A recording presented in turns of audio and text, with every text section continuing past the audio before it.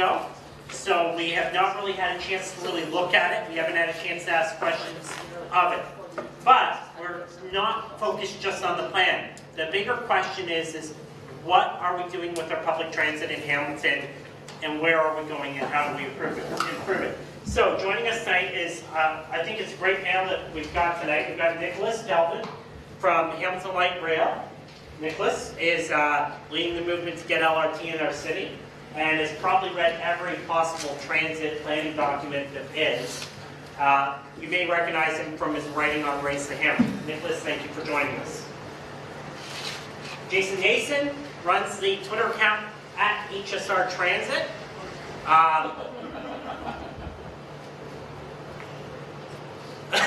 Okay. Can we give a big round of applause for that? Yeah. Jason is on the buses quite a bit, takes the bus every day to and from work. So, guy who knows the system, both on the grassroots and, like so many other Hamiltonians, steps up to fill the void that needs to be filled.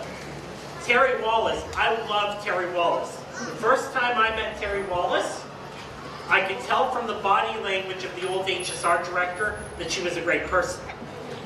Because he didn't seem to like her much. And so Terry is a member of the Advisory Committee for Persons with Disabilities. She has been pushing for transit improvements for everyone. Snow clearing, proper bus stop pads, proper service, proper information updates, and she'll probably talk a lot about that, but she's been in front of council more times than I have, and she doesn't get tired of asking for the same thing year after year. So, Terry, thank you for joining us. And I should disclose, she ran for councilor in Ward 2, and I did vote for her last time, but she's here because she's on ACPD. Sarah Mayo doesn't really need an introduction. Sarah Mayo is in the media more than pretty much any other Hamiltonian. Globe and Mail, come on now. You are the go-to Globe and Mail person on census. Sarah is a social planner, that's the term. Yeah, social planner. For some reason I paused when I thought planner, because I was like, wait, planner? I spent too much time at City Hall. With the Social Planning Research Council, with a specialty in geographic information systems. Sarah knows demographics and policy. The demographics of Hamilton better than anyone else, the socioeconomics, how they interact with transit, and has written numerous reports about how transit needs to function in the city of Hamilton for the maximum benefit of all. Thank you for joining us tonight, Sarah. So, we're going to start off with the first question, but I have limited the panelists in this question. They're not to talk about the fare increase proposal. We're going to do that as the next question, completely separate. Well, what would you do? What would you like to see in the 10-year transit plan going forward? How do we improve the HSR? Nicholas? So I think... just if you want to pull the microphone closer to you, that way Sure. keep on the back. Sure, I think it's good we're going through this exercise, but I think the most important thing is whatever goals and decisions we make, that there's follow-up and that council allocates resources, sets milestones, and checks year by year that they're achieving. The problem is in Hamilton that for at least the past 15 years, we've been very good at adopting transportation plans, rapid transit strategies, operational reviews of the HSR, and then nothing's done. So I think the first thing is that council has to commit to actually making the changes and achieving the goals. In 2001, we said we would double per capita transit use. Transit use has actually declined per capita, and council seems unconcerned about that. So that's my first thing. I think we should increase the funding levels to at least the levels in comparable cities like Winnipeg, Victoria, Quebec City. We should increase service levels, and we should also reconsider the routes. And of course, light rail should be a key part of this proposal, as it was in the Rapid Ready plan that was adopted by council 2 years ago.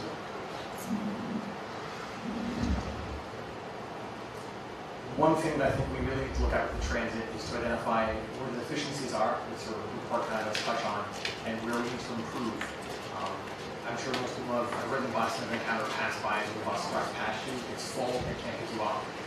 If you want to grow the system and grow the revenue, you need to be able to pick up the passengers who want to get on the bus. If people can't get on the bus, they're going to want to stop taking the bus, and then your riders are going to time anymore. I think we also need to look at, as far as expansion too, expanding the transit so that it's equal throughout the city. There's no really reason why one area of the city should have less transit or less transit options than another area. Stony Creek, for example, if you live in Stony Creek on a Sunday, your bus will end at 5 o'clock. There's no transit after 5 o'clock at all in Stony Creek. Some areas have no transit at all on Sundays. We need to look at where we can expand transit and make it better, and then be able to look at the financial impact of that and actually put the funding in to make it better. If we see deficiencies but aren't willing to fill those gaps and actually go after increasing transit, we're never going to capture more transit usage.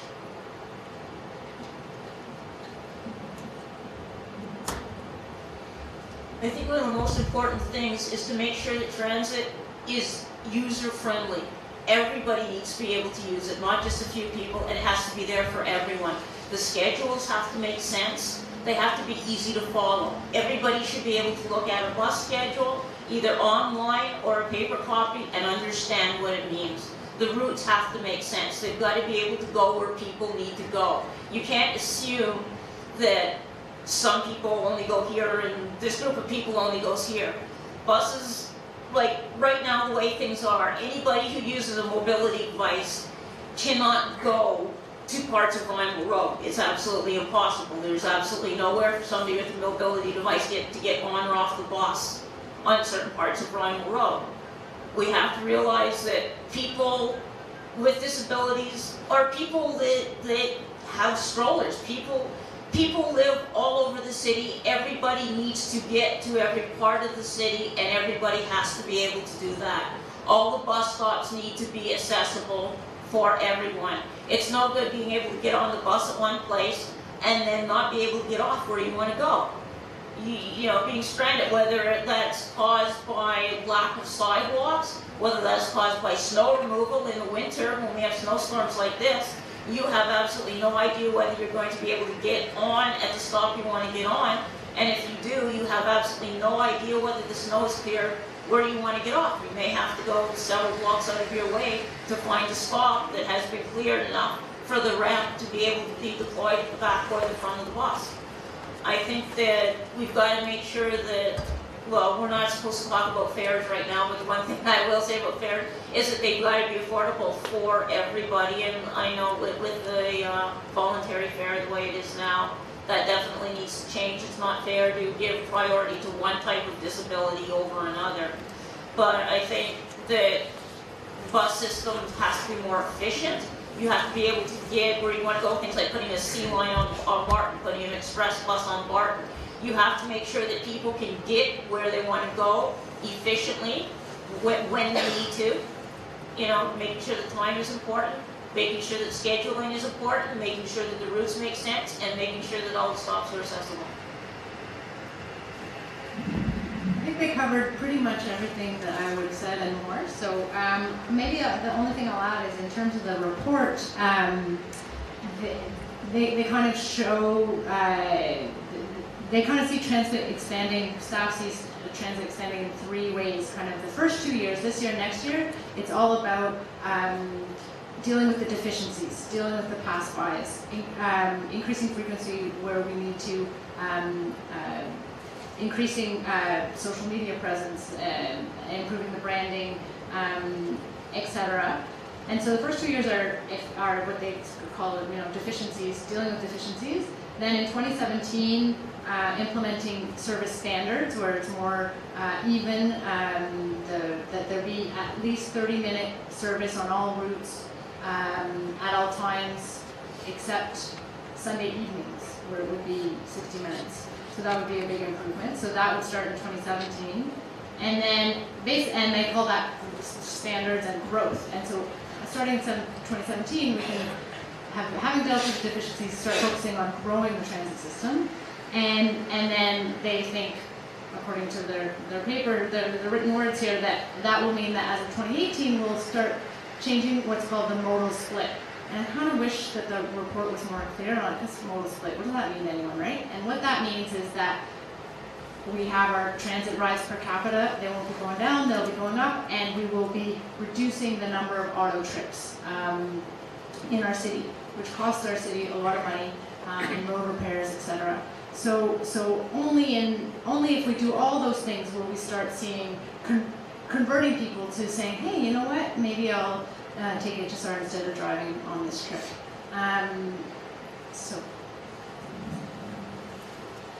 So fare increases. Personally, I found it interesting, and I think this is the first time I've ever seen it. It may have been done before, but a breakdown of how people are paying to use the HSR. The utilization. So that's in the top line. It says how many percent. So it said 11% is cash fare, 31% is adult tickets, which I thought was very interesting, and it explains why previous HSR policy had been to try to eliminate the ticket discount and force everybody to either cash or monthly pass. Well, I'm not sure if that adult ticket is inclusive of Presto. It's probably- It includes Presto. Right. But Presto, that would be monthly pass for Presto when they hit that. Presto is $2. Yeah, if they're using Presto. Yeah. But if they buy it as a monthly pass, there's still a month. So I thought that was just an interesting note when we have that discussion. I think that that's really fascinating part of the report. It shows a depth of this report that we have received from staff and the HSR quite a while. So the proposal is to increase the fare by 45 cents cash this fall. No, 25 cents this fall, and then 10 cents. It goes from $2.55 to $3. No. Yeah, right here, I've got it. But the 25 cent, oh, we gotta check this. We gotta make sure we got the Right right here. information. But maybe they mean 25 cents on average then. It's 25 cents for the ticket increase. Okay. It's 45 cents for cash. Oh, okay. Yeah, so again, the report just came out today, so came out probably about, few hours ago. about 2 p.m. So Okay. So the proposal is to increase the cash fare from $2.55 to $3 in September, and then keep the cash fare at $3 next September, then go to $3.25 in September 2017. The increase on the ticket fare will be 25 cents this September, and the increase on the monthly pass will be $12 this September for adults. On the side of student tickets, it's 5-cent increase. Students pay the same cash fare as adults. And the pass increase is $3.80. Your thoughts on the fare increase? And I'll let Sarah start because she's very ready for this. Some of you follow me on Twitter. I was a little bit in shock today and tweeted quite a bit about how I was quite shocked at the fare policy. Considering that the city in there, they have principles about fares, and they say customers and taxpayers, residential and non-residential, benefit from transit, which I certainly hope councillors agree with. But with that principle, so basically, regardless of like the number of the increase of the fare, in general, what staff are asking for to do this service increase is $6 million. And they are suggesting that 5.7%, not 5.7%, 5.7 million come from fares, from riders, and 5% come from taxpayers. So I've done the calculations. So that means that so it's $300,000 they're asking from taxpayers and 5.7 million from riders. $300,000 from 500,000 people. And so basically, it works out to the $300,000 would cost taxpayers about $1 a year. So they're going to pay $1 a year. All of us, we're taxpayers too, obviously, but everyone else, the whole city is going to pay $1 a year for these transit enhancements. And monthly pass providers, people who have monthly pass, are going to pay $12 extra a month, so $140 a year. in user fees, whereas taxpayers are going to pay $1 a year extra this year. So the inequity there is obvious, and we've never seen this kind of proposal where they've suggested that it be so. Last year they proposed something, and council hasn't had a fair increase for a long time because there's been a lot of activism around it, and people have pushed back. So we'll see what happens this year. But last year, staff at one point proposed half and half, but they've never proposed 95% going to riders. And they specifically say, yes, it's true that fare increases decrease ridership, but then they say because we're doing all this, the service increases ridership more. So in the end, it's okay. But we have to remember who's not going to be riding the bus anymore, right? That's important. It's not just like, oh, too bad they won't be riding the bus, but these other people will be riding the bus, that's good. This is a 13% increase in 1 year on the monthly pass. And yeah, there's more I could say, but I do want to say something about parking, but maybe I'll let the others go. Well, actually, I do the parking thing because I think I want to follow up a little bit of what you're saying before, because I think there's some. So I did this at the last year when there was a potential fare increase. I did a blog post on the SPRC's website and quoted from the Rapid Ready plan that said, downtown Hamilton has a significant supply of low-cost parking, which limits the potential of this area to attract people to transit. And then they say a bit more, and they say, as a general target, the cost of parking in the downtown core should not be less than the price of a monthly bus pass. So that, when I did the analysis last year, it was $61 was the average downtown parking price for a Hamilton monthly lot, and a bus pass was $87. There might have been, I haven't checked, but there might have been a constant, there might have been a 2% increase in that price since then, but there hasn't been any kind of desire from council to increase parking to be more fair. And if they increase it by $12, the difference between the two is going to go to $38 a year.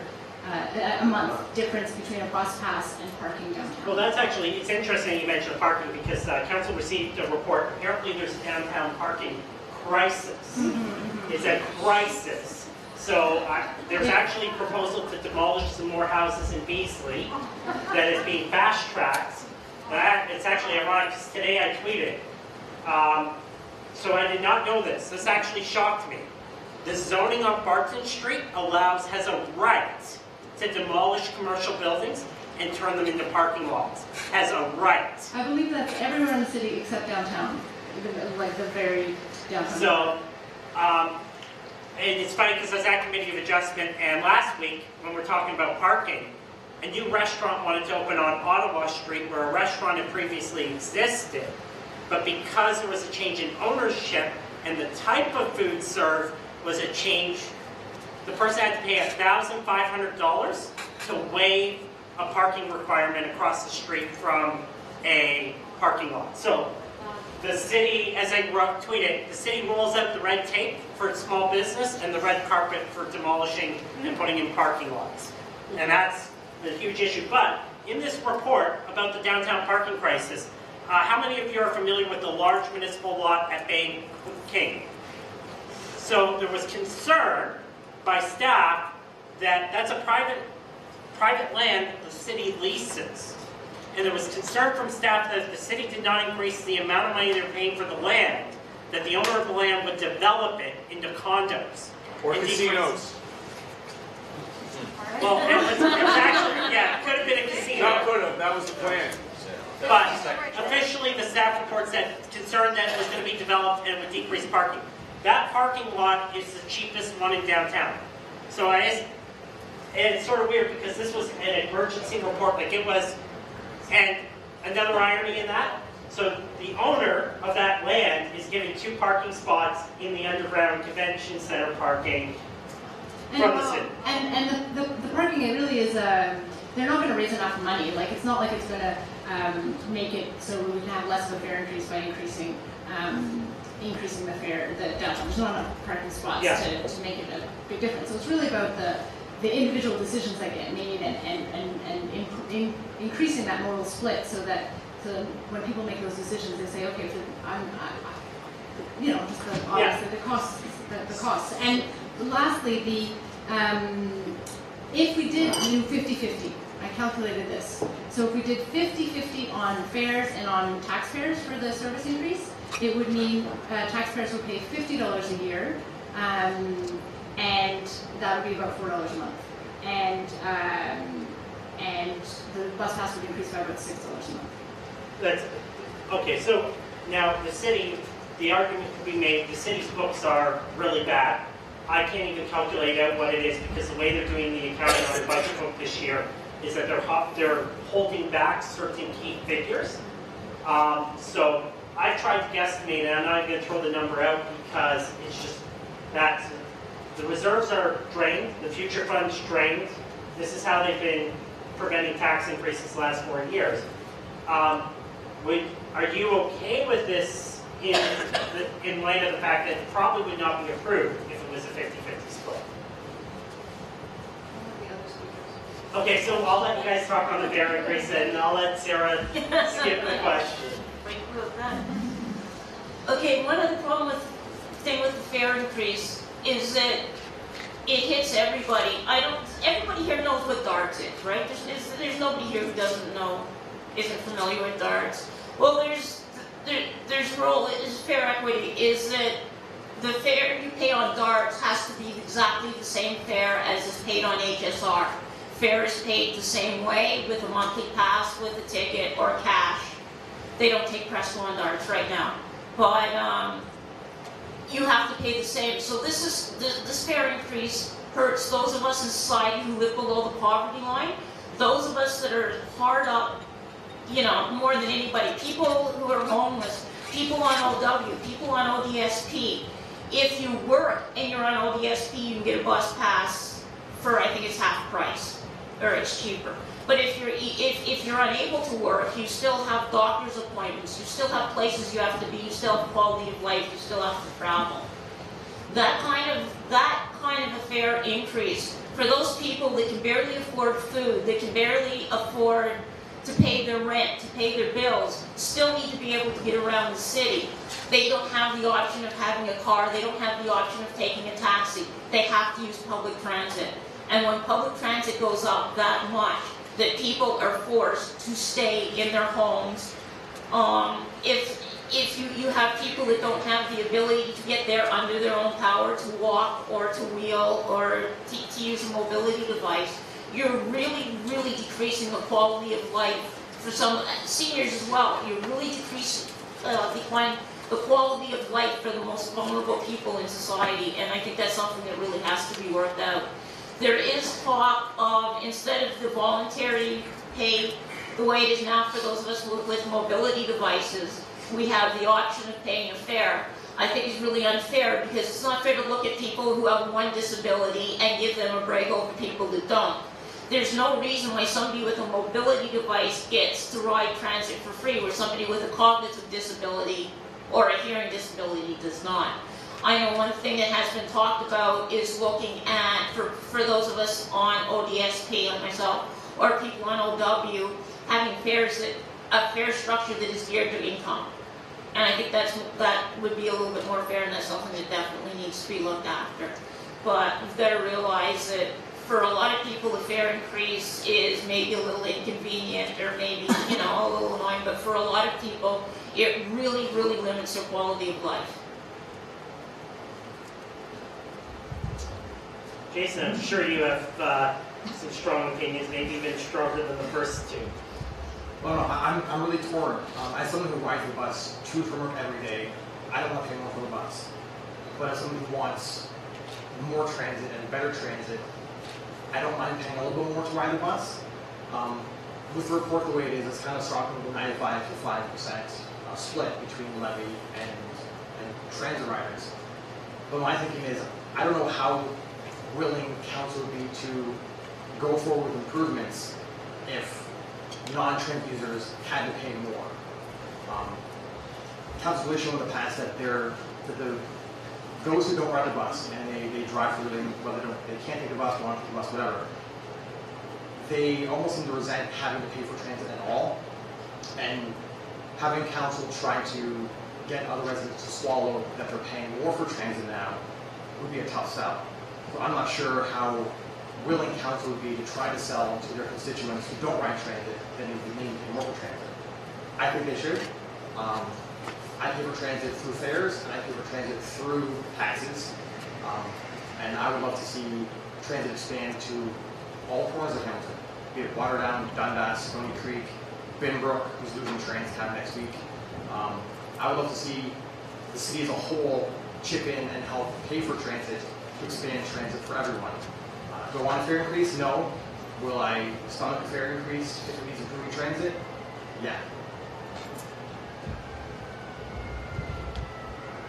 So I'd just like to echo what Jason said a little bit.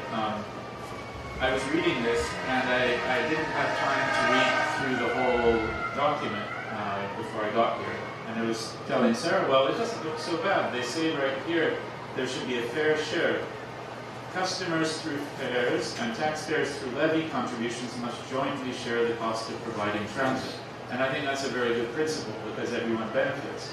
And right now, overall, the total cost of the HSR is shared roughly equally between all taxpayers and the users. So then I was surprised when Sarah pointed out, well, look at the very end, 95% of the increased revenue is coming from fares and only 5% from general taxpayers. So I think there's a problem with that. Maybe there's some political reasons why they wanted to get that through. And I agree with Jason that we want a better HSR.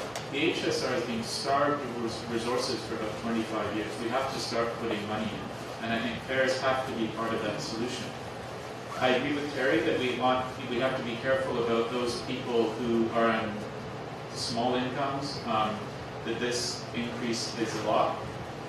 But I think that has to be dealt with in a different way. You can't use the basic fare for everyone and set that at the level that an unemployed person can easily afford. Otherwise, the system will be starved for resources. In other places, the unemployed ride free, and I think they should look at more creative ways of adjusting fares according to the needs of different people. One thing, and this is maybe a bit controversial, the senior fare in Hamilton is extremely low. The senior can ride a bus for $20.50 for a monthly pass. And it's free over 80. And it's free over 80. And the report, I think, points out that that is anomalously low. A fact is that in 30, 40 years ago, seniors were amongst the poorest people in our society. That's no longer true. In fact, on average, seniors are wealthier than young people with families. So I think that requires a little bit of adjustment. So I think we have to look at a fare increase, provided it improves service. And I think we should look at them actually following their own fair share policy and splitting it more equally between taxpayers and users. I'd like to change up the format a little bit. So traditionally, in panel, you have the moderator ask a bunch of questions, and then at the end, the audience can throw scrap questions out that, you know, it doesn't, I think, work very well because you guys know a lot more about transit in many cases than I do, especially in your own neighborhoods. I'm very fortunate that my commute to work now involves walking 2 blocks to my office in the morning and then walking about 7 blocks from my office to City Hall. I avoid the HSR like the plague, and actually, in fact, when I want to go and have a night out, I grab the GO bus to Square One or the GO bus to Toronto because it's more reliable than taking the HSR to Meadowlands. So, somebody in the audience have a question? All right, we'll start with Don McLean. It's not just a question, it's a comment. The split in terms of payment needs to be looked at in another way. What we have is a council which has consistently refused for 25 years to spend new money, levy money, new taxes on transit. They've done that consistently for a quarter century. So what we have here is staff coming on their hands and knees to lick the boots of council by saying, look, your taxpayers aren't going to have to pay for this. We're going to force the poorest people in this community to pay for it. And that says to me that whatever comes through this budget, and I could see that council might approve that, next year, whatever is being predicted in this plan won't happen. We will be back in the same situation we've been in for the last quarter century of wonderful plans that don't get implemented because council refuses to put any money into it. And if you're not going to make council pay for it this year, then forget it. It's not a plan that has any legs.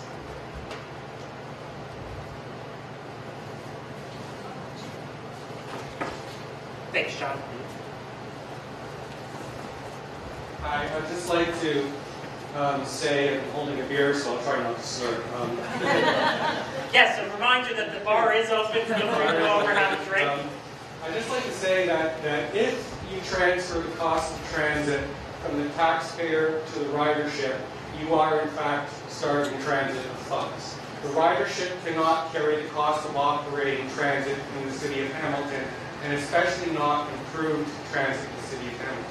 When I looked at the report, and I saw the same thing Sarah did, which is that yes, if you increase the cost of the fare, then transit ridership drops, but if you increase service, then ridership increases in equal amount. But the cost is all loaded up front, and the service improvements are all loaded on the back end.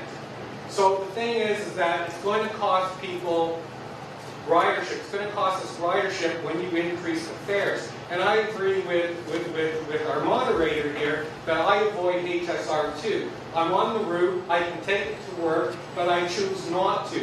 In fact, many, many times I've chosen to walk the 8 kilometers home rather than get on a bus. So I guess my point is, and it's not really a question obviously, but that the only way you're going to improve transit is if the taxpayer pays for it. And what you're trying to do is, Dawn is absolutely correct, is get council off the hook for it. And which is a complete cop-out. Sorry. Maybe I can just add, that this plan is to increase HSR service by 50% over 10 years, which is something we'd all agree with. But you're right so that's over a long period, but the fare increases front-end loaded. So 25 cents now, then 10 cents and 10 cents, and then it'll probably be around 5 cents after that. And so again, that shows the inequity of, well, we don't even know if those other increases that will eventually have to be paid by the taxpayer, because there wouldn't be enough from fares if they'll ever come. And so, yeah, exactly. We're kind of being promised something that we have no guarantee of happening. So I'm going to ask one question to the panel. I'm going to avoid the area rating question because I'm pretty sure that we're all in agreement that that needs to be eliminated. It drives me insane that Redeemer College cannot get the Upper Paradise bus to go an extra kilometer because it crosses the line in Lancaster. So I think we're all in agreement that the area rating thing needs to be changed. Anybody need to be convinced of that? Okay, so skip that question. Is the HSR a social service? Because it's treated as a social service at council. Yeah, sort of related to that question is one of the big argument that staff make is that, well, we have the lowest fares around, which is true. We do have, if you just look at the fare, we haven't increased it in a long time, and so we have one of the lowest fares, certainly in the GTA. But the blog post I did last year, I said, okay, but it's not just the fares that matter, it's income. If you compare fares to income, we actually are higher than most of our neighbors. So Mississauga was a bit higher than us, but we were tied with Brampton. But London is much lower in terms of fares as a percentage of income. York and Ottawa are lower. And so along with this, and then the reality is, though, councillors will make the same argument about property taxes. Well, that's why we can't increase property taxes, because we have lower incomes than our neighbors. But the difference is that even though property taxes are not a perfect tax vehicle, they are not perfectly progressive, they are certainly more progressive as a tax vehicle than user fees on fares. There's no relationship to income and fares, whereas someone who owns a larger house a more expensive house pays more taxes, and so there's a much more progressive element to property taxes, and that's why, ideally we'd have more income taxes available to municipalities, but certainly better on the property tax than theirs.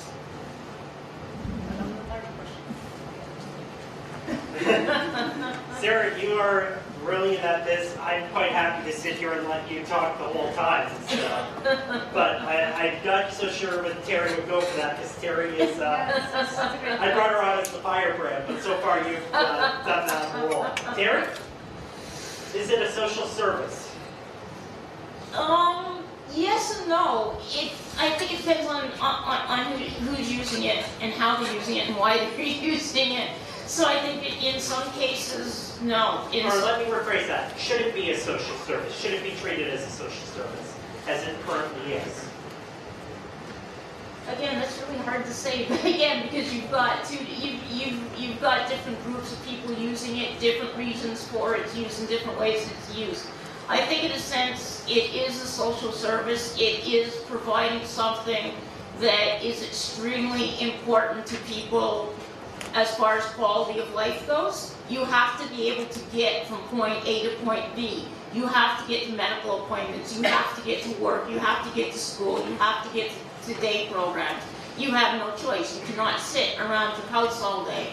Not everybody can afford taxis. Not everybody can afford to or has the ability to drive a car. There are lots of people, I know like myself, who just do not have the capability of driving a car because of a certain disability or, for many reasons.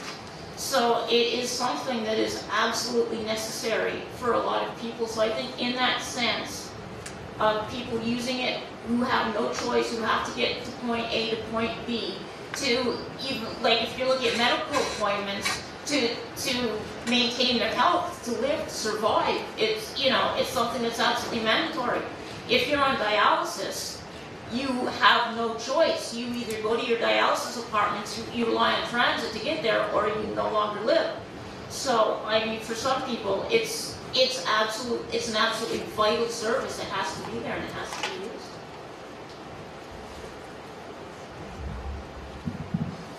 I think it is. I bus everywhere. I bus from work, I bus grocery shopping, I bus to bring my kids places. Bus is essential to my everyday life. I'm not sure if you remember the last transit strike, but when the buses shut down, it's chaos. Going to get anywhere, you're either forming money for a cab to get where you gotta go, or you're not going there. And I live in Lower Hamilton, in the Barton area. I live in Stony Creek. That's a long walk to work if I can't bus. I opted to not get my lessons at all, because I figured I live in Hamilton, I can get anywhere I need to go on the bus. So if there was no transit, I would be a lot healthier, a lot more walking anyway. You get a couple hours to walk to work. So yeah, I think transit is essential. If we didn't have transit, a lot of people would be stuck with that. So I think what we've heard is that transit's very important, and in fact it's essential for a lot of people. But I think it's wrong to think of transit as a social service. That's the wrong way of thinking about it. It's essential civic infrastructure. It's essential transportation infrastructure. All the things we've heard are equally true of our roads, or our bridges, or our traffic lights. If we didn't maintain the roads, if we didn't clear the roads, All right, we'll take commands. I just want to say, in the back there, we acknowledge the councillor. I'd like to acknowledge Jason Julia, Thorne. I wasn't finished. Finished. Sorry. Okay, I I got should. interrupted by my phone, and then I got interrupted by you. But it's easier to tell you to be quiet. Are you so sure about that? So what I'm saying is that there's no reason to treat transit as any different from providing water, from clearing roads, from electricity. It's essential, and we need to provide it. And I think, as this document makes clear, everyone in society benefits from it, not just those who take it on a regular basis. So I want to thank Jason Thorne, the General Manager, Economic Development and Planning. He was a city staffer here. Jason comes to all kinds of stuff. See him many times in the community. If you haven't met him yet, approach him afterwards. He's very approachable. And he bicycles a lot. I wouldn't be surprised if he was on a bike coming here tonight. So, Jason, thank you for coming. It's really appreciated. So, leading from that question, one of the things that struck me, so I went to University of Manitoba for school. And in Manitoba, I was heavily involved in some stuff in the community, Boys and Girls Clubs there. And every Wednesday I would go downtown for a lunch, a Kiwanis lunch from campus. And the distance from downtown to the university is the equivalent of Eastgate from here. And at the end of that lunch, I would go to a cafe. They had a transit way, so forget bus lane. They actually shut down an entire street, one block off of the main run, and it was bus only. I'd go to a cafe in the corporate headquarters of Great West Life, sit and have a coffee. This is 2004. There was a screen that would tell me when the bus was arriving, and I got on what was a Super Express to the rich area of the city. So it had corporate executives on it. And this bus would go to the equivalent of Ancaster, but before it split off to go to that neighborhood, it would stop on the main road, so I get off there and then connect. How do we, in Hamilton, change the demographics of who is riding our transit system? Because right now, it doesn't feel like people are choosing to ride the transit system so much as they're either forced to, or they're philosophically, like many of us in the room, they choose to as a social choice. But a car is more convenient. Who would like to start off with this one? How do we get the corporate executive types onto our transit? I can jump in again. I think the obvious thing to do is you provide a good service. You provide a service that's comparable to driving, and in some ways better.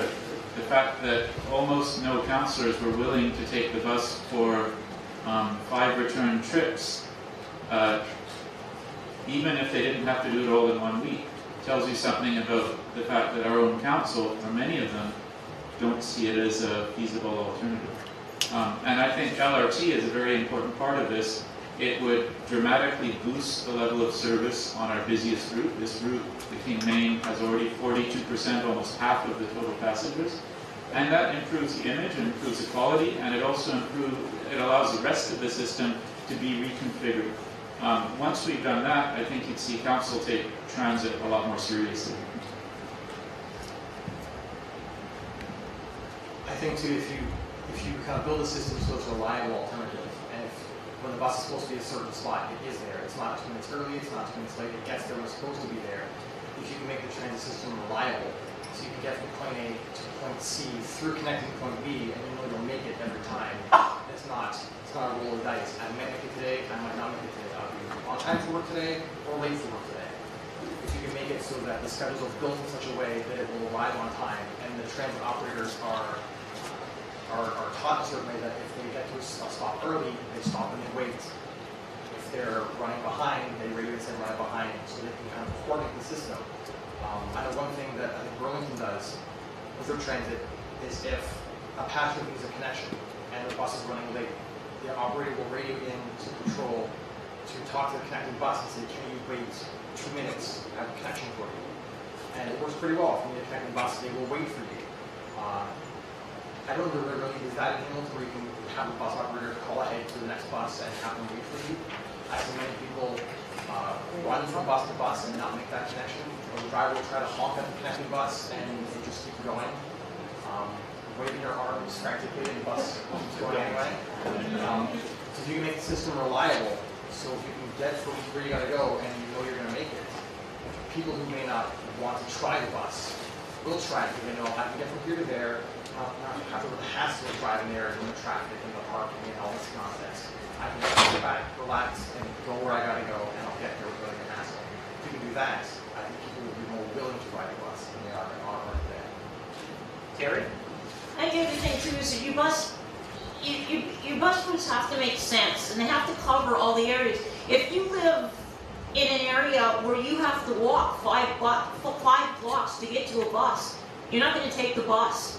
It's got to be done in a way that you can come out of your home, you can get to a bus stop within a few blocks, within a reasonable amount of time. You don't want to be out walking to a bus stop in the pouring rain or in a blizzard. And I think something else that's really important is good bus shelters. We need to have shelters up. Nobody's going to take the bus if they have to walk 5 blocks to get to the bus stop, and then they have to stand in the pouring rain for 10 minutes or in the wind or whatever weather you have, that makes things a lot harder. So I think it's really important that you have bus stops that are located in a very sensible, logical way, so that nobody has to walk too far to get there.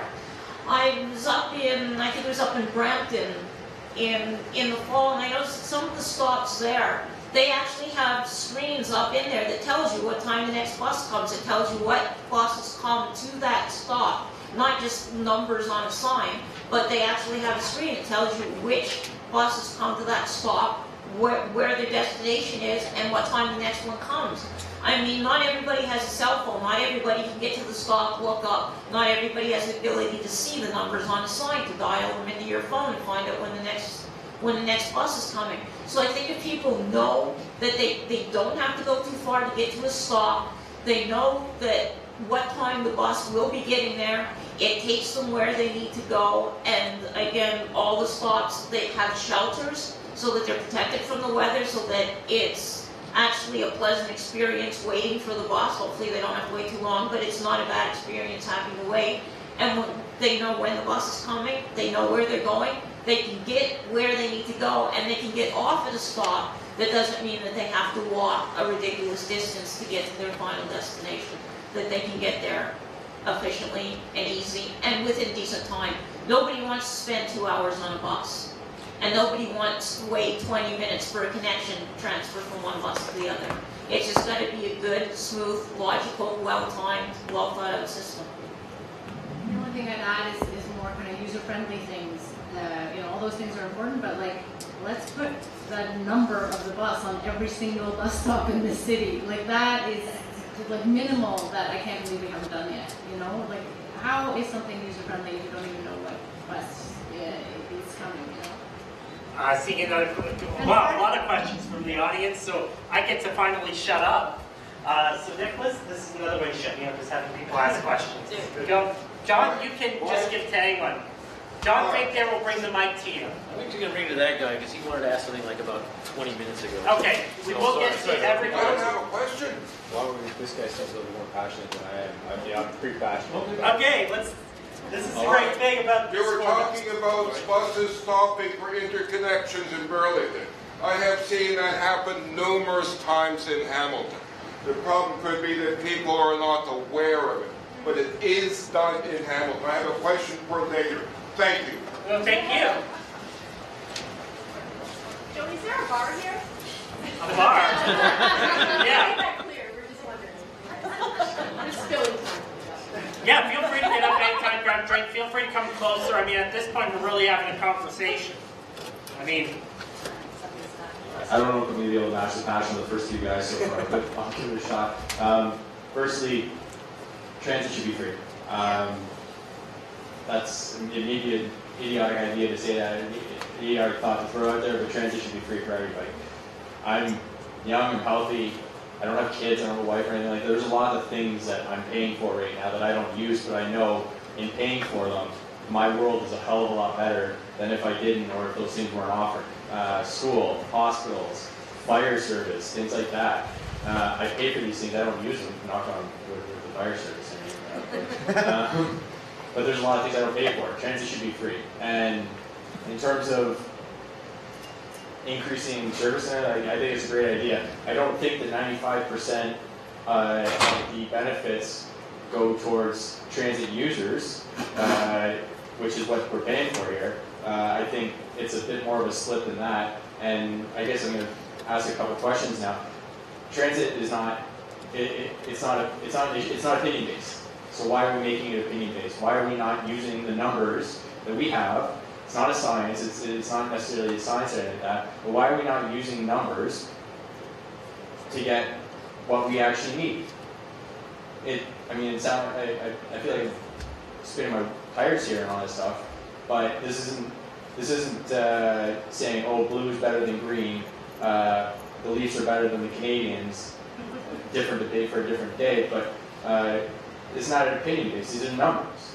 So what's the problem?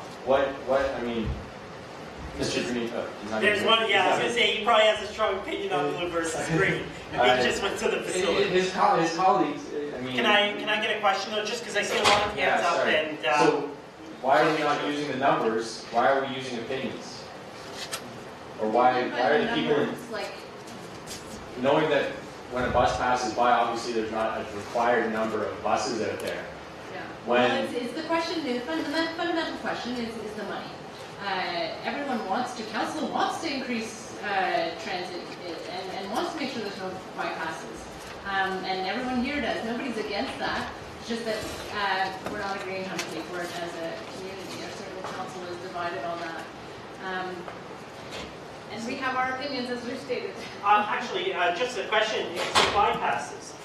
So for example, the way we schedule transit to McMaster University is the bus runs every 7 minutes. But McMaster University is probably the easiest to schedule for because classes end at 20 and start at 30. So what we end up with is empty buses on the hour and bypasses during the peak times. Would it be wise to set up buses so that they're not on a interval schedule, but that it varies within that hour going to the university? As non-student riders, would that be confusing or would that be beneficial? Thoughts as yeah, well actually, yeah, you teach at Mac, so that's actually... So I work at McMaster. I took the bus there today. I took the bus here. I think the issue with McMaster is really basically that there's not sufficient service for the demand. During the morning and afternoon peaks, it's crush capacity. There's drive-bys. There's no empty buses. So in the morning, that's not an issue. Again, LRT would solve that problem. You'd have 5-minute service, you'd have buses, you'd have vehicles that would carry 300 passengers. It would be very reliable. So I think the issue is on that route, we are far insufficient in the capacity, and we'd either have to put a lot more buses in, and I don't know how we could run those buses with the headway that's required without having them bunch up, and it would be very hard to provide sufficient service.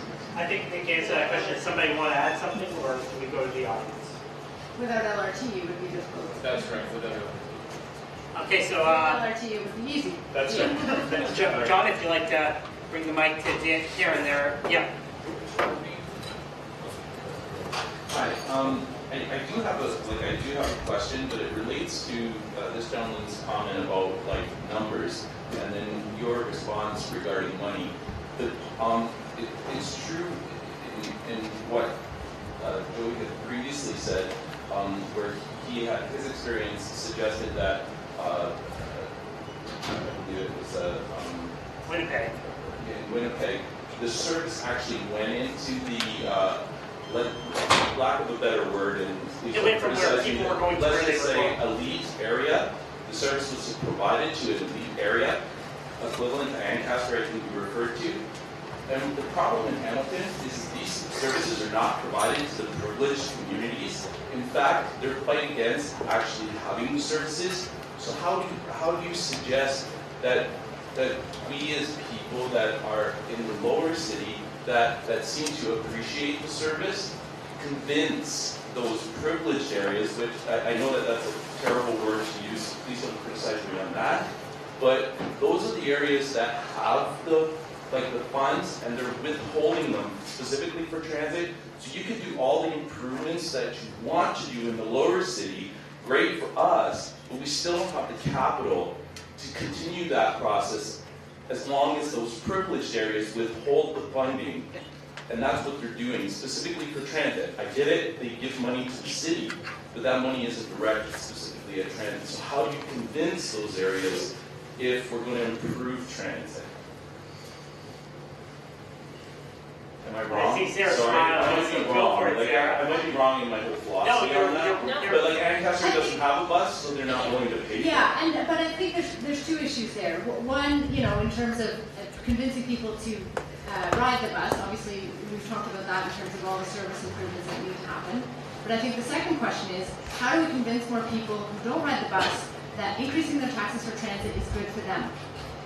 because that's really what we need, is to that we have a community conversation about transit is good for the whole city. And we saw in the bus lane debate that there was not agreement about that at council. There seemed to be disagreement that the bus lane helped anyone except transit users.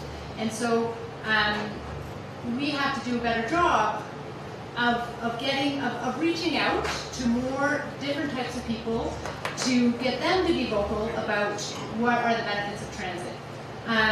So certainly business owners, all the business owners we know can, when we go make a purchase, can we say, hey, I gotta get my bus, the bus system helps your business, right? And get them to be vocal, write a little email to their councillor, CC it to a few other people, and so that they understand that, okay, even people who don't ride the bus are pro-transit. It's not just, and that's what I like about the transit conversation happening now, is that we're seeing lots of different people come together, not just bus riders, but there's starting to be that realization that transit helps everyone. Okay, next, John, just bring it to somebody and go for it. We'll try to get everyone in. We're only at 8:30, and I think 30 minutes we can probably get everyone in. If we need to go a little bit longer, I think we can probably do that as well. So just buy another drink if we do. Thanks. I have two comments, one of which becomes a question. One comment is about the roads at McMaster. So I also work at McMaster, and in the wintertime I take the bus there. I agree that there are issues with not enough transit going to McMaster, but I also think that HSR drivers manage their loads very, very poorly. When I get on the bus, a little bit east of downtown, I make a point of heading to the back, and the number of times I have been on a bus that has empty seats at the back, where they have passed by people, is astonishing. And there's only so much energy really through expended. May I ask, so Yes. bringing in my Winnipeg experience, in Winnipeg there's fines for not moving to the back, Right. and fines for not taking off your backpack on the university road. This is what we've agreed to at the student union. This was something the student union asked for. So Would you as be I okay think with that type of thing? that's a really interesting solution that I hadn't thought about. From my perspective, I see drivers who are very hands-off, who don't make any sorts of comments about not locking the rear door. This is a big issue. People stand in the rear door. Let Terry go at this one Okay. first. Stand at the rear door, and it's really something that's so easily managed by reminders, verbal, written, whatever. So please go ahead, Terry. I do have one more. We'll let you know. Keep the mic. Keep the mic. But I know Terry wants to go Yes. here. Yes. So Yeah, when it comes to drivers passing people by, those of us, like I'm in a manual chair, I was down at Barton and Iowa coming out of, I really hate to say Walmart, but coming out of Walmart on a Sunday evening at 6:30. I was passed by 4 buses. I didn't get on a bus until after 9.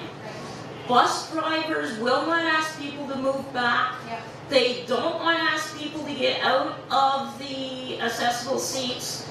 They don't want to do anything. And if they're a couple minutes late, they use that as an excuse for not letting a wheelchair on. Right. I just want to remind people too that those of us with mobility devices, there are only 2 spots on every bus. So if I were to go out with two other friends that were in chairs, we couldn't take the same bus. There are only two accessible spaces on a bus. So in defense of the bus drivers, because I know many, they have been told by managers not to get into those conversations, not to have those conversations, and I mean, this actually gets to another problem. They're not allowed to get into arguments. They are supposed to ask people to vacate those seats, and they are supposed to ask people to the courtesy seats as well. They are supposed to ask people. Like I have lots of bus drivers that will say, "There's a senior getting on the bus. Could somebody please give them a seat?" Yeah, but for some of them, they receive feedback. So the managers will say to us, "Yeah, we tell them that they're to do that," but we'll say another thing. We have a new transit director, which is been a significant change. But I actually heard from drivers that it's the first time they've ever seen a office manager, somebody that's in the office on the buses. He's actually riding the buses, which is another issue altogether. So, but you make a very good point about the fact that, yeah, for wheelchair riders, and it's also schedule adherence. I don't know how many of you know, the Beeline bus is given 21 minutes to go from downtown to Eastgate during the day. The King bus is given 23 minutes to do the same thing. So but it does not excuse that at all. No, I mean, I've been passed by many times when I've looked in and I've seen their receipts, and I had one driver, I grabbed that Sunday, I grabbed the front doors and said, I'm not moving until you put me on this bus. I can see empty seats. They just don't want to get up and walk to the back and use the ramp. But I think one of the problems, like you say, about people not taking off their backpacks, a huge problem is, one, strollers. People with strollers that are 12 times bigger than the child in them. They carry every one of their worldly possessions on that stroller. And I mean, they're taking up spaces. They take up a great deal of space. What's wrong with folding up a stroller if you have the fold-up ones and taking the child out? People with bundle buggies. I know that you've got to go grocery shopping and get your stuff back, but sometimes people just overdo it a little. And yeah, people with backpacks. You know how many times I've been hit in the face with a backpack because somebody standing up isn't paying attention to where they are, and they turn around to talk to somebody. I think HSR really needs to think about how they're going to deal with strollers, how they deal with bundle buggies, what their policies are of asking people to move out of seats and let people that need seats sit down, and getting people to move to the back of the bus and whatnot. But I think a lot of that could be addressed by their strategy, which is basically that they would have a strategy, if it's funded, that would say a maximum capacity in terms of what they're going to consider maximum capacity. If every seat is taken, that bus is at maximum capacity and they need to add more buses. That's what they're saying. They want to develop the service standard so that it doesn't have to wait till the bus is crammed like sardines before they put a new bus on there. So I think instead of kind of blaming other users, I think we really have to put the pressure on the city to say, okay, everyone sitting down, that is a full bus. We don't have to have people standing up to consider it full. Yeah, but I think the problem is that people won't move back. And a lot of time, drivers will say, well, look, there's people standing. Well, some people stand because they want to stand. They want to stand in a group and talk. There are still empty seats at the back of the bus. And the drivers need to either tell people to move back or ask people to sit down, or don't use the excuse that, hey, look, there are people standing. There's no room on the bus. Yeah, there is. So I suppose my point there was that there's different ways that the current crowds on the bus can be managed.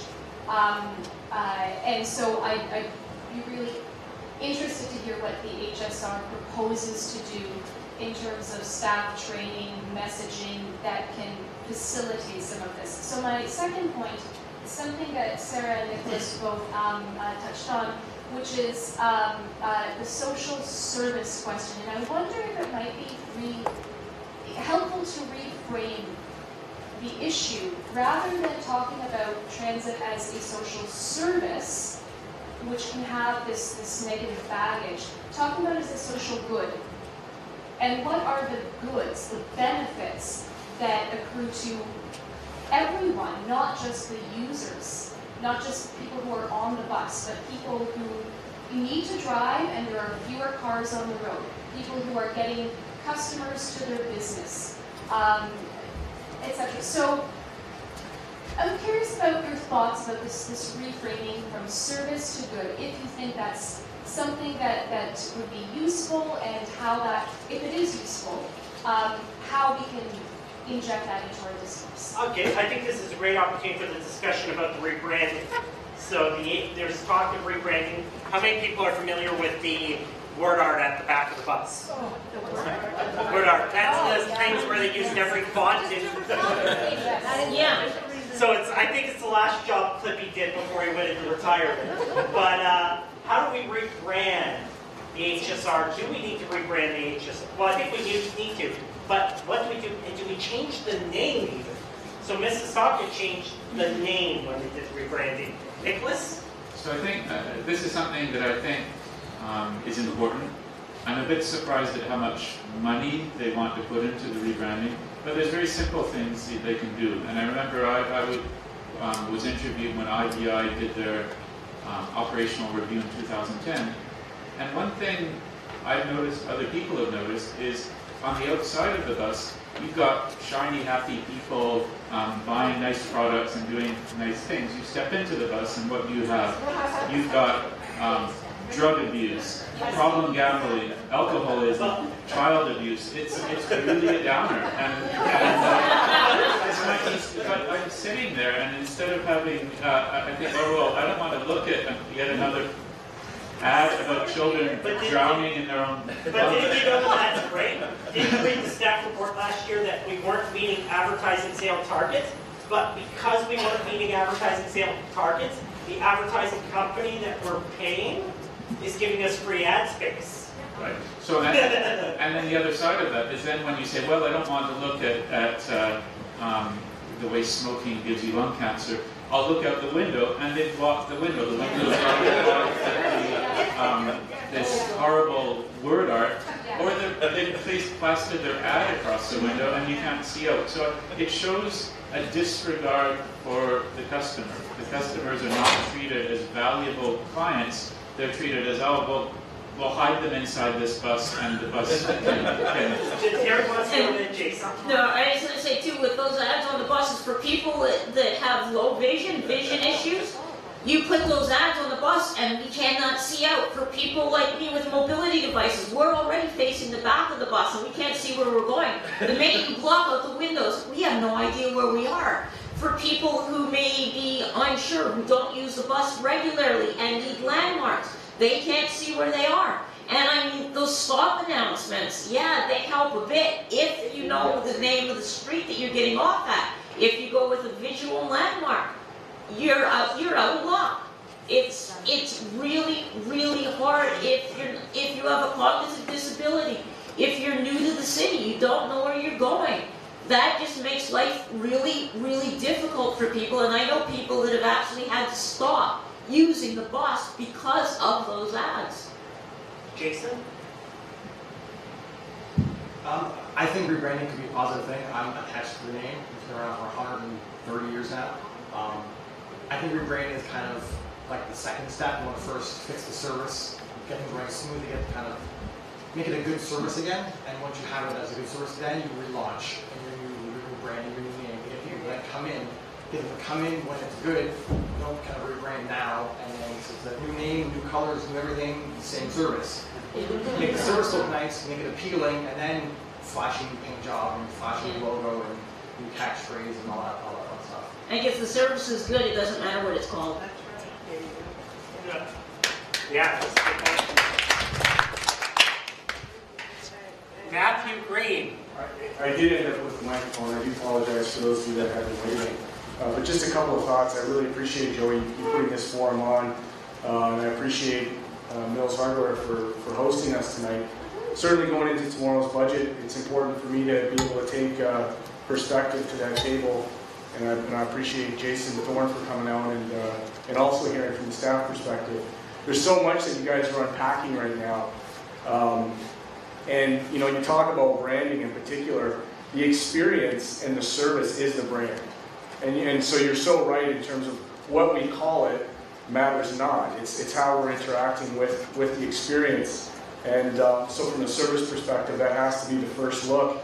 I'm not clear when the last time there's been like a comprehensive user survey, satisfaction survey, third party, kind of facilitated throughout the city. And you know, I'm excited to see the work that Lindsay and folks are doing around the Transit Riders Association. I still will say that aspect is what's been missing in the conversations that I've heard.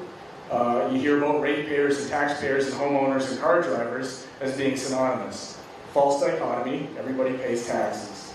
So it's important, you know, I think for City Hall and the broader community to see groups like this organizing and being a part of and, you know, supporting the 20, 30 years that Don's been doing down there at City Hall and really coming out and being a part of the conversation, because we can collectively create political will to change the funding models that will essentially change this whole entire structure.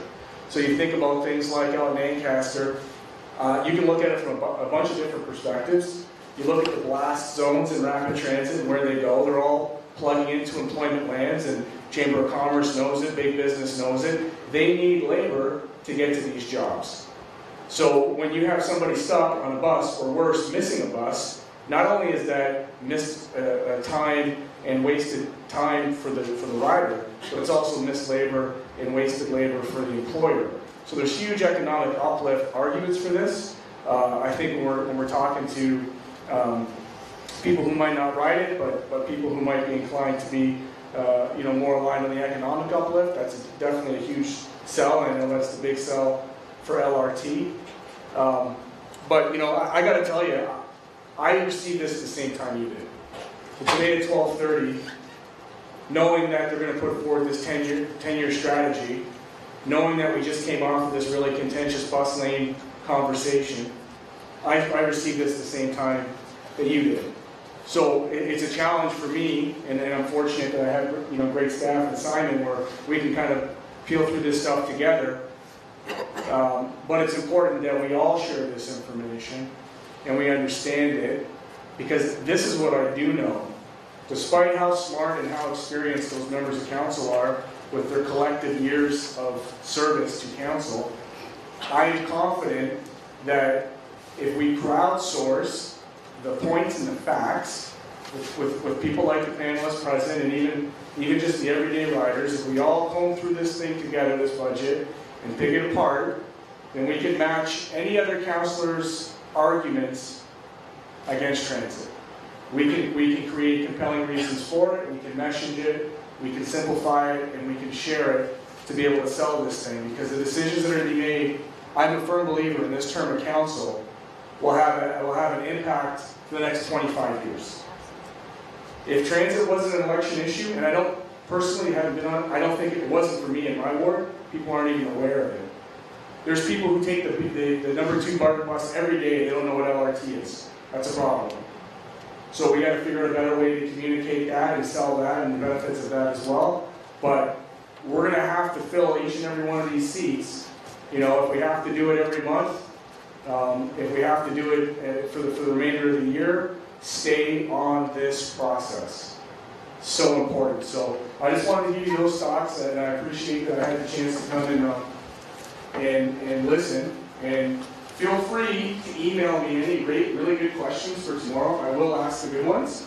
And also remember to sign in with Lindsay for the transit riders. Yeah. So if I may, on February 24th, you has a right, it's the one time a year that it's a right in provincial legislation, have the right to speak to council on any budget issue from 3 to 7 p.m.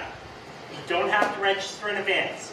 You literally can show up at City Hall, and council has to be available for that 4-hour period on any budget-related issue. And when I say any budget-related issue, everything's a budget issue. We've really Chris Murray has fixed the problem we had with clerks before. So 3 years ago, clerks were refusing to allow me to even request a delegation on open data to council, saying I had spoke to it already. So I said, well, it's a budget issue. And so I just opened my thing with, so I want to talk about open data, and I want to suggest that we should spend some money on it. And then I got to do my full presentation. So please, take advantage of that. I've been at City Council for a couple years now. Most of the time, that 3 to 7 period, there's 5 people at the beginning, and then nobody shows up. That's when you engage. That's when you have the chance to talk. And to be more specific on that, there's a meeting being organized by this new group called Hamilton for Transit, with the number 4. And they're having a meeting, I believe, on Thursday, February 19th, in advance of the 24th. Is it 24th? It's a Tuesday. Yeah, Tuesday. So Thursday before, they're having a meeting at 7, location TBA. And that will be an opportunity for people to kind of organize, to say, okay, organize arguments, etc. And yes, certainly as many people as possible that can make delegations. It's just 5 minutes. You can speak for less if you want, and really just tell your story.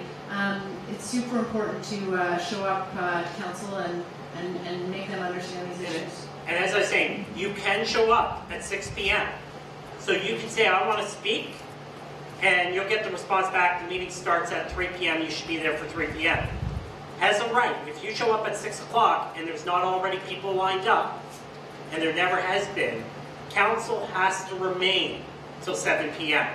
So it's the only time in the entire year where you're allowed to speak to council after business hours. Every other time it's 9:30 or 1:30, and there's no predictability. This is one time a year people have, really I'm asking, take advantage of it, because I'm stuck sitting there till 7 as well, so. And Lindsay, maybe put up your hand so people can sign up with Hamilton for Transit through her, or you can email hamiltonfortransit@gmail.com to sign up and find more.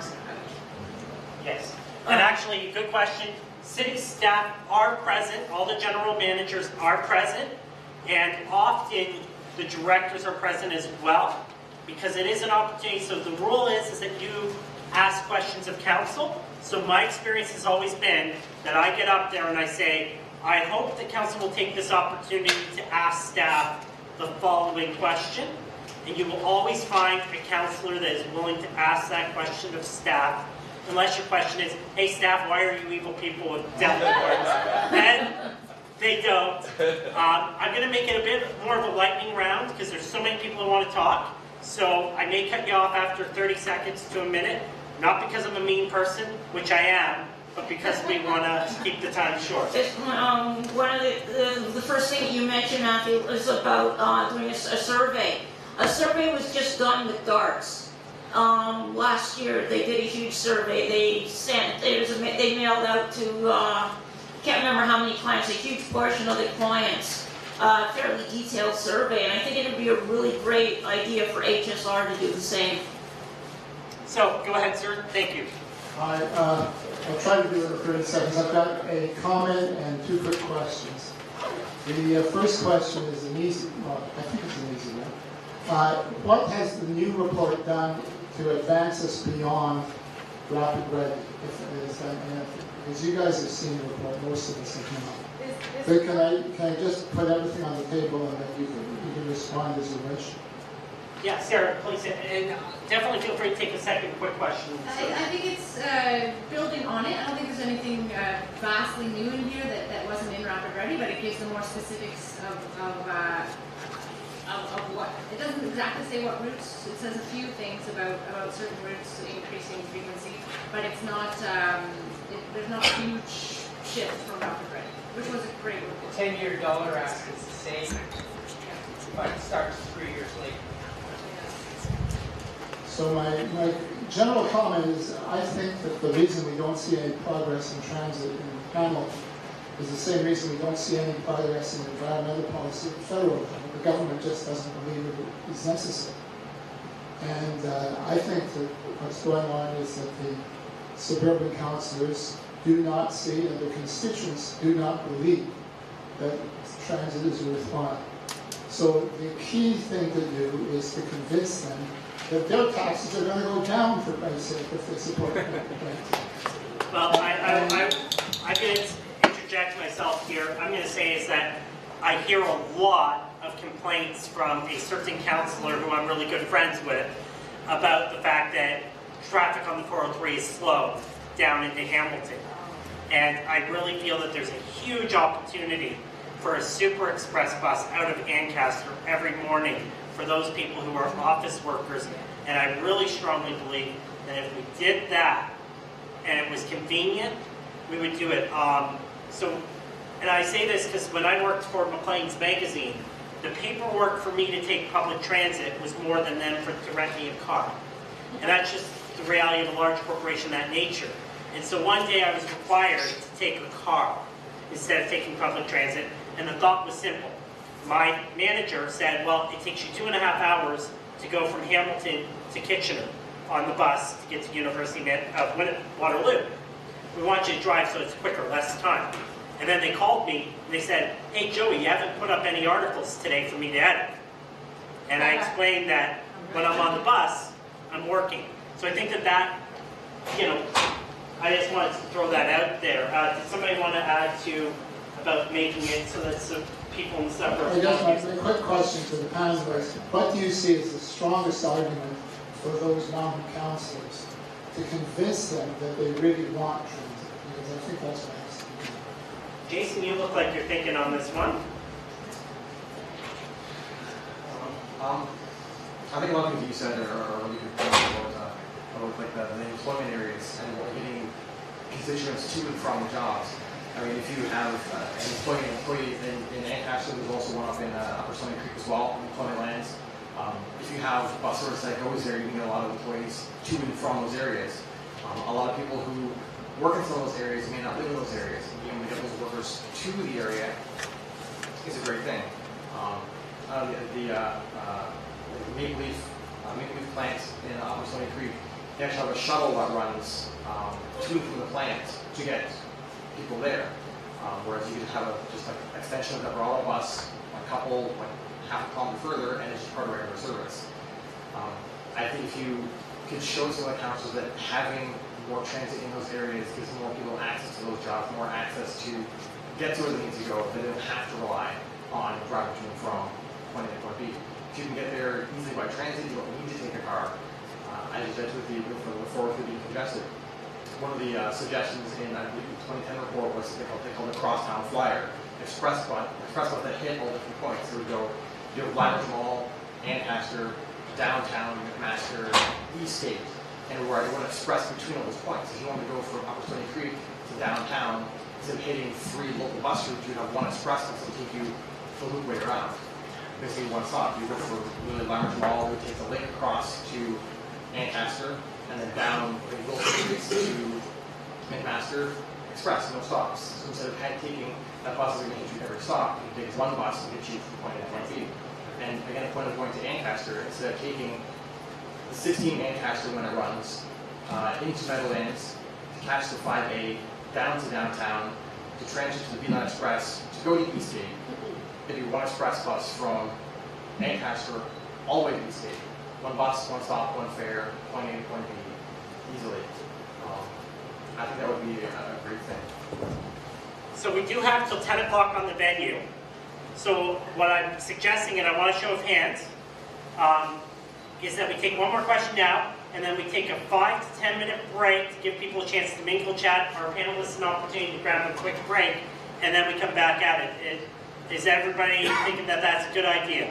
Yes. Okay, so one question now, then we'll take a break, then we'll continue. Thank you. A remark was made about things being asked for what to improve it and increase the ridership. A comparison with Burlington. Again, look at a Burlington bus. There are comfortable seats throughout the bus. Look at the Hamilton buses. There are about 8 comfortable seat places.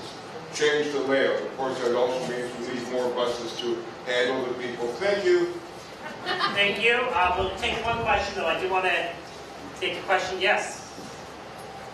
And thank you for coming. I know that you're at everything, so I'm glad you...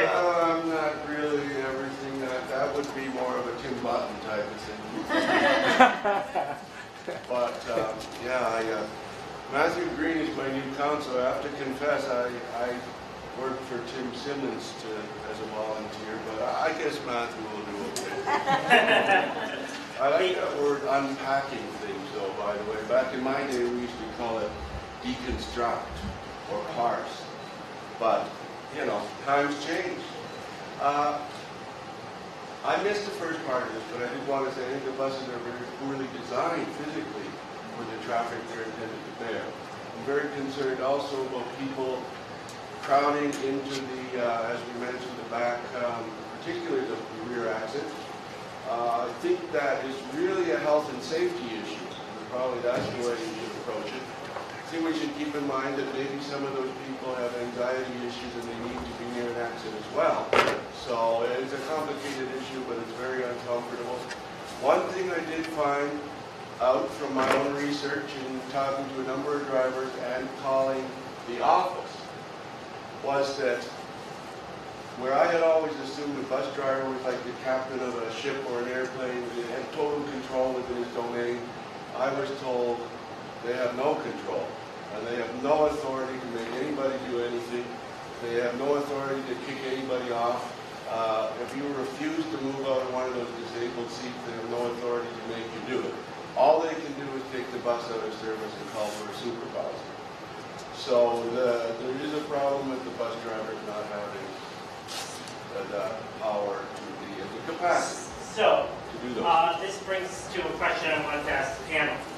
Should we separate out the HSR similar to how we separate out the library and have a transit commission, which would get to something like a special constable power that exists other places? So, transit commission, yes or no?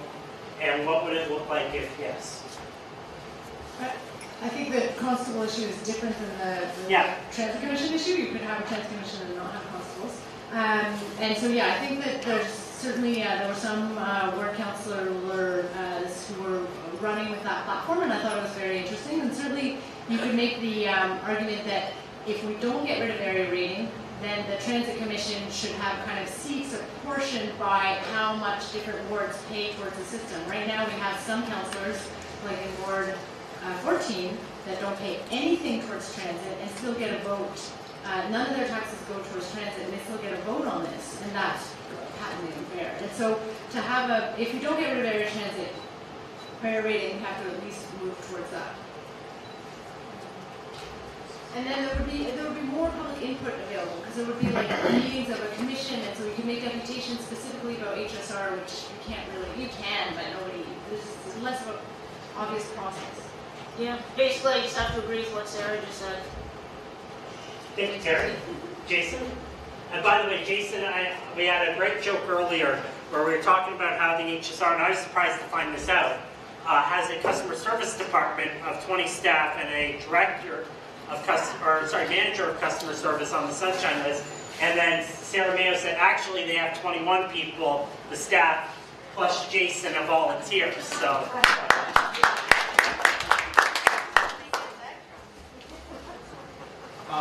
I think it would work on the commission. One of the things that always kind of frustrated me with watching council meetings is a lot of councilors who make decisions on transit don't really understand transit. They don't take the bus, they don't know the bus, they don't really understand what they're really voting on. I've had many frustrations when I was yelling at the computer monitor when the councilor trying to grasp what staff was telling him, and it was, to me, very basic. It was like they just weren't grasping it, and at the end of the day, they still had a vote in that decision that I don't feel they actually understood what they were talking about.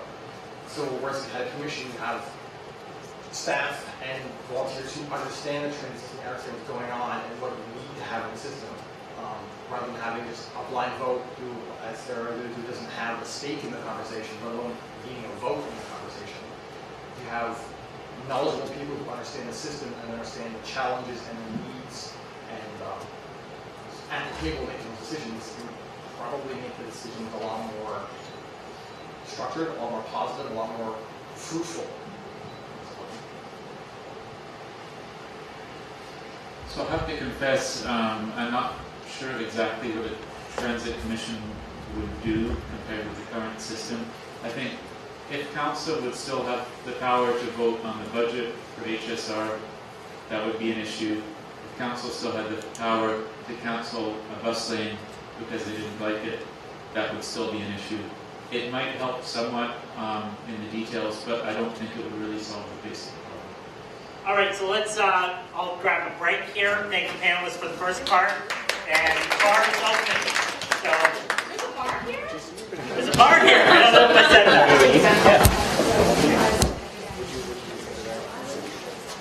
He was impressive. I mean, I was over there taking the private drugs, so it's hard for me to make the comparison. So, it was impressive. I actually met with the mayor's advisor. I took me up into the former swamp areas and started explaining out. Oh, the guns? Yeah, I didn't see the escalator. Yes, it was the escalator.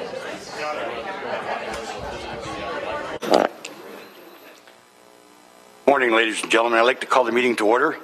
Members of the public are advised that our meetings are webcast live by the City of Hamilton and temporarily archived on the city's website. Other individuals in the media may also be audibly and or visually recording this meeting. As well, a reminder that all electronic devices are to be switched to a non-audible function during today's meeting. Madam Clerk, are there any changes to the agenda? Yes, Mr. Chairman, through you, added as item 5.1, correspondence from the Grand River Conservation Authority respecting their 2015 budget submission. Most of the information contained in the document is the same as what they provided. This letter was sent into Council, but we decided to bring it here as additional information. So the recommendation is to be received. Due to additional items that have been added, item 6.1 before you has been changed to 9.1. It's a notice of motion respecting the addition of Hamilton Street Railway to the general levy. Added as item 10.1, a motion respecting the feasibility of adjusting HSR fares that was referred by GIC at their meeting on Wednesday. And added as 12.1, a private and confidential item respecting an update regarding the personnel matter at City Housing Hamilton. Thank you, Madam Clerk. May I please have a motion to approve the agenda as amended? Councillor Pursuta, Councillor Pearson, all those in favor? Are there any declarations of interest? In none, may I please have a motion to approve the minutes of the January 23rd, 2015 GIC budget meeting as presented? Councillor Pursuta, Councillor Vanderbeek, all those in favor? Any against? It's carried. Staff presentations. The staff presentation before you, numbered as item 7.1, addresses both the Public Works Department budget and the 10-year local transit strategy. Jerry, would you like to begin your presentation, please? Councillor Jack. So, Mr. Deputy Mayor, thank you. Jerry, oh, sorry, Jerry. No.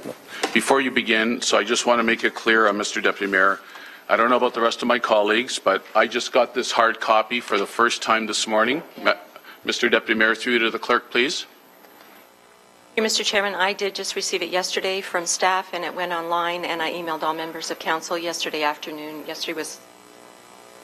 Thank you very much, Legislative Assistant. So I just want, for those watching live stream, for those that may be reported upon, I just got this document full of lots of information just this morning as I walked in. Thank you very much, Mr. Deputy Mayor. Thank you. Thank you, Councillor. And Jerry, just before we ask you to start, I'm sorry, but we have to deal with 5.1, and that's the correspondence from the Grand River Conservation Authority respecting their 2015 budget submission. There's a recommendation to be received. Councillor Johnson, Councillor Pearson, all those in favor? Any against? It's carried. Jerry, again, would you like to make your presentation? Thank you, Mr. Chairman. And before I start, it is a large package, as Councillor Jackson indicated, and you know, this is the start of the journey for the operating budget as well as for the 10-year service plan. So understanding that, you know, we know there'll be lots of questions, be lots of follow-up later on. So we're not here today looking for approval. It'd be great, but that's not, you know, the intention is to get the information out to you, have the questions, there'll be takeaways as there has been in past years. So it is significant. I think one of the keys you'll find is that I'm doing on the agenda, so the department overview will be done by myself. The transit 10-year plan will be Dave Dixon, and then all the divisional budget presentations are there as information. All the directors and staff are here if you have questions as we go through. So that's the process that we're looking at for today. So, you know, again, we start, we're doing the annual budget, and the key is it is the foundation for the moving forward with programs, our plans, business plans, and then we go into the strat plan. So again, it's the foundation, it's the service levels that we provide to the community that you approve, and you know, later on this year as we get to the strategic plan, Chris Murray and senior management team will be updating that strat plan with council for the term and into the future. So again, this is the foundation of the process as we move through the budgets. The key here is, you know, the bottom part, the tactical, it's very important. And if you look at the frontline services, you know, Public Works, we are the citizen-facing services. Engineering, strategic planning, cemeteries, forestry, horticulture, parks, and the list goes on. We're responsible for all of that. And then in order to provide those, we have so many factors that impact it. You know, we've just gone through the capital budget. We talked about aging infrastructure. Energy costs, how do we ensure that we're taking advantage of all the savings that are out there in the different programs. And it goes through a list of items. The last one we added, Pan Am Games. That's a significant impact this year for the City of Hamilton, for Public Works Department, and for all departments. This is really collective ownership at its best for the city when we portray, we host the games for the city. So the department, this is the entire department with the 6 divisions. You'll see on the far right, Hamilton Water. Dan McKinnon has already presented his budget. It's gone through. And then we have the FTE count. One of the changes you'll see there is starting in May last year, and it was implemented in the August or September, we had to relocate buses off the McMaster site. They had the construction at the hospital there. We relocated buses off the McMaster, moved them. They now go directly to University Plaza. That required an additional bus, and that's the 3 FT that were approved that we included in year in order to continue that service for the west end of the city. Just some of the challenges. I won't go through all of them. They're there, but these are things that are ongoing for the department. And then when you go into the individual divisions, there's even more specifics regarding the services being provided. Waterfront development, again, the first 2 are part of Council's strategic plan that we're working towards. The waterfront development, we have the funding's been approved down there. We're doing Pier 7, Pier 8. We have the transient docks. We have the breakwater. So all of that is being put into place. Some of the other ones, and you'll see as I go through the budget, we have a significant, while we can contain costs, we have a revenue problem in the department because of the reliance on user fees and so you have commodity market volatility is one of them, and the other is the recycling. The unit prices are down, and that's impacting our budget. We do have reserves set aside, but this budget, as it's been presented, we haven't gone to the reserves. We want to have a decision of council moving forward with respect to that. The sustainable program funding in all our areas, how do we maintain that? And then effectively programming, delivering area rating-based projects. Again, this is a significant amount of money that council approves each year, and there's projects in there that staff, we do a number of analysis on projects before we come up with which project it's going to be. So, it's something that we definitely, when you see our enhancements, we'll be bringing forward a request with respect to that. Developing the new business model for golf operations. We're going into our 8th year of a 10-year plan. We'll be reporting back to GIC on the golf courses. We've had a study done. Rome D'Angelo and John Mader are working on that. That will be coming back to council. Right now, there's no increase in the golf fees in the budget at this point in time. Emerald Ash Borer, this is hitting its peak for the disease and the critical quality of having to remove trees. It started 7 years ago, and we're finding it very prevalent. In fact, I lost 2 on my front lawn. So it's definitely something that's spreading out through the city. And there's areas, I know in Ward 10, it was the tree of choice when development took place, and the canopy is suffering from this. So this is a significant challenge for us. Operating fleet and equipment, we did the service delivery review. We're continuing with that review. We have a fleet analysis. The challenges here is the aging equipment, and we have a replacement policy of 65% of the asset that we have to review and get it back up to 100 in order to address the fleet. And then just another one, I'm not going to go through all of them, the cost of living and external contracts. So we have contracts for winter, for waste management, for grass cutting, for roads maintenance, a number of them. And so they're contracts that they have the CPI built into them for increases. So the highlights for 2014, very good year. The first one was the bidirectional cycle track. It's been received very well. It's in a 3-year pilot. We'll be reporting halfway through and then at the end on that. Processing, a significant amount of recyclables, and 179,000 tons of waste. with the existing tree planting program as well as the emerald ash borer, we've almost, close to 8,000 trees have been planted in 2014. We'll continue with that into 2015. I talked about the waterfront development. We started it last year, the design. We are now ready to go to tender.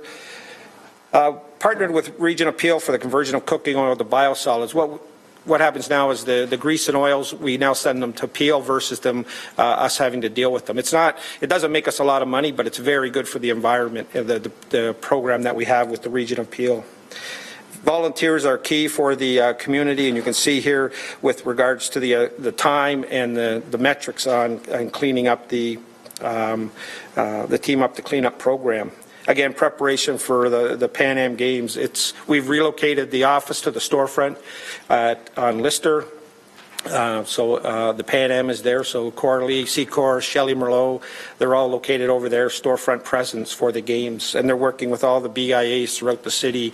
It's going to be a great event in July and August.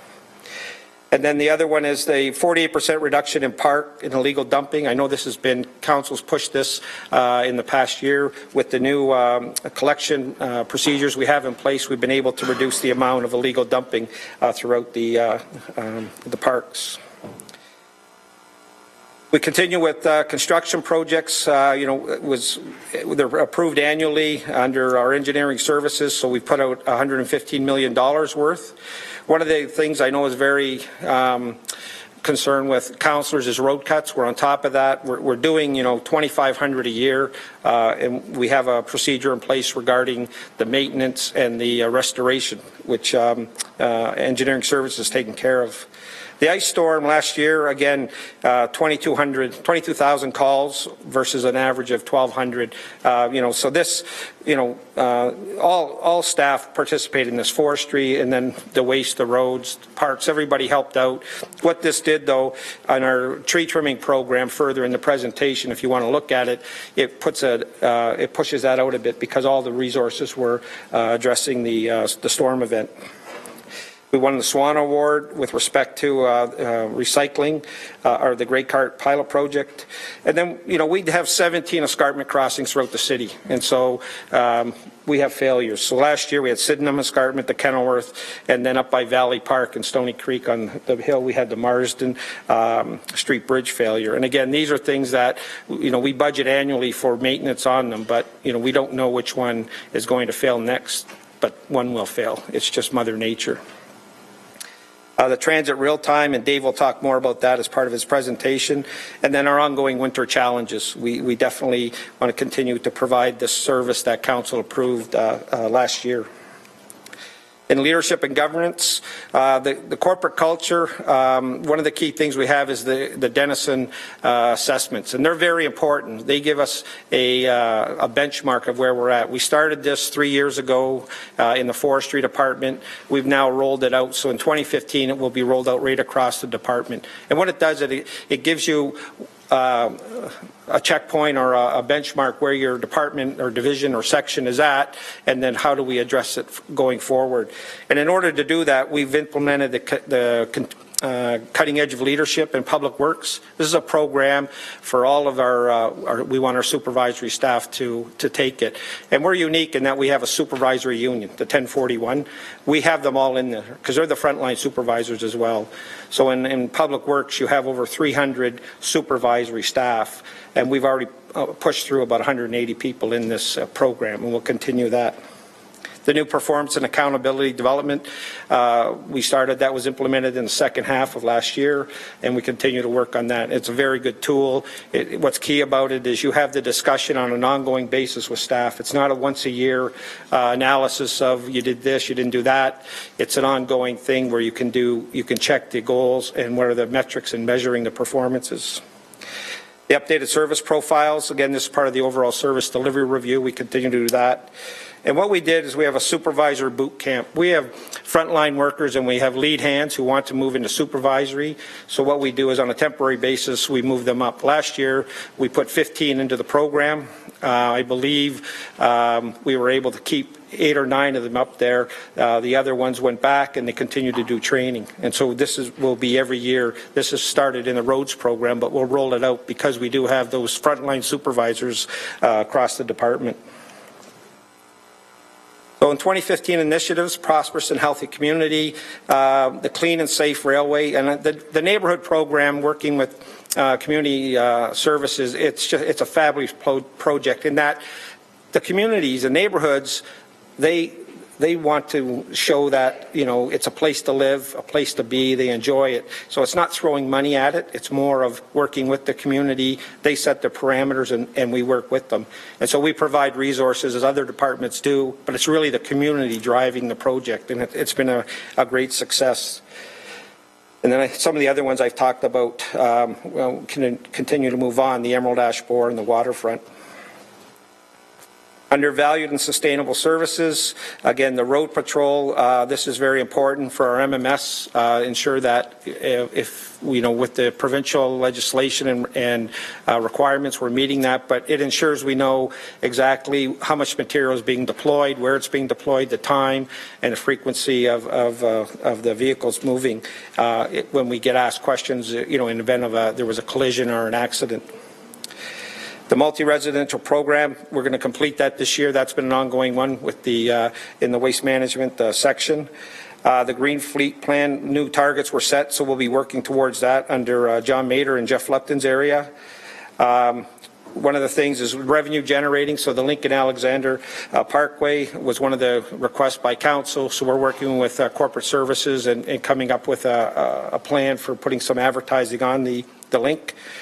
And then we had an RFP out for the cemetery business plan. That's been completed. It's being reviewed, and we'll be bringing that back to Public Works.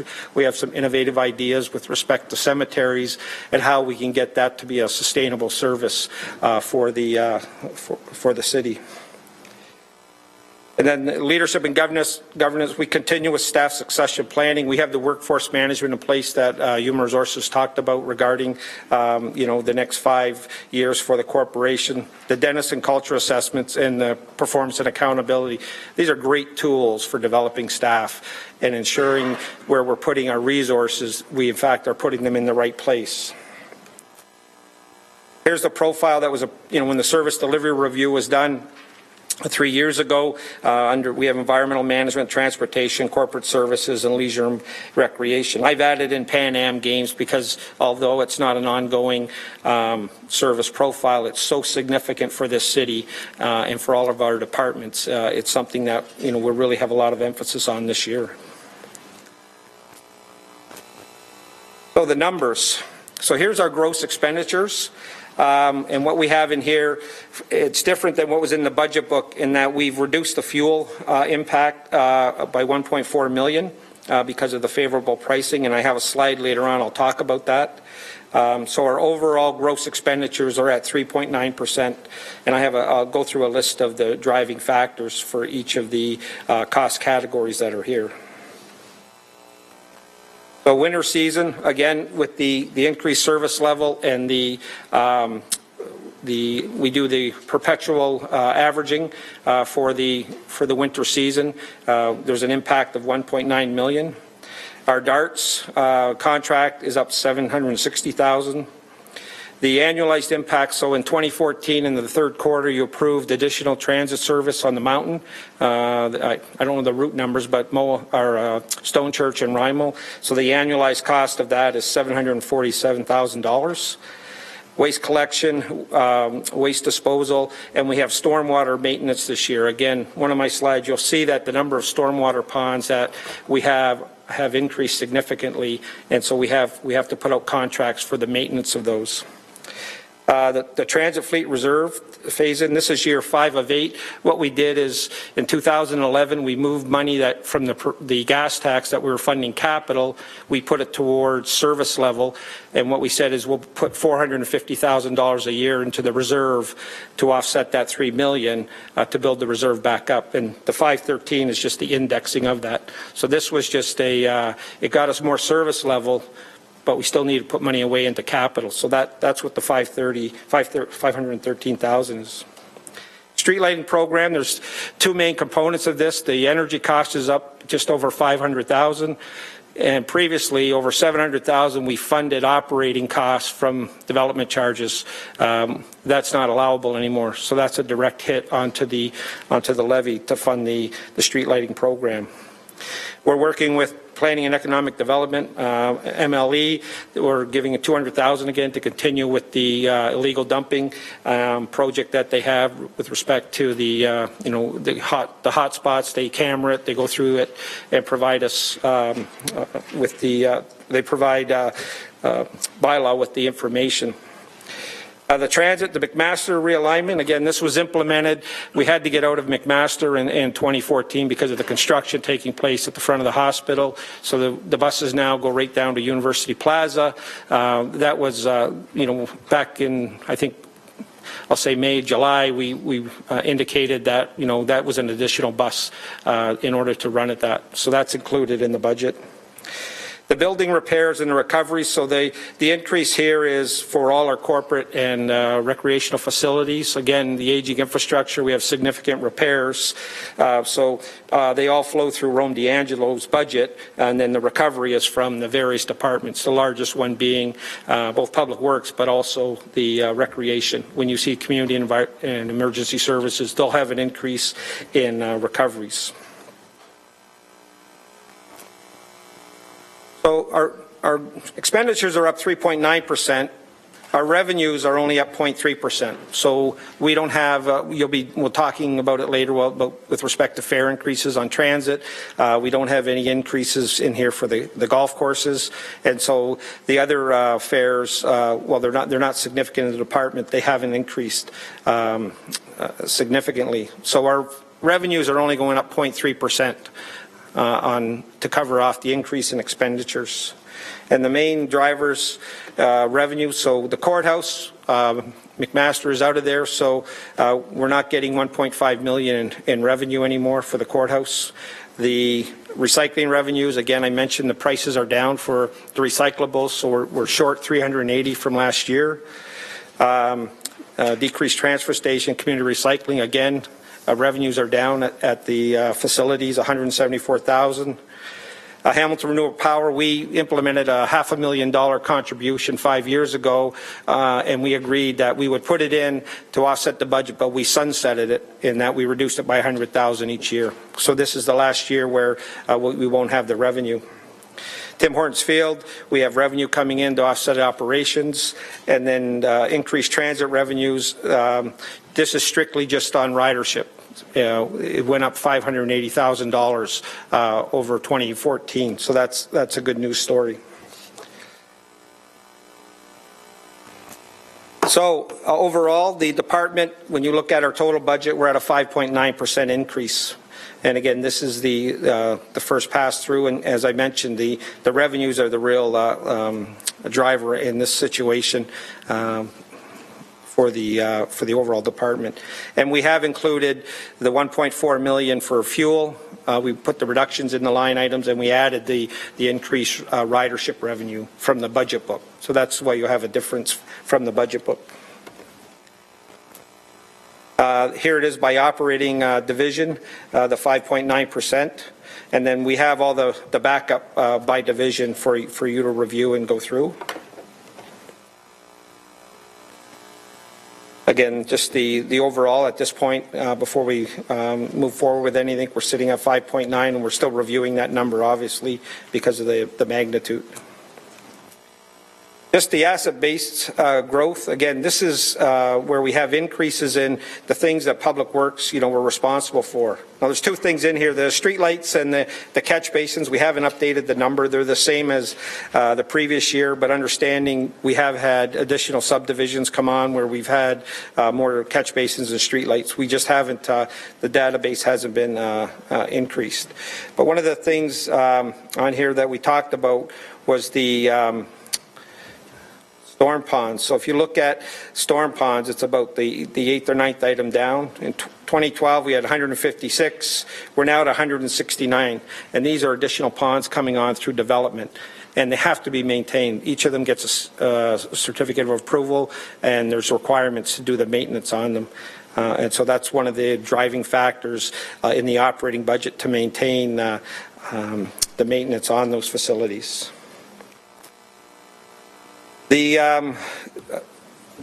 is just, I think it's been changed, unleaded. So this, we had budgeted the fuel at the 110 and 116. We now have it at 99 cents. That's the number in the budget. We passed that on to all departments, fire, police, everybody, all the operating departments. So that's it for the budget. I don't know if there's any questions before we go to Dave.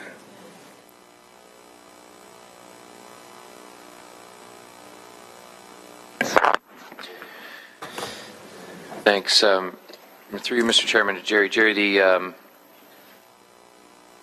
have increased transit revenues from ridership growth incorporated as $500,000 to the good. That's with the assumption that we move ahead with the enhancements that are listed in today's presentation, and that's on the assumption of a fare increase. Is that correct? No, this is strictly in 2014. This is the total revenue we received in 2014 from the new enhancements we provided last year. That's correct. Yes. Perfect. Okay. The waste contract is listed as a budget pressure. Last year we were beneficiaries of the new contract we signed, the long-term contract we signed for the regular waste collection. What contract is this? Is this Blue Box collection, or is it a different contract? So this is, so in 2013 we signed a new contract effective April 1st, and we took the savings from the original budget. This is the collection, the green bin, recycling. It's all the GFL contracts, okay. And for the landfill as well as the transfer stations, the contracts with that. So this is the inflationary increase per those contracts. Okay. Yeah. Makes sense. Transit reserve change, you have the 5 it's listed here on this slide. This takes into account then the enhancements for 215 or not? No, this reserve contributions. This reserve contribution was simply to get what we did is when we transferred, we had a $3.5 million, I don't remember the exact number, funding capital, and in and it was gas tax money. So what we said is we'll take that money and we increase service level. So now we weren't contributing the $3.5 million to the reserve for capital replacement. So we said we'll phase that in over 8 years, $450,000 a year. So this is just to catch up where we were when we moved it into the service level. This is just, we did it over an 8 year, so it wouldn't be as painful. So if we decide today, and not to preclude the discussion and debate we'll have with today's transit improvements, if we go ahead with that plan, does that number change in whole or in part? We could look at it. It probably will because of the significance of the 10-year that Dave's bringing forward. So we could revisit it again. So again, this is just the maintenance. And in fact, I think in 2013 we waived this in order to get the budget down. So it's in there. It was a council direction, but every year it stands on its own merit. And with the new plan, it may be something we pull out. Yep. Last question would be, last year was an abnormal year for snow removal in terms of the amount of snow that we received. And I know we went from a 3 to a 5-year average. Is that correct when we changed our formula? Or did we go from 5 to 3? I can't recall what. I think we did 7 years last year. 7, was okay. The 7-year, yeah. And now what we've done is a perpetual. So we've gone from 2005 to 2013. Right. Because 2014 has, we know we're over budget, but we didn't build that in yet. So is there an opportunity to draw on the reserve because that average is spiking because of the 1 year? Is there a way to draw on the reserve, bring that average down to offset the pressure on the levy? We have the winter maintenance reserve for a reason. Right. At what point in time would we draw on it, would be my question. So I'll start, and Mike's here. So we had an unfavorable in 2013. We had about $7.5 million in the reserve. We drew down just over $4 million, and we're going to have about an $8 million deficit, and so we're planning on taking the balance of that to offset the 2014 financials. No capacity then, unless you were to draw on another reserve. Yes, that's correct. Councillor Pearson. That was easy. Next. Bypass her right now. We'll go to Johnson. Thank you, Deputy Mayor, and good morning, Jerry. On slide 5, we've got 3 FTEs. Yes. And I'm sorry, I was busy reading your report that I didn't hear. Was there an explanation for the 3 FTEs? Yes. So in the first quarter of last year into the second quarter, we met with McMaster. Our buses used to park at the hospital. They're going through significant constructions, and we had to move them out. And the discussions, and Chris was there, and we moved them permanently out. By doing that, we run the buses now to University Plaza rather than going through the hospital area. So to do that, we had to add a bus and 3 staff.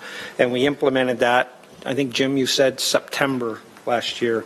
So this is the annualized impact of it. Okay, thank you for that. And the other question I had was, and actually I was asking the same thing about the contractual. Does that also include snow removal?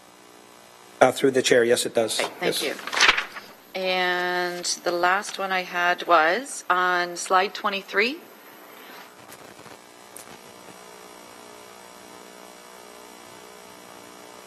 You included storm ponds, street lights, and all the things, and a lot of these increases are due to new development. I totally understand that, being the fastest growing ward, it's probably most in mind.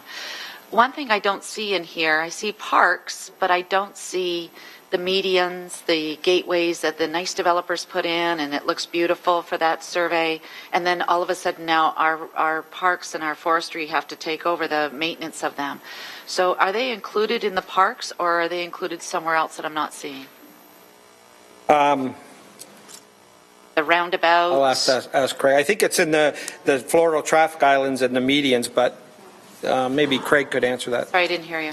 I think it's in the floral islands and the medians, but Craig even the gateways. Hi, Craig. How are you? Through you, Deputy Mayor, to Craig. And we're constantly having this struggle as to whether the developer still assumes it and whether we take it, and then it's, wait a minute, it's on private property, so we're not taking it. So is that in the floral, even the gateways, even all the mediums, all those are in the gateways?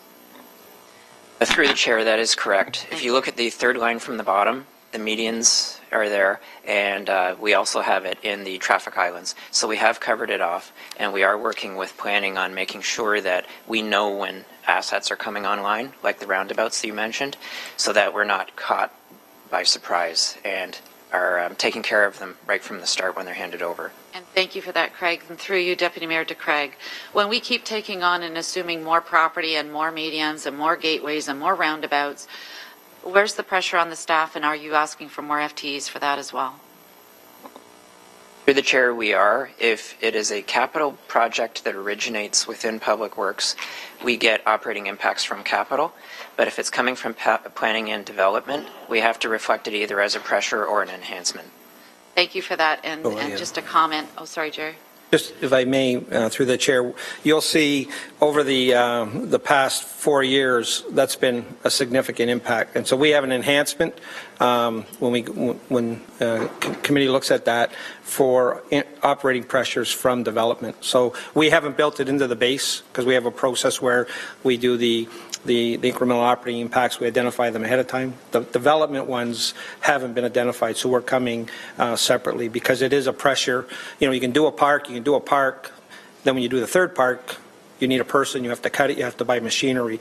And so like storm ponds and like what you're describing now, they're putting significant pressure on the budget. Thank you, through you, Deputy Mayor, to Jerry, and that was my comment. I deal with a lot of new developments coming in, a lot of new parks being done, a lot of new roundabouts, mediums, gateways, and the first question that you get asked by the residents is, who takes care of that? And why is it not weeded? Why is it not taken care of? So it becomes a very, it's a catch-22. You want to keep the budget down, but at the same time, we're assuming a lot more responsibility in your department, and therefore there's that added pressure. Thank you. Councillor Pearson. Deputy Mayor, and thank you, Jerry. Maybe if Craig could just stay there, my question would be directed to him because he may be able to answer. Craig, Jerry mentioned about the tree removal to date, and we're peaking with the emerald ash borer. Do we have the numbers as far as what's been removed to date on record? And if it's not here today, can we have that provided? Through the chair, yes, we do have the numbers, and to date we have removed 4,700 trees of the 23,000 that we are budgeted for. Wow, okay. Very much. We just wanted that for the public's information too. So we're not even there yet. We're in year 4, I think, of our program. Is that correct through you, Mr. Deputy Mayor? Through the chair, we're just entering year 3 of a 10-year project. Thank you. So that's just for Craig. Thank you very much. Jerry, to you, you went through as far as on slide 7, the challenges. You touched on, I don't know if you mentioned about the composting regulations. Could you just touch on that issue? I know there's some things going on. We don't want to get into it, but I think our colleagues should know. So the regulations were passed by the Ministry of the Environment. I might have to get Betty and Emil to talk to them, so I'll go at a high level. These regulations come into effect July the 1st. We're working closely with the contractor and with the MOE. Albeit it's regulations, what needs exactly to be done. Like, we don't want to go out and spend $2 million when we may not have. So we're working closely. We're aware of it. The contractor's aware of it. And we'll be coming back with an information update to Public Works Committee, or we can come to GIC. We'll send it to all of Council on how we're going to deal with the issue. Thank you, and I appreciate that. As I said, we just wanted the high-level review of it, just so everyone's aware around the table. And this is issues that's coming down from the MOE that we may be responsible to make sure that we proceed and implement. So I just wanted everybody to know. Thank you. Thank you, Councillor Ferguson. Thank you, Mr. Chairman. Jerry, just want to be clear, your bottom line is a 5.9% increase? The net levy impact, that's correct, 5.9. I guess that won't work. Well, expenditures are at 3.9, so I think that's the more favorable number in that, we're controlling the cost, but definitely we know that the 5.9 is significant, problematic, absolutely. And of course, I expect after we receive all these budgets, what we give the city manager a number and go away and come back to it. I'm hopeful that omnibus motion will be coming up once if not, I'll make it, once we get to the end of all the budget presentations. Although in my last 8 years, one thing that's always driven me nuts around here is that throughout the year we get these wonderful, glamorous capital requests because we're going to have tons of money we're going to save. And I never see it on your presentations where we save because of capital investment. And the one that strikes me here today is recently at Public Works, there was a great presentation made to us about converting all the street lights through a very aggressive program to have it done by the end of this year. In fact, Public Works Committee members were concerned that how are you going to do this? And we're going to split up the contract and have liquidated damages if they're not done. So we approved this big capital investment again, and now you're asking for an additional $1.3 million for street lights. And this is the stuff, Jerry, that drives us crazy. Lisa drives me crazy. And I know a year ago I put a motion forward to ask Mike, I want a review of every capital request where there's going to be savings. How did we do? And I asked Mike 2 weeks ago, where is that report? And he says they're still working on it. And I know it's a lot of work to put that together because we've had many of these requests I always remember the one that struck me as the big one, and I'm looking for this number, was the central air conditioning facility. And so most of them are related to energy. But Jerry, you've got to be saving some money. I recognize it won't all be done until the end of the year, but half of them have got to be done by halfway through in order for the rest of the thousands of streetlights to change. Saying two things, I think. One, we're going to make all these savings by LED conversions, and then you turn around and want another $1.3 million for street lighting. don't understand it. Through you, Mr. Jerry. So I am saying two things. You might be just listening to one, respectfully. So what we're doing is we're implementing the 10,000 lights, and the plan, it's a very good business plan. First of all, in 2016, we'll say there'll be a decrease in maintenance in the budget that will come forward. Second, the savings from the energy then goes to pay back the $3.5 million loan, so that it hits the budget in 2018 or 2019. So it is there. It's just, when you approve it, I can't, you want to fund it from a reserve to offset it because it's coming. But, so we understand that. But the challenge was very clear, I think, from Public Works. It better be done this year, and it will be. We'll definitely do it. So the savings won't come in 2015. The $500,000. That's the cost of energy that we have to pay this year. And then the balance of the $700,000 in that line item is because we were funding street lights from development charges, and we can no longer do that. It's not allowed under the Act. So that's a direct hit to the bottom line. So your savings, you'll see some in maintenance in 2016, and we'll definitely break it out. And the other savings, after we pay back the money under the financing agreement, that goes directly to the bottom line as a savings. Okay, that's a good answer, that you're going to pay for this through savings. Yes. But what about all the other capital investments you've made for savings? Starting to enjoy. I never see a number in your line about, you council made a decision to invest this money for savings, particularly in energy, but there's other areas also. Mm-hmm. You never put that up on the screen.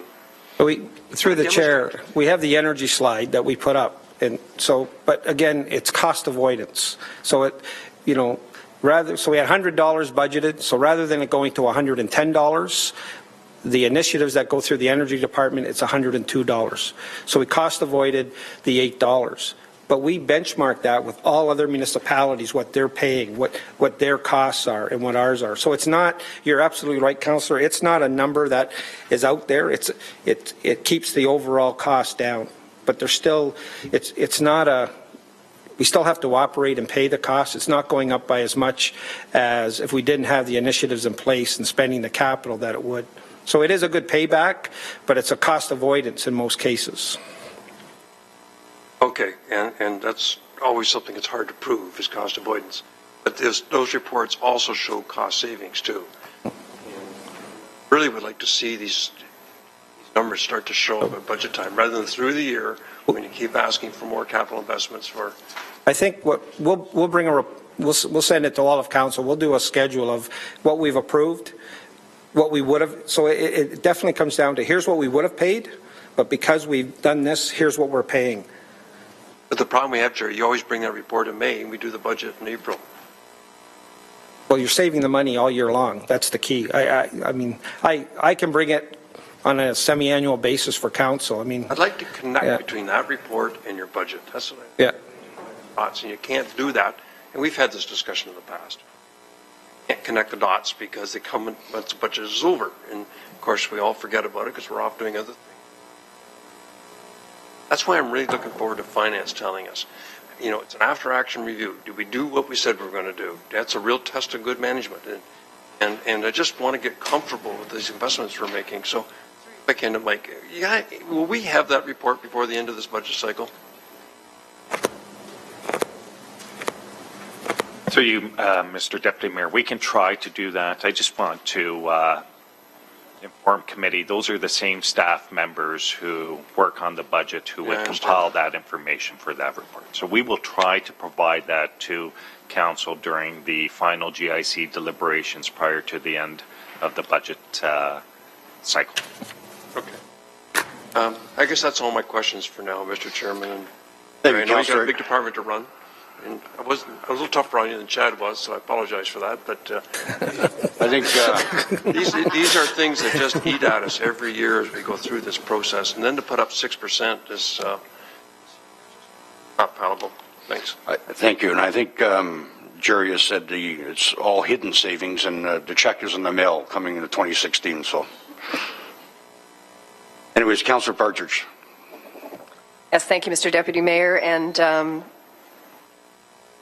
Jerry, good presentation. I'm not going to beat you up quite so much because I was encouraged to hear when we saw that 5.9 figure, which I know you realize is not going to fly, but you also said that you're going to be continuing to look at that figure and to reduce it as much as you can. So that's the final report I look forward to seeing. On slide number 23, and I appreciate the previous speakers who raised the issues about the islands and the roundabouts and the little parkettes and all of that, and where is that covered? Because I too, my ward is also one of the fastest growing with all the developments that we've got. So my question is though, on slide number 23, we have a significant number of wetlands in the Flamborough area, and I'm just wondering where would the large culverts and the culvert replacements, where would I find that on slide number 23? I didn't see that included. And the second part of my question, through you, Deputy Mayor, along that same lines, is to do with Boers Creek. So we have a project like Boers Creek, which is quite long. I'm not sure what category that's covered in, but there's continual maintenance that needs to be done. And it's not a project that can be done all in 1 year. It needs to be phased. There's sections that get done at different times. So where would those be captured in here, please? So on the culverts, Gary is here. Anything over 3 feet is under the bridge category, right, Gary? 3 meters. Anything over 3 meters is under the bridge category, so line 3. Smaller culverts, they're an inventory that is maintained through Betty Matthews Malone's area under the roads ongoing. Right. The Boers Creek, I believe, would be part of the stormwater management. And if I can, I'm sure the purpose of this slide is for the very reason. We're at, expenditures are at 3.9%. So in order to address all this inventory, we need resources. And the maintenance budget I had last year doesn't cover everything that's been added. So that's why costs are going up. I know it's a challenge, but it is something that we've addressed over the last 4 years, religiously with the zero as close you can. So now we have all the growth in the inventory. I have to maintain it. I can't do, another 4 ponds on an existing budget. It's not there. We've gone through that process. So, it gets to the citizen-facing services and the service level that we want to maintain. So there are the discussions we'll have as we go through the budget process. So to answer thank you for that. Boers Creek would be in the stormwater management pond, and I'm looking up at somebody to nod their head yes, and they're nodding yes. I'm seeing multiple heads nodding up there, so I think that answers the question. And I thank you for that, because it just in Waterdown alone, I mean, there's a significant number of stormwater ponds that have gone up. And mind you, the community loves it because they're skating right now on these massive ponds, which is terrific. But they do need to be maintained, and particularly in the summer, as we get through the summer. They get completely overgrown, lots of weeds, people get upset about it. So thank you for that answer. My last question, you mentioned that street lighting is no longer allowed under development charges. And I'm wondering, is there anything else that would come under that same category? So if street lights are no longer allowed, is there anything else that is now in this budget that before was covered by DCs? So Mike's not looking. Mike, if I can repeat the question, is there anything we're funding in operations from development charges still? We took out street lighting. I'm not sure if there's anything else. So through you, Mr. Deputy Mayor, I'm not sure that it was development charges. I thought it was the global adjustment factor that we're funding from the energy reserve. Okay. Pressure. So in terms of the sustainability of that, based on some previous slides and previous presentations where we're moving away from contributions from reserves where that's not sustainable. Right. Part of that is related to, historically, we've had a pressure global adjustment factor and we were reliant on the energy reserve. That's not sustainable. We're moving to a more sustainable approach to funding. All right. And thank you. That's a great answer. I appreciate that. Thank you. Councillor Jackson. Thanks, Mr. Deputy Mayor. Sorry, Jerry, I had to step out. I'm Council's appointee to the Seniors Advisory Committee, and they were just starting their meeting at 10 o'clock, so that's why I just missed a part of your presentation. any questions I'll be asking will be mostly for my benefit. It won't be necessarily for the benefit of the new members of council. Mr. Deputy Mayor, through you to Jerry. Jerry, slide 9, please. So, Jerry, overall, very, very proud of your department's accomplishments in 14. The highlights, I'll stand behind them. I featured many of them last fall during the municipal election campaign. That's how proud I was of a lot of the visible work that your department does. The bullet point on the managed unplanned infrastructure failures, like the Kenilworth Access, Kenilworth Escarpment. Of course, Claremont, Sherman Cut, others.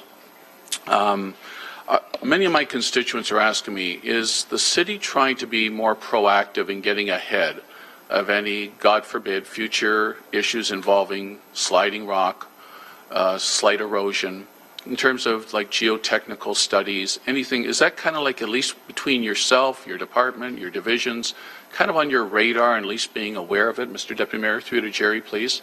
Well, through the chair, it's a great question. We absolutely have that. So we have both the escarpment failure. We do the study, the geotechnicals. Claremont was a good example. We continue to monitor that. We do monitor all of the escarpment crossings as well as all of the just not so much the slope failure, but the actual, we had the incident on the Sherman, west leg of the Sherman Cut so we review that as well. So the entire escarpment, we have different studies that take place. Is the road still stable? Are the barriers in good shape? The escarpment itself, because we do scaling where we think it's necessary from those. So that is ongoing. But again, weather, dictates, like last year that with the significant freeze then thaw, we had more of the failures because of that. So, but we are proactive assessing it. We know where we need to go, but again, it's something that happens every year that we didn't anticipate. And I think one of the key things is we have a great team in responding to it and addressing it because it's an inconvenience for trying to travel on the escarpment as well. So we are in front of it, but it's a definite challenge ongoing. Jerry, that needs to be stated to raise the comfort level of a number of constituents, mostly obviously that would live on the mountain, but those below the hill and others who would use the escarpment passes from time to time. Your staff, when it's happened on the Sherman Cut, the Kenilworth, they've reacted immediately, quickly, stabilizing, as quick a turnaround as possible. I know the Claremont's been an entirely different, unique challenge that's been ongoing. But anyways, whatever you can maintain between yourself, the Director of Engineering Services, to as much as possible be proactive, that's great. Expansion of water and revenue that way. Any update on that, Jerry? We still provide water, I believe, to Haldimand County, and it's been a great revenue generator for us. Any other opportunities, Mr. Deputy Mayor, through to Jerry? So through the chair, when we did the rates budget, Dan McKinnon identified areas where we have those opportunities. There's challenges with the interbasin transfer, but Dan's group, Dan McKinnon, Mark Bainbridge, they're the issues they're looking at. Is there an opportunity for increased revenues? We still have just renewed the people to the south, Haldimand. We just renewed that with corporate services. So they're definitely looking at those opportunities. That's good. That's good to hear, Jerry. Recyclables, we're maxing the best we can with market, what it's dictating. Mr. Deputy Mayor, through the chair, yes. We've the blue box and all the recycling we have and the transfer stations, the ability to go there. But the pricing of those commodities is down, so we have a challenge of almost $400,000 on recycling revenues. We do have a reserve, so as we go through the budget process, there'll be options that we'll look at. Should we use the recycling reserve to offset that? That addresses the 5.9%. Thank you. Thanks for all you've done with the dumping several years ago. Some elements of the corporation felt that we really didn't have a problem, so we're dealing with it. It's there and making some good progress on it too. Lastly, Jerry, I have to would be disappointed if I didn't. Your last bullet point there. Now, not to belabor today's overall budget presentation, Jerry, last year with the multitude of storms we had, kind of like the winter that really wasn't going to end, with 3-4 months of constant freezing temperatures and 10, 12 major storms. You guys did overall a fantastic job last year. So this past Sunday, leaving the canal, now other parts of the city, happy for them that they didn't have the complaints that I've experienced. I know I'm not alone, but Jerry, by and large, I want to say for the public record, overwhelmingly, giving credit where credit's due, Mr. Deputy Mayor, that my constituents said that the main arteries and the escarpment passes were opened quickly, properly, job well done overall. Into the heart of the residential, you have 3s and 4s, the Crescent sites reports left a lot to be desired. You and I have met, your new director of roads operation and I have met, and your new manager, who is now exclusively in charge of inner operations, and I've spoken often. And I know there was a series of reasons in terms of what caused it. In my opinion, most of it very preventable for the multitude of complaints my office has received. To your staff's credit, when we've made them aware of it, they've gone right back out to make this situation proper and to diffuse the anger that I've experienced this past week in terms of some residential neighborhoods, in terms of the lack of proper snow clearing, or after the snow was cleared on the side street, which people were thrilled about, then some reckless operator just plowed his way through and took that hard embankment of 4 feet of snow along the curb and threw it back on the city sidewalk. And a third or fourth time my residents finally said and called me to their locations, and I saw a number of side streets and said, Tom, we're not doing this. So I'm not, forgive me, Jerry, it's only because the timing of it is so close to what happened. I just need publicly some reassurance going into this weekend, where we might get about 6 inches, just some reassurance that you and your team publicly are aware of the downfalls, the deficiencies, and are in the middle of correcting it all. Mr. Deputy Mayor, please, through to Jerry. So through the chair, Councillor, you described it to a T, the problems that went on, not just in there, but in other areas of the mountain and the city. The people who did an outstanding job last year are the same people this year. We had a glitch. They were going to meet with individual councillors, explain it. We're going to address it. Bob Paul has done a phenomenal job. He's the man for the job. I stand behind him 100%.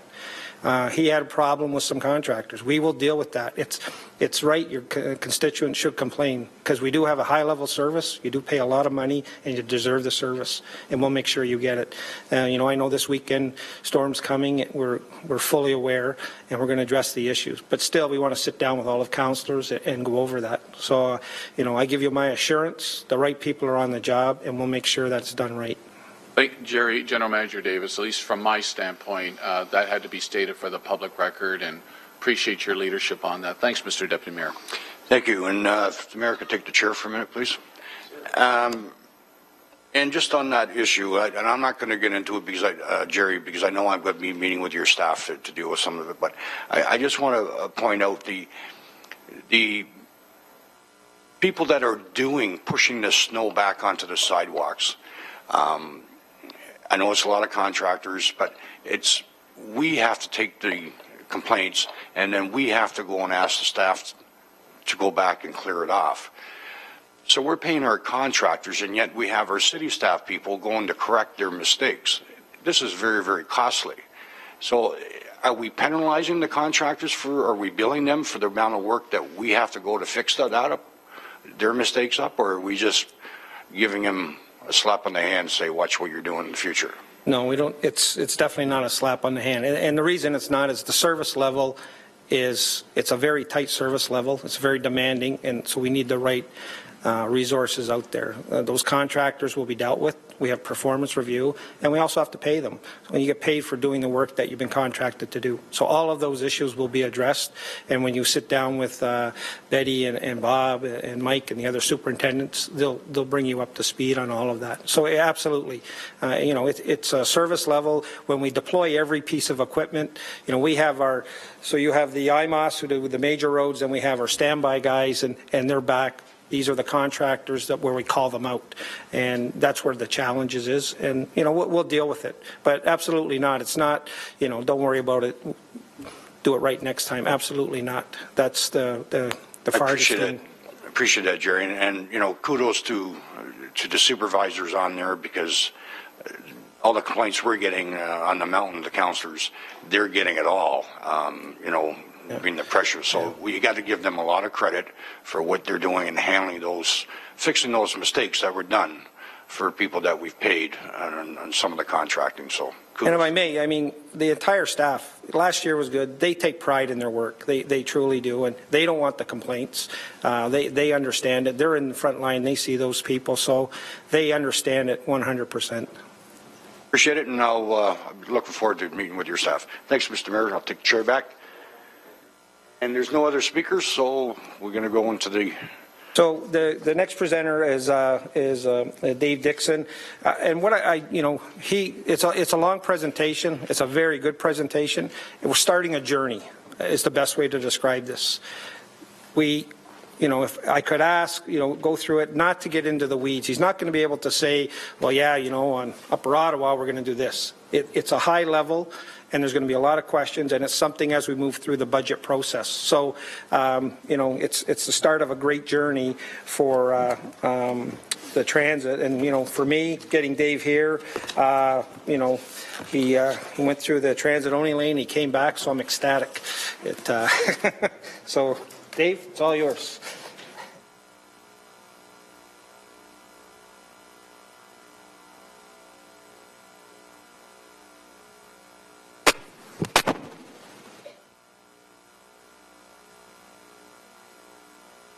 Can never get this to work.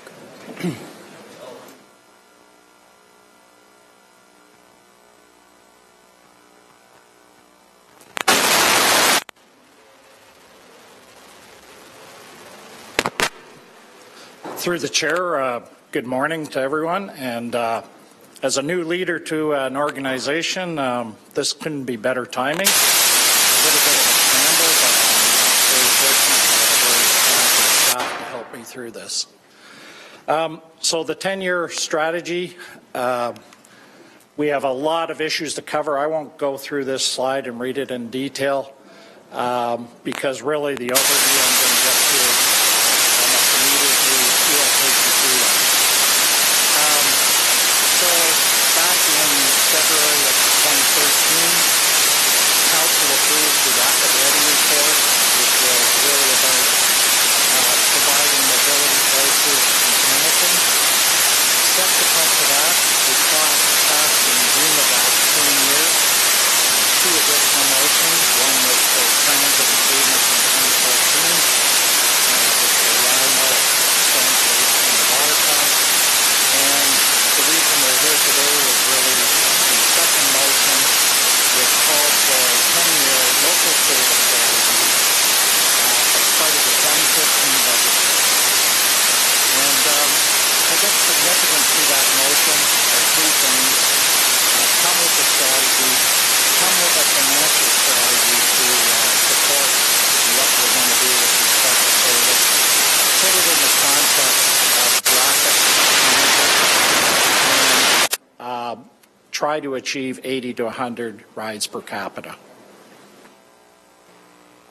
So the overall framework or the journey we're going to take you on in terms of the 10-year plan is really starting with building upon the really quite efficient operation we currently have in transit, adding to that over the next 10 years, improved customer experience, then with respect to service specifically, addressing the current known problems, both in terms of loading and run times, then implementing a service standard so that we can objectively move forward with improvements in service in the future, building the current local network by adding service till it reaches capacity and then moving into rapid higher order levels of transit.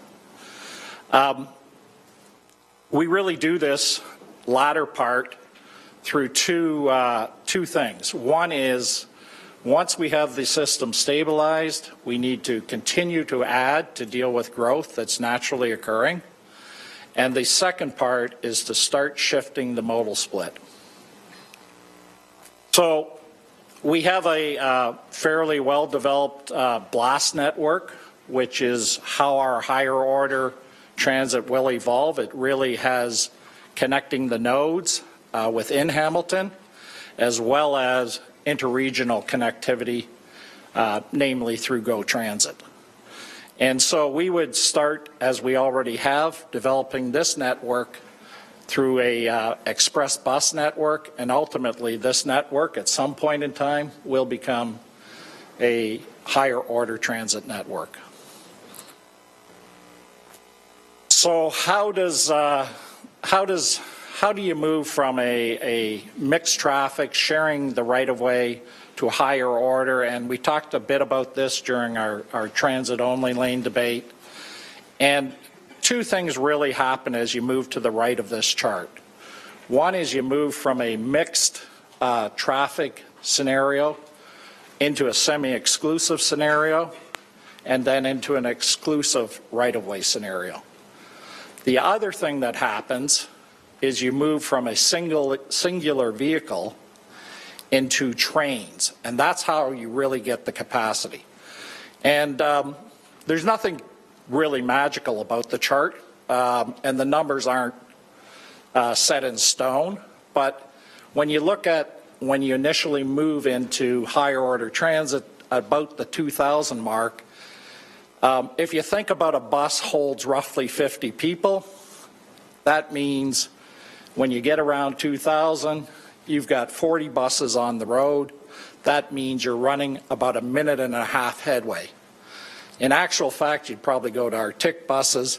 So you're down around a 2-minute headway. And frankly, you cannot run a good, efficient, reliable service at a 2-minute headway.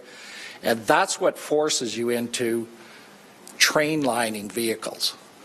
And so if you go to the extreme side of the chart, if you think of the Yonge subway in Toronto, instead of it's running about a 2-minute headway, and instead of picking up 50 people in a bus, it picks up 1,000 people on a 450-foot train.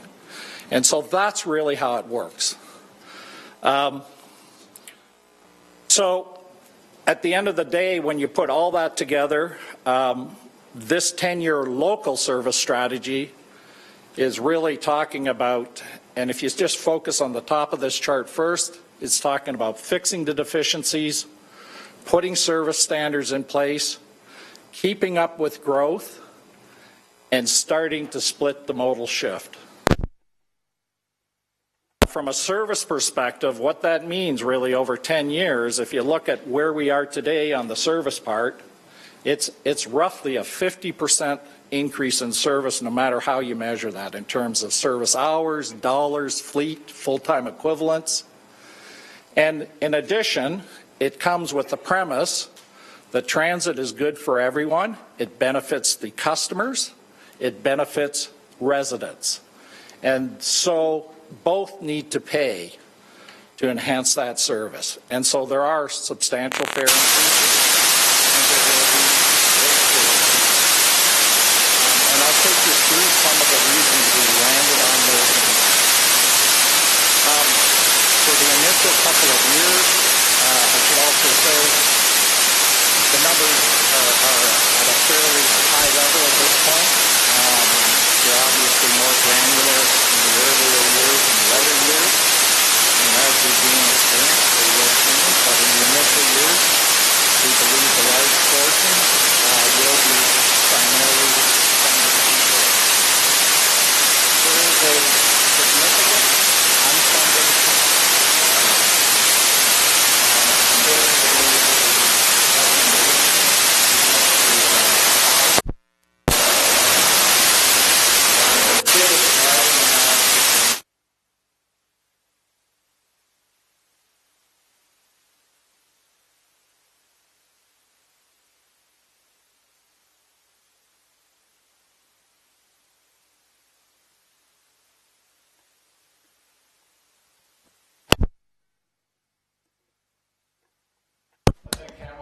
is in a very enviable, very good position. Growth is happening in this city over the next time frame of this 10-year transit. We're going to have residential growth at 1.3%, employment growth at 2.8%. And so once we get things fixed, we need to keep up with that growth going forward. The other big thing that's happening that isn't necessarily a Hamilton story, it's really a story across North America, is the recognition of the changing role of transit. And I think it goes beyond just seeing transit as a means of transporting people. It's a recognition of healthy and prosperous communities need transit as an enabler to make that happen. And so there are many benefits beyond just moving. It lowers the cost of the individual household transportation. Obviously, gridlock and congestion. And in 2031, the escarpment crossings in Hamilton are projected to be at capacity. So you kind of want to be ahead of that. Changing demographics. We have an aging population as the baby boomers continue to retire. And in 20 years, that population is expected to double in the city of Hamilton.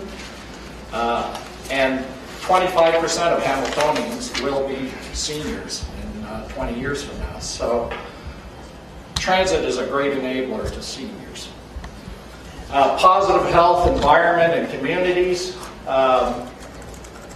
One person on a bus, 1 kilometer, reduces 65% of the greenhouse gas emissions that a car would otherwise emit carrying that person. So that's one person.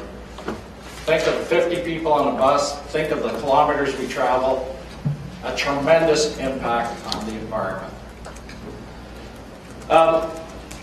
Promotes economic development.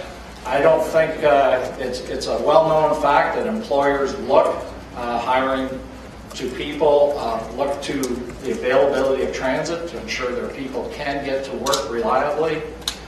So obviously tremendous economic uplift. And the last point is really social equity. There's no question that we are very fortunate to have alternatives. Many people don't. And to allow people to equally participate in society, I think it's transit does that for them. I think has recognized all those things and, has created a vision and strategy and following up documents and grids and the official plan and the transportation master plan. And transit is an enabler to achieve your vision. And so, if you really want it to be the best place in Canada to raise a child, to provide innovation, diverse economic activities, engage citizens, transit is absolutely central to that. The official plans definitely tie transportation and transit with the landform you want to create. The transportation master plan, as a result of that, set goals. And I think the significant part here, whether it's motor vehicles, transit, cycling, or bicycles, there were significant targets set to try to shift modal split. And really, we have not been in any significant way successful at doing that. And in fact, our rides per capita decreased to 45. So we've got a bit of a challenge, but I think at the end of the day, Council recognized that challenge. And as I said, in February of 2013, the Rapid Ready report came out, which was expanding mobility choices in Hamilton. And it was a 5-year framework to basically prepare us for higher order transit, and it had some financials that largely our report is consistent with.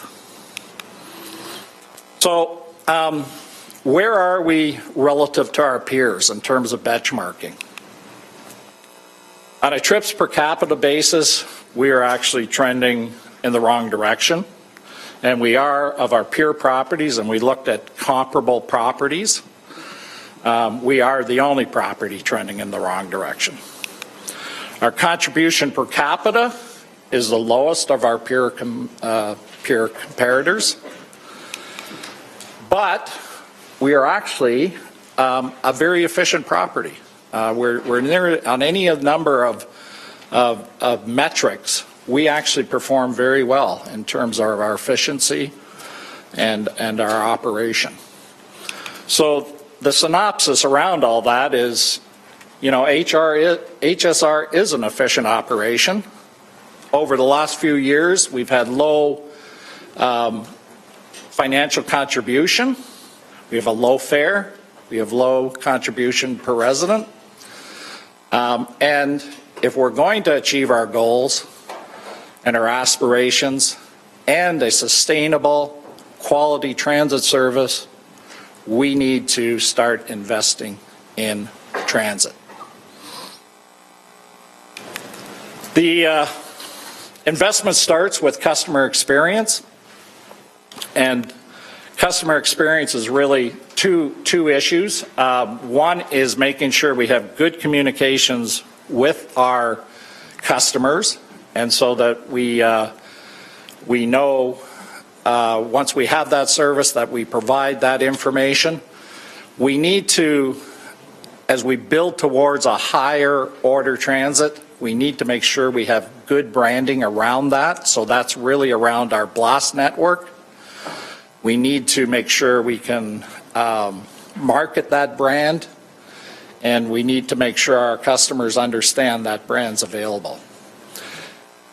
We also need to, as I said, make sure we communicate through real-time information, and we have that capability. We need to probably do some more work on the customer end of that, but we have very good real-time data through our automated vehicle location system. And we have open data, so I think we're in pretty good shape. And hopefully if we run the service well, we don't need there's not a lot of waiting, but where there is waiting, we need to have good shelters and good terminals. And that's roughly a $40 million ask. So the first part is of the actual service is really fixing the deficiencies. And the system deficiencies, we know we have capacity issues, we know we have scheduling issues, we know we have some underperforming routes, and we know we have some opportunities to build the blast network.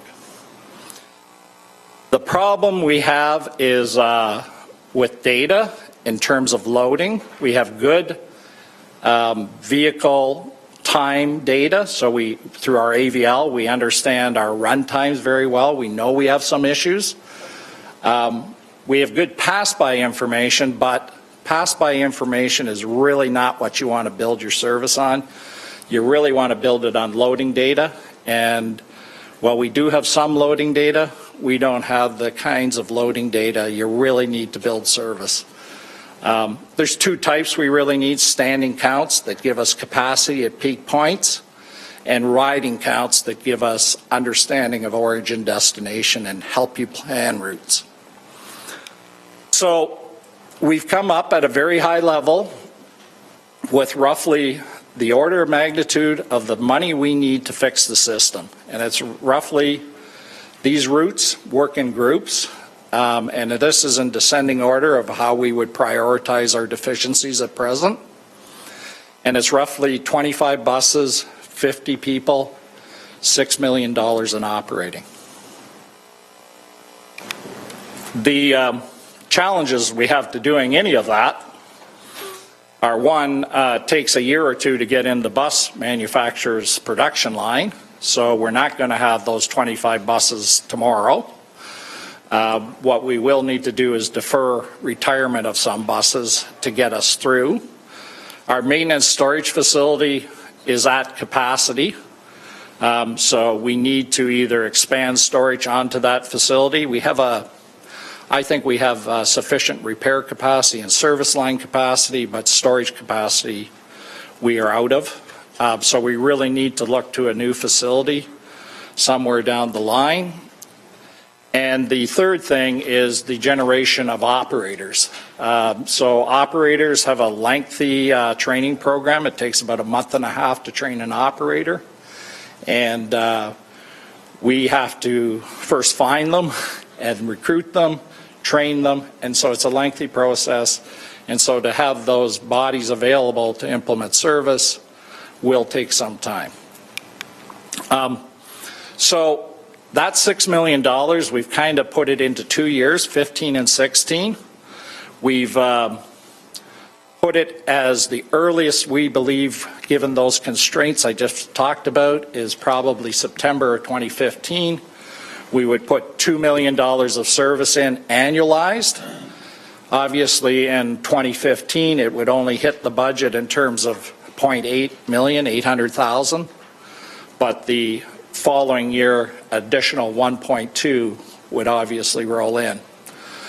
In 16, we would put another $2 million of service in March and another $2 million in the fall. So annualized, all told, $6 million of service with obviously differing impacts to the actual budgets. And that's why you'll see in the opening slide, the summary slide, you'll see like the annualized cost of that service, but differentials in terms of what it actually costs you in each year as you annualize the last year's service into what you're adding this year. 50 full-time equivalents, we require 25 buses and the deferment of 10 buses until we get those 25 buses. The next part is really about the service standards, and we need to have good service standards, and this I would say to council is one of the key pieces that you need to agree on, because this is the objective way you first fix the service, whatever gaps there are there, but also going forward, this is how you add service in an objective fashion that customers can understand, ratepayers can understand, that basically all stakeholders understand. So we have service standards. They're pre-amalgamation. They're incomplete. And we've looked to revise these and have revised them, and we're making a proposal here today. And the service standards we are proposing are consistent with many of the peers we've reviewed to see where they are in terms of service standard. So the first part of our service standard, and we'll bring this all together at the end, is really about coverage. And we've largely left the coverage piece the same, but it says you'll have, within 400 meters, you will have access to service, and that's about a 10-minute walk. It's during peak periods, and it includes businesses. So we've added that piece to it. The second part is really service span. Now, some properties don't put service span in. They just let the service grow naturally to whatever the demand is. In our case, we put service span during the weekdays, basically, and Saturday from 5 a.m. to 2 p.m., and that is a maximum we would let service grow. So we are saying by this standard that we would not have a night service. The third thing we looked at is frequency, and frequency is the minimum spacing of bus that we will guarantee, and essentially we are saying 30 minutes is the service standard we are providing, and 60 minutes in evenings. So you can adjust that number. Obviously, the tighter you make the frequency, the higher the intensity of service and the higher the cost. The third or fourth factor is productivity, and this is really a minimum loading standard. So this is the minimum number of people you would want coming onto a bus to say that service is justified.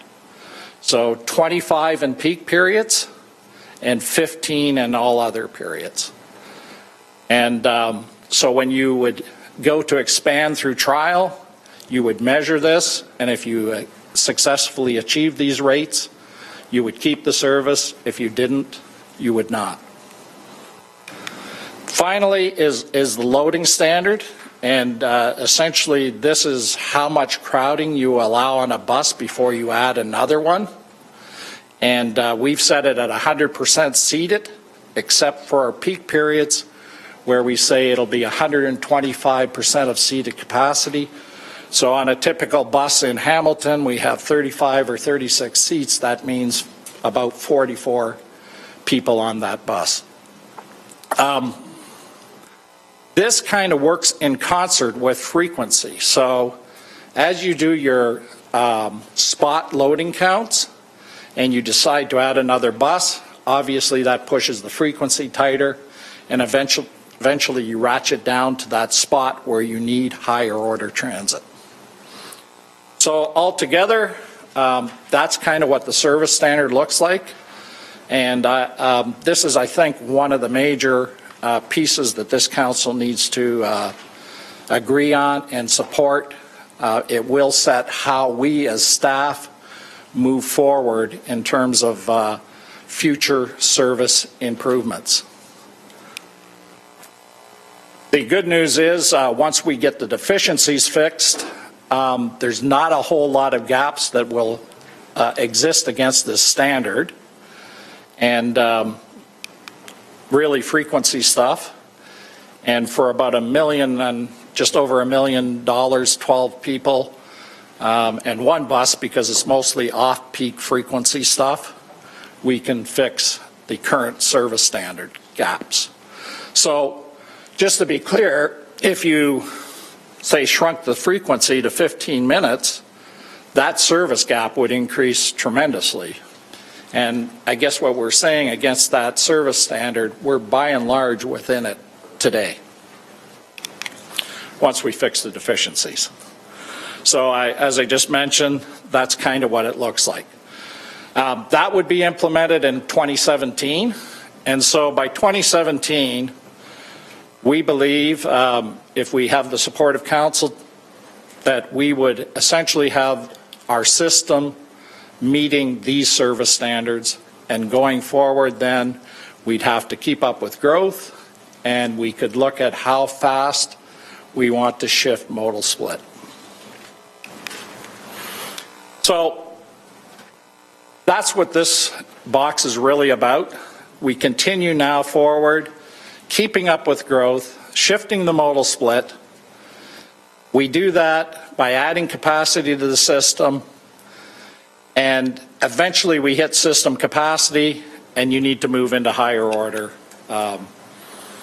transit.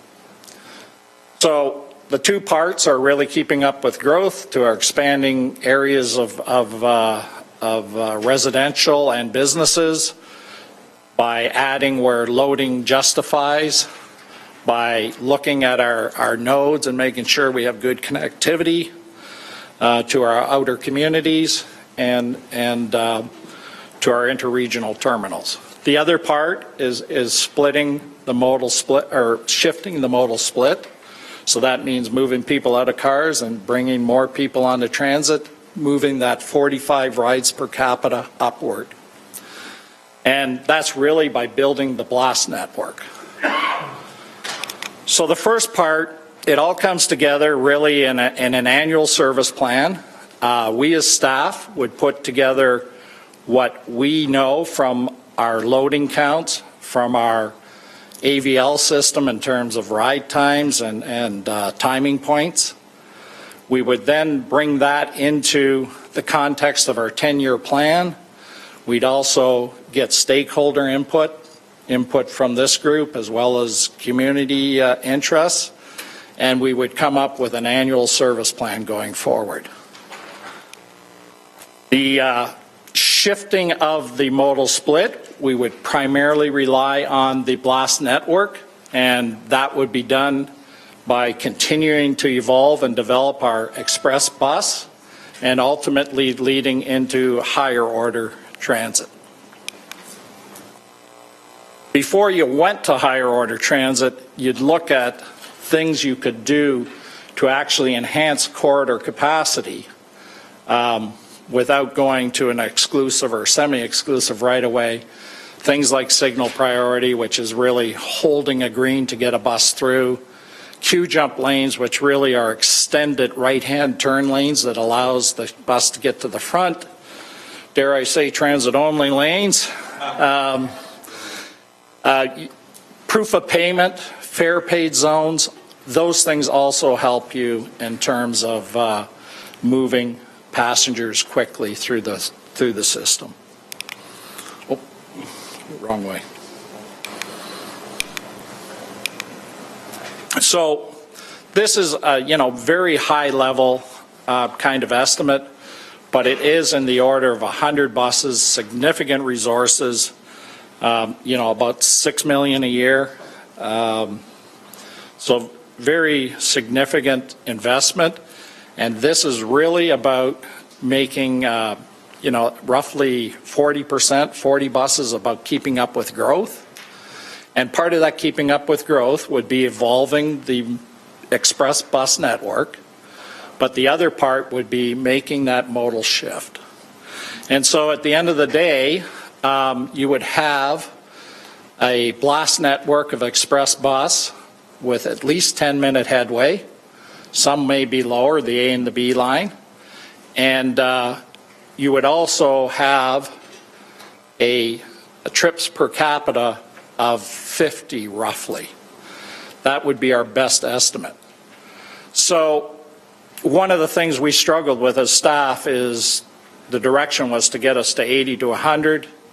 And my experience or advice or knowledge is that I don't think you can get there without some form of rapid transit. So if you look at cities like Winnipeg, kind of a comparable city, very developed bus network. They have roughly 600 buses compared to our 220. They're at 65 rides per capita. If you look at properties that are up at the 100 rides per capita, Ottawa, Calgary, Edmonton, they're all around 100 rides per capita. They all have higher order transit. So even with this significant investment, we're only going to shift it by maybe 5. So then you get to rapid transit, and we've kind of been through this, and this is how you progress into that from the mixed traffic. I'm having clicker challenges. And I wanted to kind of put up this slide to sort of say there are options how you get there. We're obviously today talking about the upper chart here, where we, fix the deficiencies, put the standards in, start the modal shift through an express bus network, and then move to a higher order transit. But there is another option. You can fix the deficiencies, you can put the standards in, you can keep up with growth, and you can build higher order transit to move that rise per capita quicker. And I just showed some higher order transit coming in about 6 years out, because that, in my estimation, is very aggressively optimistic, but that you would not get it any sooner. The real point of this slide is you have to do the local stuff regardless. So the only option is the modal split stuff. And the most aggressive would be to do the modal split with express bus and a higher order transit. Fare policy. So that's kind of what we would do in terms of service strategy. The actual fare policy is part of how we would pay for it. And, the principle here, as I stated earlier, is basically that transit is of value to both the customers that use it and ratepayers in the city. And based on that premise, both must pay for it. We looked at fare structure. Most fares are established based on an adult ticket, and there's multiples or percentages thereof for all the other fare types. And we start with the premise that we have a very low fare. You'll see, compared to our comparators, we need to move forward. We haven't had a fare increase in some time. And then we need to establish a policy of an annual fare increase. So one of the things I did want to mention, because I think it's important to understand, to both ridership and fares, there are elasticities. And, you know, in transit, you basically, if you want to bring people to transit, service is what's more important than fares. And service, generally, you have an uplift of 50 to 70% of whatever hours you add. So what that means, if I had 100 hours of service as my base, and I added 10 hours to it, that's a 10% increase. Roughly on my ridership, I would get a 5% to 7% increase in my ridership number. Conversely, if I had $1 fare and I raised it a dime, that's a 10% increase. I would have a 2 to 5% loss of rides. So they work in opposite to one another, but service is more elastic than fares. And so we looked at several scenarios, and you can see doing 10s across the board will get you the most ridership gain, the least revenue gain, and if you go very aggressive, 25, 15, 15, and 10, obviously better revenues, less ridership. So Hamilton hasn't had a fare increase in 5 years now.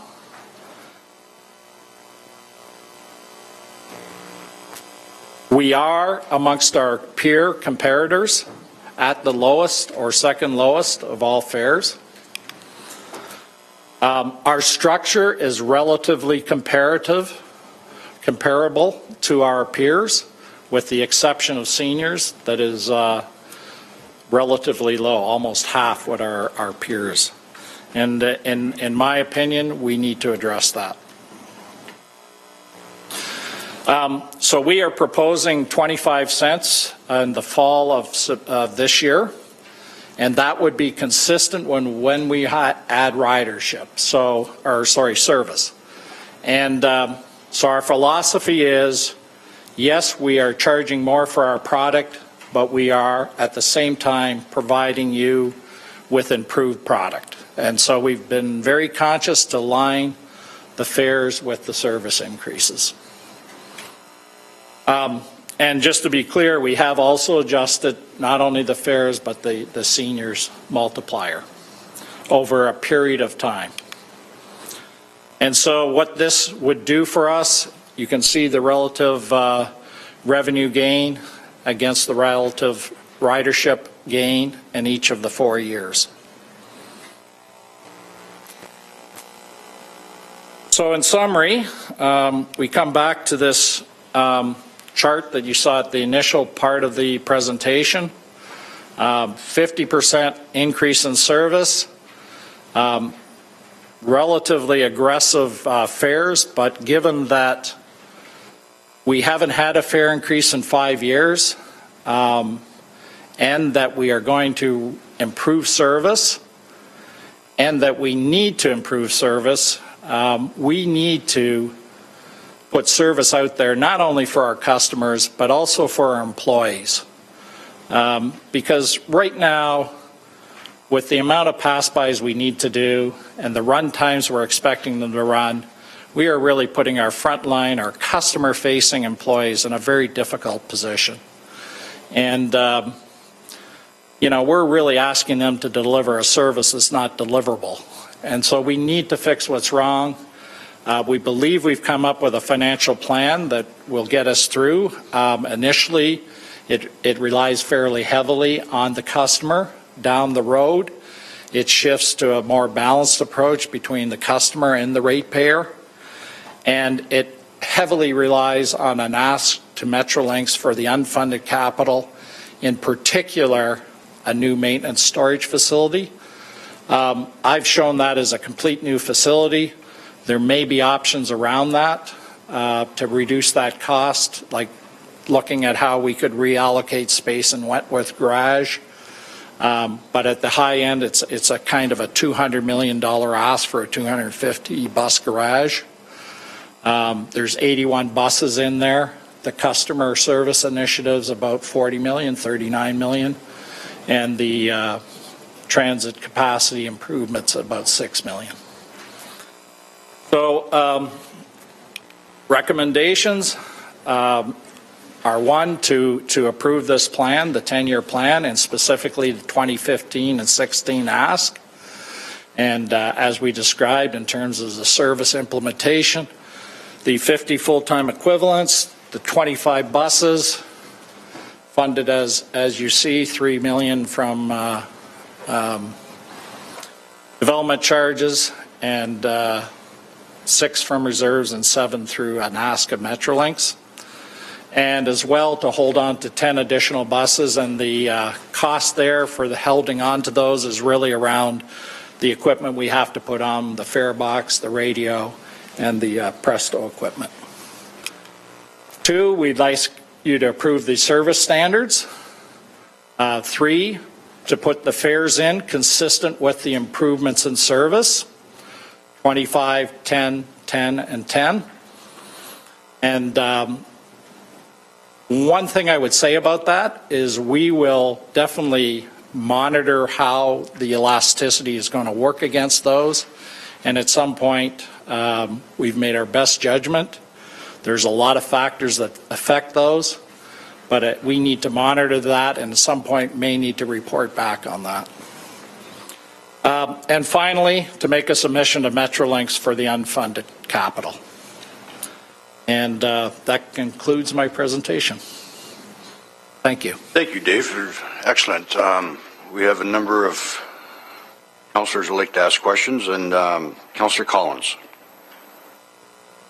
Thanks, Mr. Chairman. Dave, a terrific presentation, and the information you've provided is really the details that were lacking in the Rapid Ready report. And that's not a criticism. We received very high numbers in Rapid Ready, but this is really the meat and potatoes of that report in detail, and so I thank you for everything that you've provided.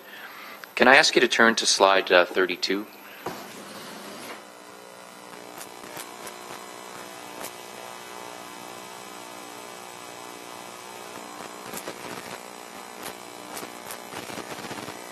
Other way. I know, but it doesn't seem to go back either way. Oh.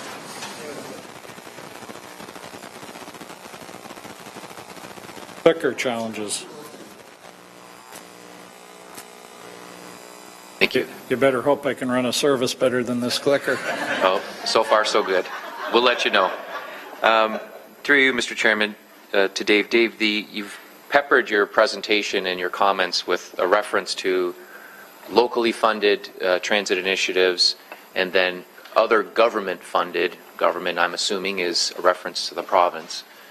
The number that sticks out for me is that $300 million in the bottom there, the $300 and almost $2 million that's referenced in the 10-year total. And that's not factored into your financial equation currently with the 10-year plan that the city would assume as part of its capital and operating budgets. Is that a safe assumption to make? Through the chair, that is correct. So you just mentioned in your summary that there's going to be a Metrolinx ask for funds. Can you reiterate what that is? So through the chair, we would ask Metrolinx for this $301 million and change, which is really 81. We're going to ask them for 81 buses that are BLAST branded, So basically, we can product differentiate them, not unlike what Durham is doing with Pulse or York with Viva or Brampton with Zoom.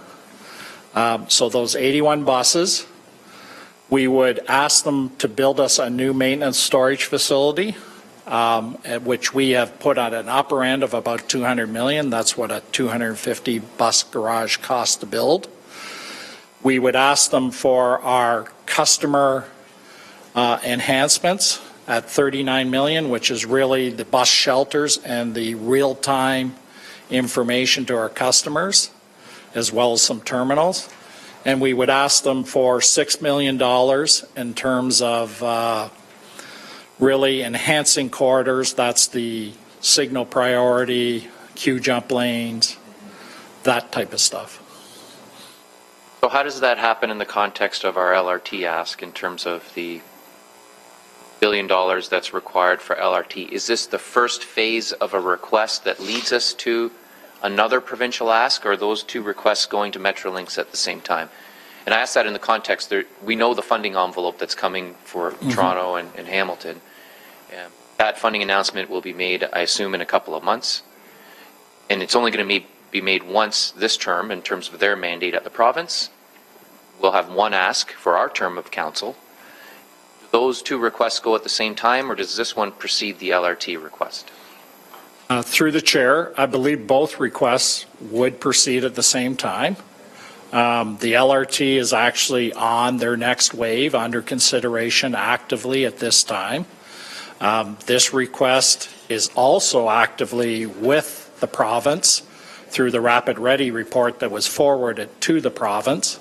So both requests are already before the province. This brings a little better refined understanding to what the ask against Rapid Ready is. So both are actually in front of the province. Okay.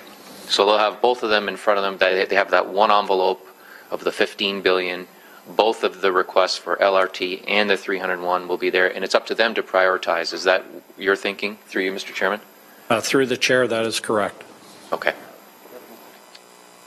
There's nothing in your report that speaks to, and I know this was all about transit, but we have interregional transit has been referenced as part of the provincial funding envelope.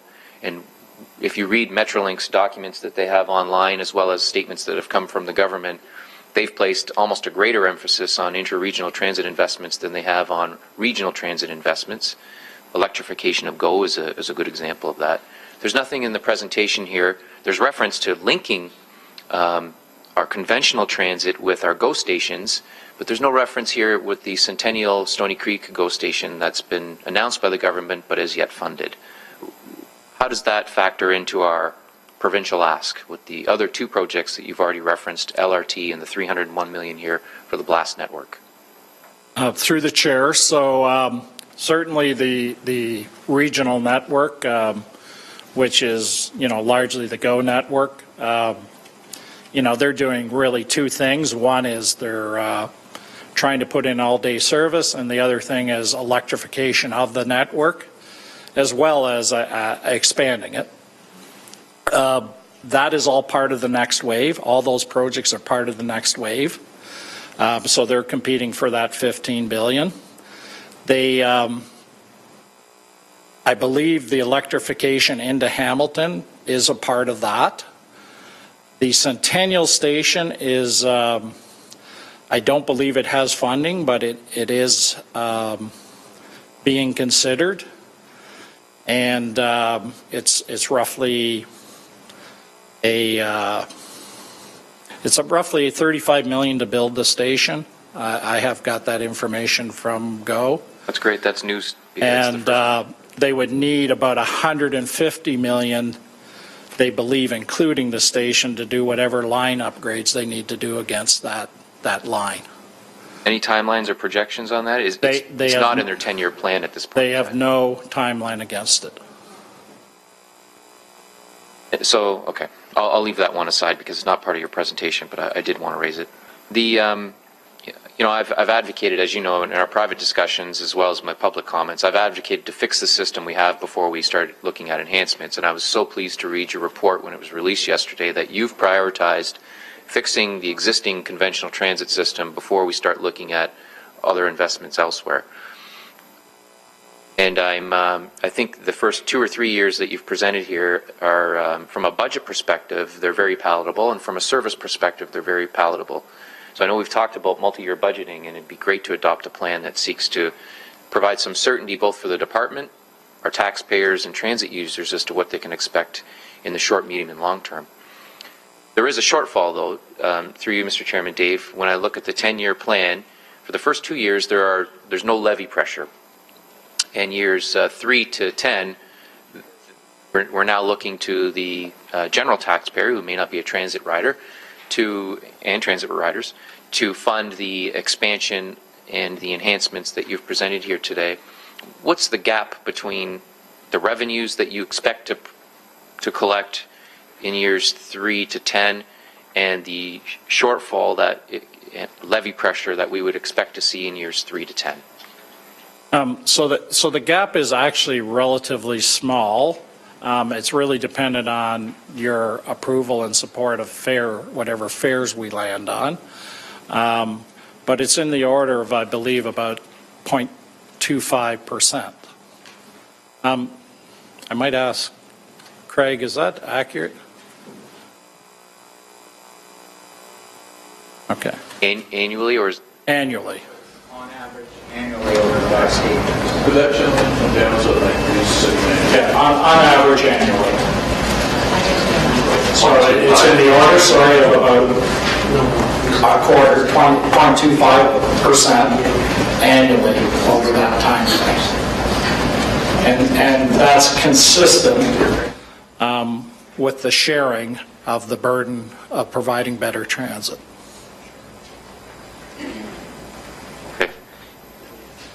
So you've provided 2 years, if we're fixing the system, we call it that, the deficiencies.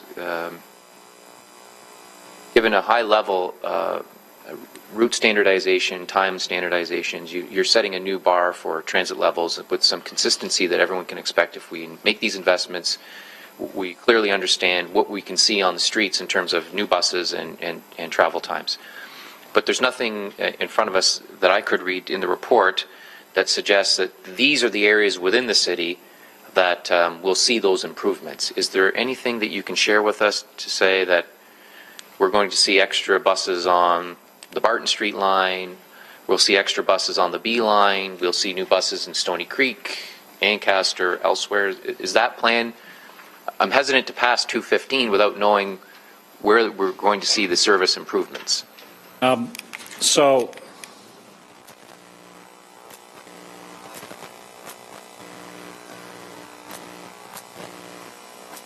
the actual service improvements, although we can't specifically identify what they will be in terms of numbers of vehicles or in terms of service frequency, what we can say is they will be in the areas identified in this chart. We have, we're basically basing that on our runtime data and our pass-by data that we have.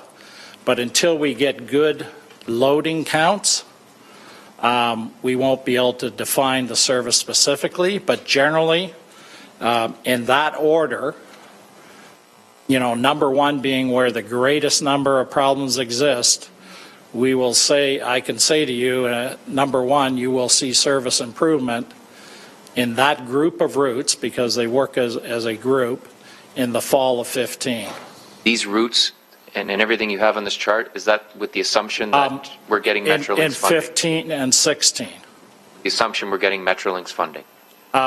So these as we show at the bottom of this chart, this 25 buses, 14 would be basically put against the local network, and 11 would be against the Blast network. That 11, which is roughly, I think, a $7 million ask. Correct.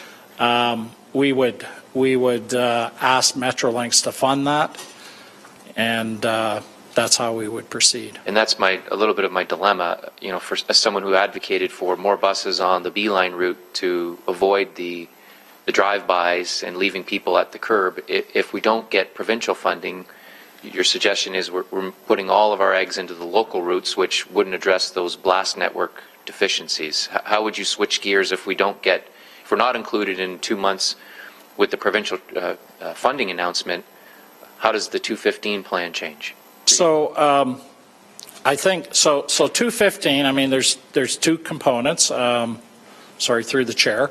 There's the operating component that I think we're in pretty good shape on.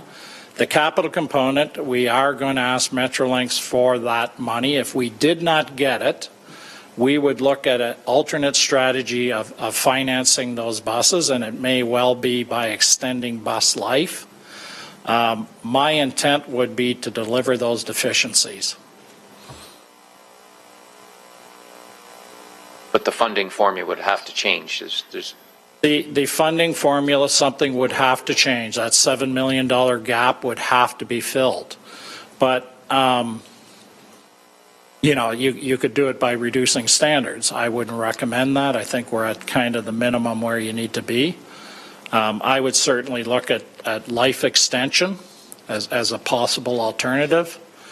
What I would say is, the current system has to get fixed. It's not fair to our customers, and it's not fair to our employees.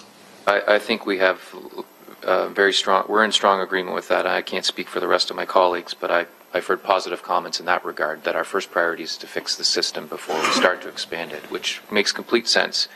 This is the first opportunity through you, Mr. Chairman, we've had to speak to you, Dave, in a public forum in terms of your discussions with Metrolinx and what kind of funding we can expect in the short, medium, and long term.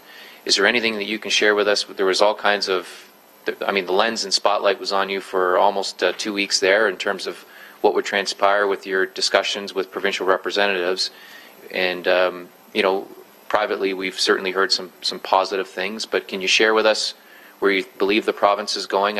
You don't have a crystal ball, and I don't expect you to fully understand where the province is going this year and what they're going to announce, but you have the inside track and probably better understand, save and except for maybe what the mayors and Mr. Murray have heard from the Premier, what Metrolinx is looking at in terms of what's in store for Hamilton. Through the chair, so I would absolutely agree. The city manager and the mayor probably have a better understanding than I of where the province is going to go in terms of meeting with the Premier. My meeting with, as I said, at the earlier transit-only lane debate with Bruce McQuaig and staff at Metrolinx was really around process. They confirmed that our decision at council on the TOL would not impact their decision on higher order transit, the LRT. They're a professional, competent staff that'll make those decisions in the context of other funding needs. They confirmed they had our Rapid Ready report and that they were aware of the needs that we have with respect to just funding our local transit and our blast network. They certainly were receptive to separate branding of a network. Two more questions and I'll wrap up. And through you, you're proposing to purchase a lot of additional buses. And I think your report clearly illustrates that we're at capacity with the current bus maintenance depot garage that we have on the mountain. If we purchase the buses and we don't receive the provincial funding to build the new garage, what's your plan for the additional inventory?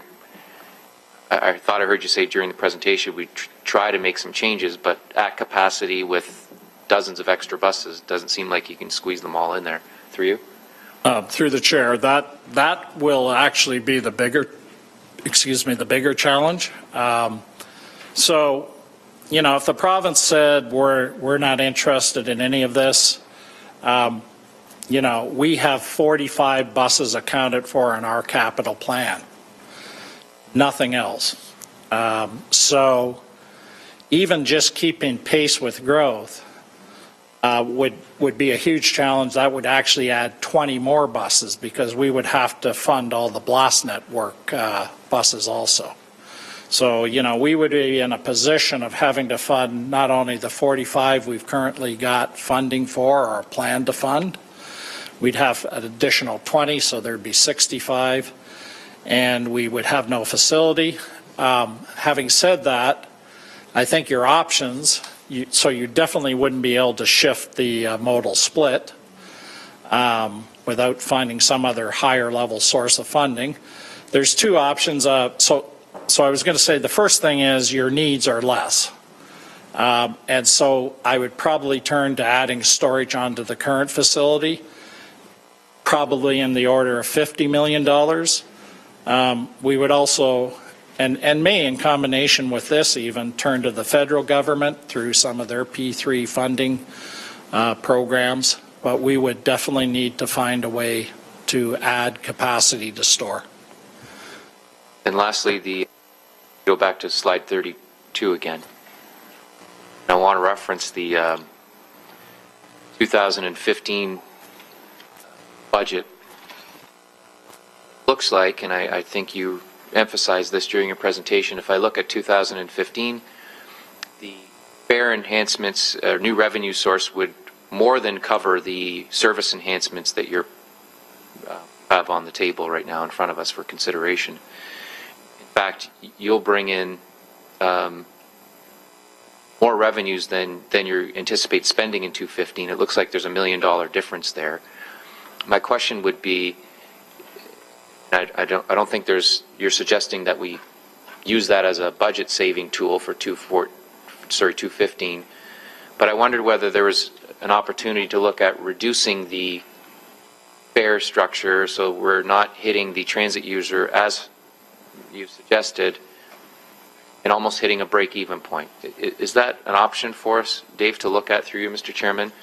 So something that's less of an increase on the transit rider, but we still get the uplift in service, all of the good things that you've referenced today. Hitting that break-even scenario, it might be a more palatable option for those people who are struggling to pay to get on the transit system today. Through the chair, definitely that is an option. 10 cents in the first year would bring you close to break even. Having said that, we looked at this in the context of where we stack up against our peers. And so that would, we're trying to move up from the bottom. We haven't had a fare increase in 5 years. And the most important factor would be the downstream impact of that. What was your plan for the $1 million? So if you have $1 million extra coming in and you're not spending it this year, you're putting that into a reserve through you, Mr. Chairman? So through the chair, there's any number of options for that money, but my advice would be to put it into the bus reserve, because we are challenging that reserve through the addition of the 45 buses over the 10 years.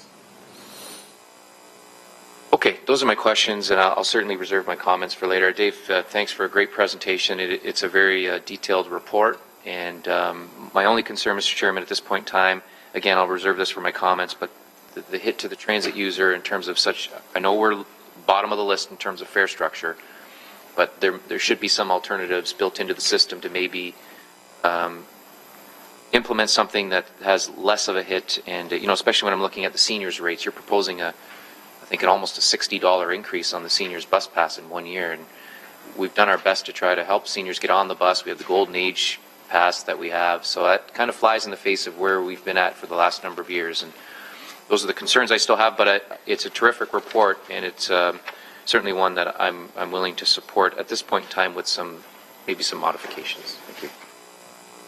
Thank you. And so, Mr. Dixon, we got a number of speakers.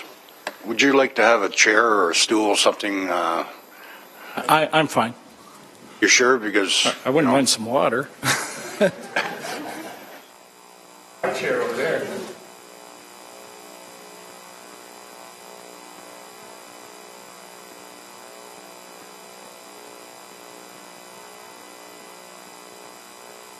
Dave, I'm sure we get you a stool if you're more relaxed there. Next speaker is Councillor Green. Thank you very much, Mr. Deputy Mayor.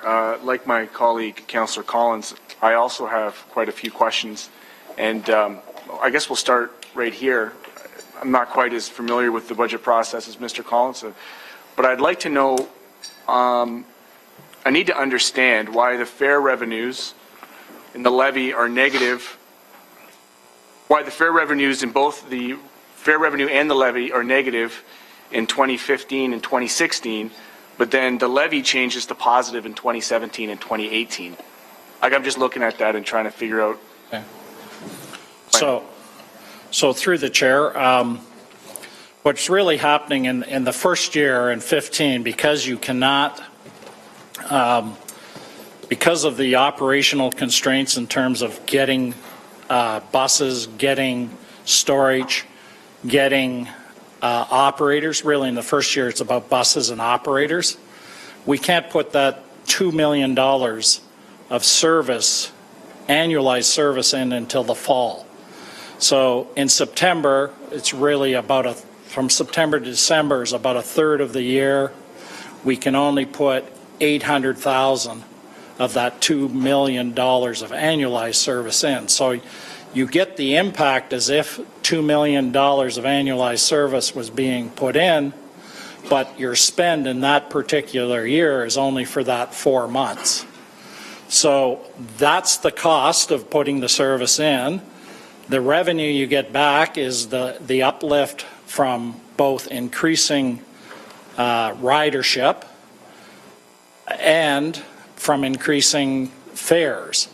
But in that first 4 months, it actually gives you more fare revenue than the costs are. And therefore, you actually have a negative impact to levy. So that's the same kind of thing that happens in 2016, but as you move into 17, the balance starts changing. And so we recognize that there's going to be some negative levy balances in the early going, but if you don't aggressively time that fare increase, you're going to have bigger levy issues down the road. So, you know, we felt the 25 cents was appropriate at this time. If you think of it over the last 5 years, it's kind of like 5 cents a year that didn't happen. And, you know, we kind of put that in terms of we're starting with a significant service improvement, a significant addressing of deficiencies, and we felt that was the appropriate time to put that level of fare in. And so while it has a very positive impact immediately, down the road is really what it's impacting. Thank you. I guess as I'm, you know, just as Councillor Jackson had stated, picked this up last night and had an opportunity to go through it, and there's still some challenges around this idea of fare equity. You talked about this being kind of in a strategic context around social equity, and we're looking at some of the economic principles of elasticity that you brought up, and we've, I think, earlier identified that when we increase the fares and not increase the service, ridership goes down. Is that true? Is that what I saw on one of the slides a little bit earlier? Yeah, that's absolutely accurate. So if you were doing nothing with service, you left service the same, and let's just say for simplicity, you had 100 riders on your system. If you increased, you know, the fare by the 25 cents we're talking about on $2, 1/8, about 12%, you would lose 6% of your riders, or sorry, 3% at 0.25 of your riders. So you would actually, that 100 rides would go down by 3%. You would have 97 riders at the end of that. Because as it stands now, Mr. Chair, it becomes apparent that we're looking at asking the riders to basically fit 95% that $6 million ask and put a 5% increase on the levy, and you've mentioned that we haven't raised fares in quite some time. Is it also safe to say that we haven't equally invested through the levy in HSR operations during the same period of time? Through the chair, we have put levy against transit, not to the level I think we need to, as I outlined in the presentation, but we have invested in transit, and I think in many ways this is a rebalancing of the appropriate balance between the parties that benefit, the ratepayers and the users. Is it fair to say, Mr. Chair, that oftentimes the ratepayers and the users are still the same person? Is that also a fair statement to say? Through the chair, that's accurate. I mean, the ratepayers, you know, if you're a ratepayer and a user, you're not only getting the advantage of cars being off the road, you're getting the advantage of using the service. So I think it's still an equitable equation. And I say that because I think in some of the earlier reports that I read around you know, motivating people to make that shift to public transit, we talked about, and this is particular to the cost of the monthly passes, that if we have parking at a lower rate than our monthly passes, then we're not encouraging people to make that shift. Is that accurate? Is that still accurate to say? Through the chair, I don't think that's accurate. I mean, in transit circles, service will always dominate. So, you know, if you want to increase ridership, you need to improve service. And so if you really wanted to start shifting that modal shift or modal split, you could aggressively put on service and you would have people come. And so, you know, you would always deal with service before fare. That's actually that's leading to my next question, because it seems to me that if we were going to ask the riders to pay a higher fare, that we would have to first aggressively increase the service, and you've identified the deficiencies will remain between 2015 and 2016. So it would seem that one alternative option might be to front-end load the levy and allow us to increase the service, which would then justify the increase in fare, as you've just stated. Is that a possible option? Is that an option that you looked at? Through the chair, it's not something we looked at. We really looked at aligning both service improvements with fare increases, so that when we ask a customer to pay more for the service they're receiving, at the same time they're actually receiving better service. I can appreciate that. Please bear with me. I'm still working through this process, and I know that we're trying to make the best decisions with the best information we have possible. And you outlined in this report, and I found this very, very interesting, particularly to the last conversation we had around transit. I'm curious around your data. How is it that you currently enumerate your number of riders? So through the chair, ridership is really based on counts that we have done. We have registering fare boxes, but we also reconcile that against nightly counts. And so for cash and ticket fare media, we have counts that we actually know. And through passes, there are estimates made against each pass type of what the usage rate is. And you sample to establish what that usage rate is. And combined, that creates your ridership number. It sounds, I guess it sounds like there's an accurate reflection. When was the last time there was a very specific count? Well, it's a continual on cash and tickets. It's a continual count. But not on passes. Because, for instance, I have a pass, Mr. Chair, and I know I flash it, and I know lots of students also have passes, and they flash it and they go on, and that's a large portion of our ridership. But I'm not clear that they're being accurately reflected, and I say that with all due respect, because we talk about the technical need for higher order transit, and I'm not clear that we have a very accurate and specific count And I'm understanding that in other municipalities, they might have more technological ways to keep a very accurate count of their ridership. Are there better practices in other municipalities to make sure that the data collected is accurate and up to date? Through the chair, I would say, so first of all, we are into the Presto mode, and we currently don't have a huge uptake. I think it's around 17%, but Presto will give us very accurate counts. There's a open payment system that's very accurate, that's being explored south of the border primarily. But I would say Hamilton, in many respects, is actually ahead of some properties. So I wouldn't say we're great at it. I wouldn't say we're poor at it either. And I would say with the implementation of Presto, we will continually get better numbers. Okay, just a few more questions, and it's particular to the fare and the distribution of the fares. And I say this because in order to make the proper decisions, it's important that we have all of the variables as presented. I know this has been a pretty extensive. I know as the budget goes on, Mr. Chair, we'll get more information. I'm looking forward to that. But for me, what's left with is still that 95% burden on the fare rider versus the levy. And so I'm interested in some additional information, particularly what is the per household cost of the $300,000 increase in the levy? I'd love to see that breakdown by ward.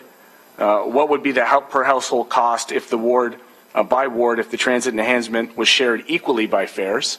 A $3 million and $3 million distribution. And what would the fare increase be needed to generate that $3 million instead of the $5.7 million? I would also like to know what would be the per household cost by ward if the $6 million transit enhancement was all on the levy. I'd be interested to know what the tax and fare increase would look like if service improvements came before the marketing and the branding strategy, because it seems to me as a small business owner, Mr. Chair, the customer experience, as you've outlined in your slide, is the brand. And so if we were to spend $16 million on branding, and I know some of it's allocated to the actual user experience, but I think there's about $4 million allocated to renaming and rebranding, marketing, that it's incumbent that that brand be anchored to a very positive experience. So I'd be interested to see what would happen if we made those enhancements prior to that marketing expense. And, we understand that Rapid Ready is, again, this is going to go back to the parking, because I think that is an issue. I think that if I have to pay more for a bus pass than I do a parking pass, then just using base economic theory, although I can appreciate through your experience, but using base economic theory, if the city's providing below rate parking, then we're subsidizing parking. Or at least that needs to be looked at. I know planning's not here, and so I'll ask that question to Jason to see what are the impacts of that to have equality between our monthly passes and our parking, because the monthly pass is quite significant. And so going back to this slide right here, we're looking at a 10-year strategy, Mr. Chair, and we have details, 1 through 5. Not a lot of information 5 through 10. There's still some uncertainty there in terms of what these enhancements will look like, but we've already essentially, we're committing to or looking to commit to a fare raise. So I'm wondering if the fare increase in the earlier slides is described as increasing by inflation over those years, but we need more detail because the levy seems to remain the same.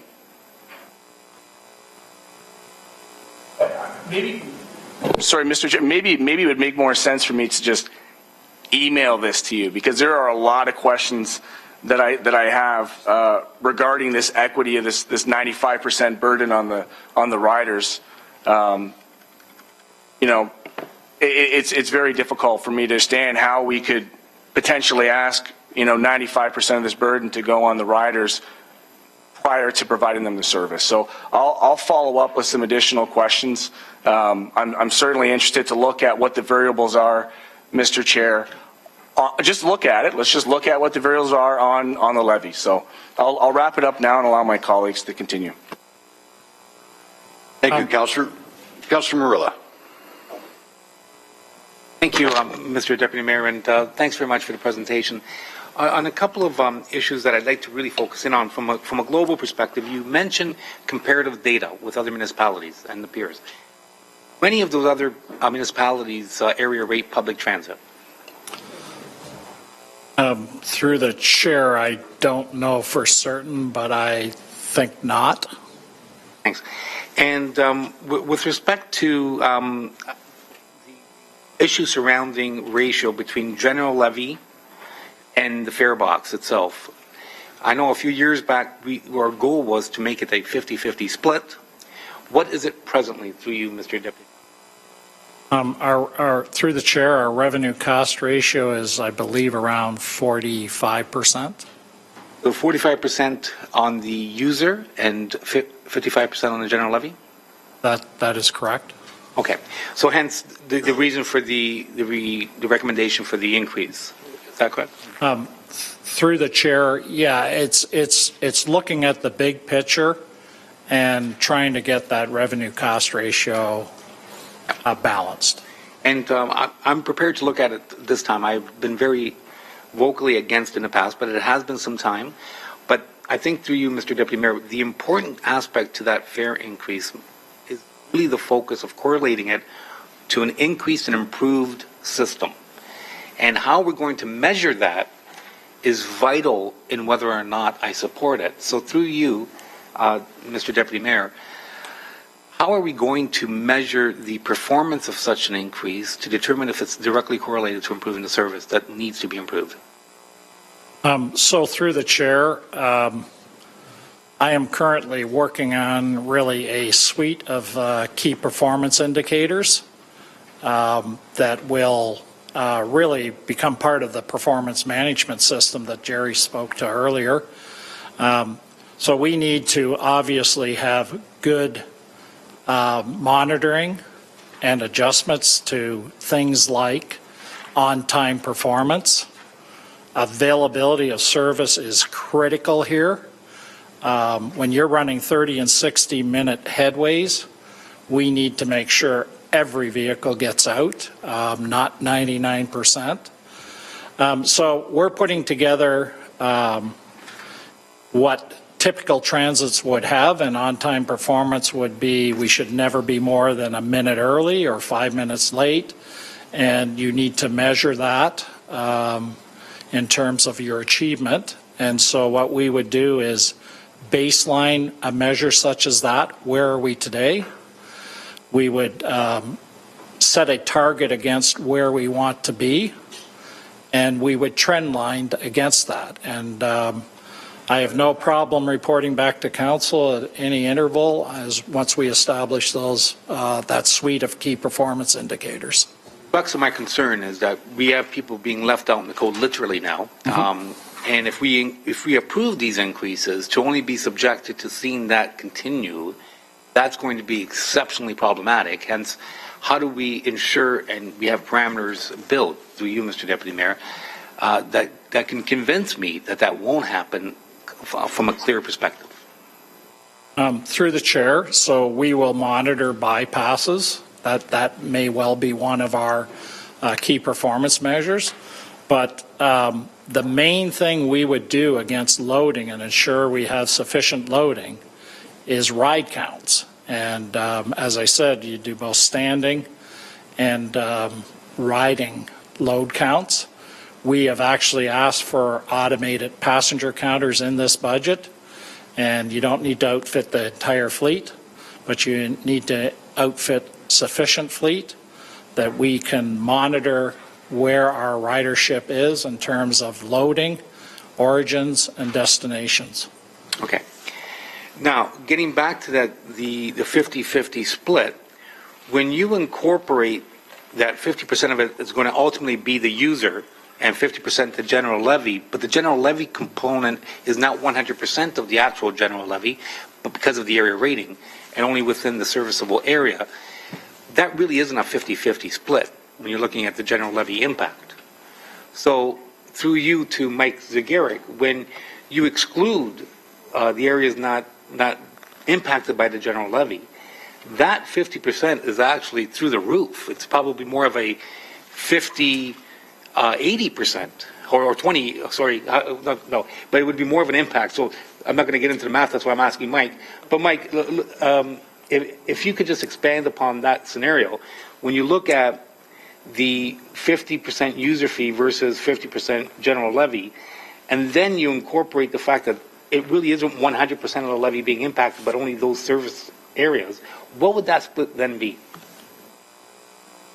So through the Deputy Mayor, I think the councillor is speaking to two issues. One is the ratio, the 50-50 that Dave has referenced, is if you look at the transit gross budget, 50% is funded from revenues, including the fare box, and the balance is funded from the general levy. So it is accurate 50-50. I think the second issue the councillor is raising is the levy portion. How is that derived in terms of the funding of the levy portion? So I'll just remind committee that transit is area rated to the transit boundary, which is different than our official plan boundary. And also we have boundaries under area rating for fire, urban, rural, and street lighting. So in terms of the distribution of the levy portion, it's mixed across the former municipalities based on our area rating formula. But in terms of the 50-50, it is accurate. If you look at the gross transit budget, 50% is from revenues and 50 from the levy. All right, so through you, Mr. Deputy Mayor, my question is this. There's only 100% general levy, but when you exclude the areas not impacted by the general levy for public transit, it's not truly 50-50 in one city, because you have to exclude that entire geographic area. So when you look at the 100% general levy and you exclude those areas that are not paying into the general levy, now you're dealing with another 100% sample, and that 100% sample is basically the user and those that are paying for it under the general levy. But if you include the entire general levy, that number shifts. It has to. So through the Deputy Mayor, I think what the councillor is identifying is those areas outside of the transit boundary, which are typically our rural areas, do not pay for transit. They are not levied for transit. So if you were to apply it to the general levy, transit, there would be two combination of impacts. One, to wards 9 through 15, and the even greater impact to the rural area.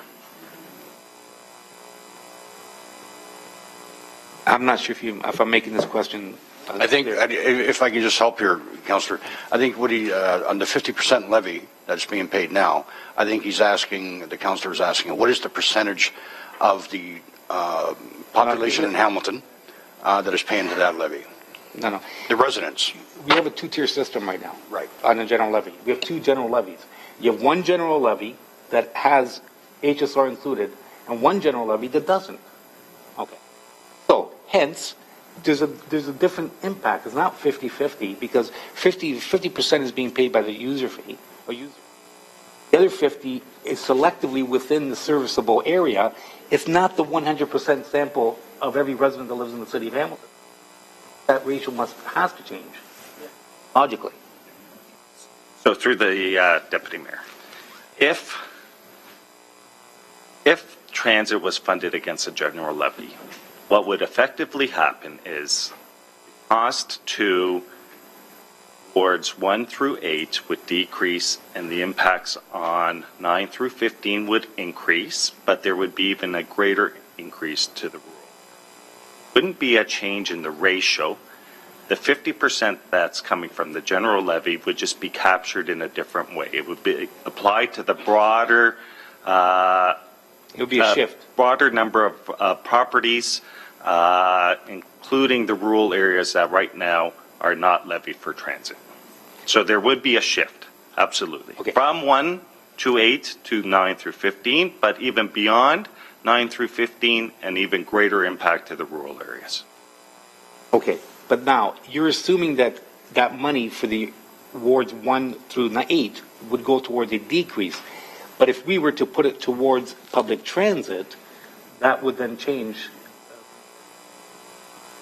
Through you, Mr. Deputy Mayor, we will come back. We've been asked to provide this information. It's not as simple as to say in lieu of wards 1 through 8 realizing a tax benefit, that funding would be reinvested in transit. We can't do that under provincial legislation. It has to apply to everyone. So wards 1 through 8 would have to realize a tax reduction, and wards 9 through 15 would be impacted by the shift. And if there was a reinvestment in transit, they would be impacted by an additional increase for that reinvestment. So to the councillor's question, the savings to 1 through 8 cannot be applied to transit without having an additional impact in 9 through 15. It has to be applied universally to all areas.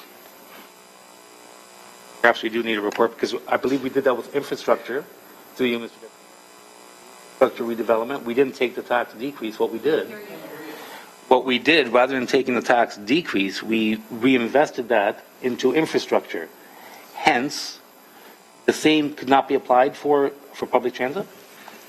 So through you, Mr. Deputy Mayor, we would come back with that information. No would be the short answer is if you are increasing, if you are applying the cost of transit against the general levy and increasing the service level and the cost, that equally has to be applied to everyone. So it can't be funded exclusively from savings through wards 1 to 8.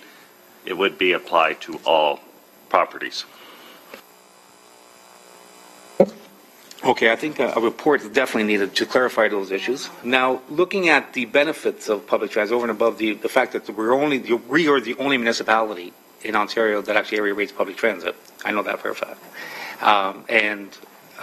So in essence, and looking at the benefits of public transit and the economic development component, if the entire region is benefits from public transit, including those areas that are not paying towards it, how do we area rate the benefits of the economic development associated with public transit in order to mitigate some of the public transit costs? Through you, Mr. Deputy Mayor.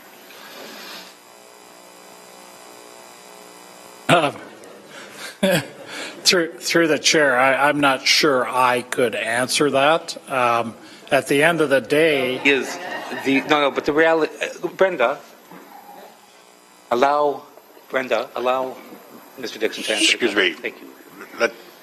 Can you just please ask the question? We don't need off comments. Just go ahead, Mr. Dixon. So what you do see, I guess what I could say is what you do see is the impact on a transit service and the way our service is actually designed. You tend to have tails at the end of lines rather than straight through lines. Service design is somewhat impacted. Service designs are impacted, but just focusing in on the economic development of a city related and public transit. Thousands of people go to work every day using public transit. Hence, assessment grows, people go to work, services are provided. How, if at all, have we ever measured that economic upload to the city? And how can we measure that number and then area rate the benefits to the areas that are actually paying towards it from a general levy perspective? Councillor, Mr. Murray would like to weigh in on this. Chris? In terms of the first part of your question or comment, Councillor, and it's more than just the economic benefit that accrues to the entire community. I would argue there's a socioeconomic benefit that accrues in the entire community in terms of how you capture resident by resident what the benefit is. I mean, that's something you'd have to leave with us to try and think about. But just, I thought where you're going with this is, you know, it's more than just simply moving a person from point A to point B. I mean, when you think about a transit system, absolutely, from a jobs perspective, I mean, there's many people that rely on the transit system. Do those jobs benefit the community? You would say yes, of course they do. From a social perspective, when you look at, you know, an aging population and the fact that people that we want them to live their lives out in their homes, I mean, from a social isolation perspective, there's a benefit in having a robust transit system. That benefits more than just the person on the street. It benefits everyone in the community. So to your point about, you know, how do you pay for transit, especially when the benefit goes beyond just the wards that are paying for it? I mean, is there a community benefit? I don't disagree with you. There's a community benefit. How you apportion that cost specifically, the way that you're phrasing the question, I don't know if we got a perfect answer for that right this minute. I think some of that is what Mike is going to bring forward in his report. But the premise of your comment or question, I think from our standpoint is we would, and I think in fact when you look at Rapid Ready, I mean, those were some of the arguments I think we were making when we put that report in front of you. Okay. I guess my point simply is, and I appreciate you elaborating on it, is that those areas that are paying into the public transit system, which benefits the entire city, even those areas that are not paying into it, the rewards, we're paying into it, but we're not receiving the full extent of the reward. Hence, measuring that amount is important not only from a social perspective, but an economic development perspective. And I wanted to dwell on the economic development perspective, because some people only think with tunnel vision that way, and that's what I'm trying to focus in on. Now, moving on to the social impact, through you, Mr. Chairman, you had mentioned, David, we've known for a number of years that increasing fares decreases ridership. Stated today that the increase of the fare will decrease ridership, but it's important to improve the service in order to achieve our future goals. My question is, for transit, that might be very applicable and it might actually work very well. The problem that we're faced with is if that percentage of individuals are dropping off the public transit system and are now choosing to not go to work because now they've gone beyond that threshold where they now become the working poor, and that threshold's now been changed to where it's actually cheaper for them or even more beneficial for them to just simply go on the welfare roll, which impacts us even greater in this community. How is that measured with respect to the global impact from a negative perspective, if at all? Through the chair, excuse me.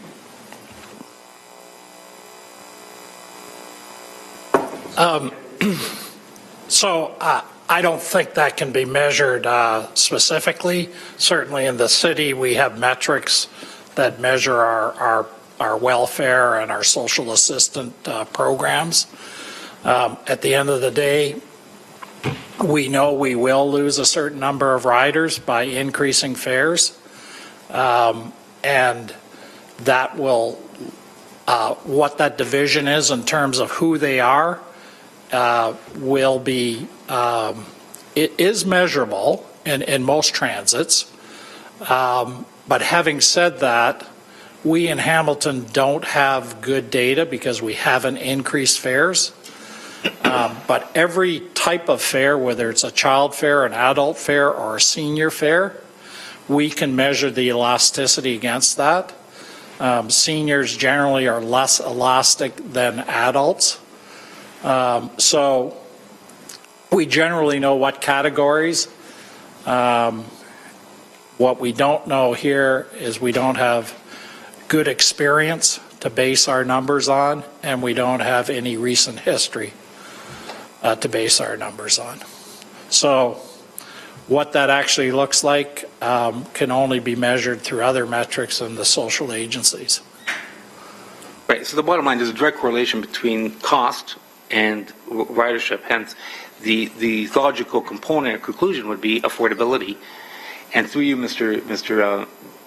Chairman, the importance of that from the magnitude of the global budget is far greater than the upload from the fare increase. And that's my only point. Because this is not as simple as simply looking at the fare increase for better transit and then having to pay for higher social assistance rates that the province hasn't uploaded, but on the backs of the municipality. So in essence, what we're in essence doing is by increasing the fares, we're also increasing the demand on social agencies, social services, which has more of an impact on our rural cousins who are not even paying into the public transit system. So in reality, it really is a cyclical impact from a taxation perspective, and those that don't understand it should, because you're elected to do so, rather than talk and not listen, because you can't learn when you don't listen.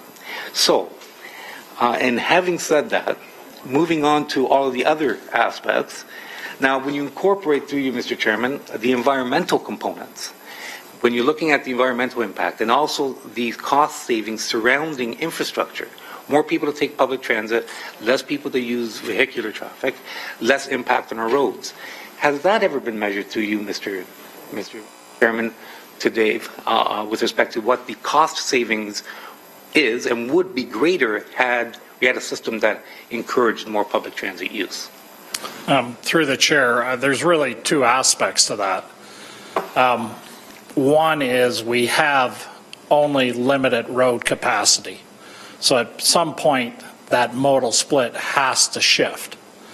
The other thing is the whole strategic outlook, the context of this was within the grid's official plans and the transportation master plan. And the basic premise of the transportation master plan is that we would maximize the use of current roads before we build any new roads. And so to do that, you need to make that modal split change, and that's where the numbers were generated from in terms of the targets. And the transportation master plan is being updated, and we have asked for those numbers to be generated through that report. So far what we've determined or concluded is that the importance of public transit is social, financial, environmental, economic development. It basically boils down to our very existence in many ways. And only half of us are paying for it, and the other half are, and 100% of us are benefiting from it. So hence, I look forward to the actual full report of that, because being that we are the only municipality in Ontario that area rates public transit, is really a sad state of affairs, particularly when we want to be seen as leaders rather than followers, but more importantly, want to be seen as an equitable place to live and also a good place to live. So I appreciate your time, Mr. Chairman, but I will speak to this later as well, because I do have motions that will be directing staff for a report. Thank you. Thank you, Councillor Johnson. Thank you. I'm going to bring you back to the report that you've been presenting, by the way, that I've been listening to. One of the things I wanted to ask you was if you can go to 49, please.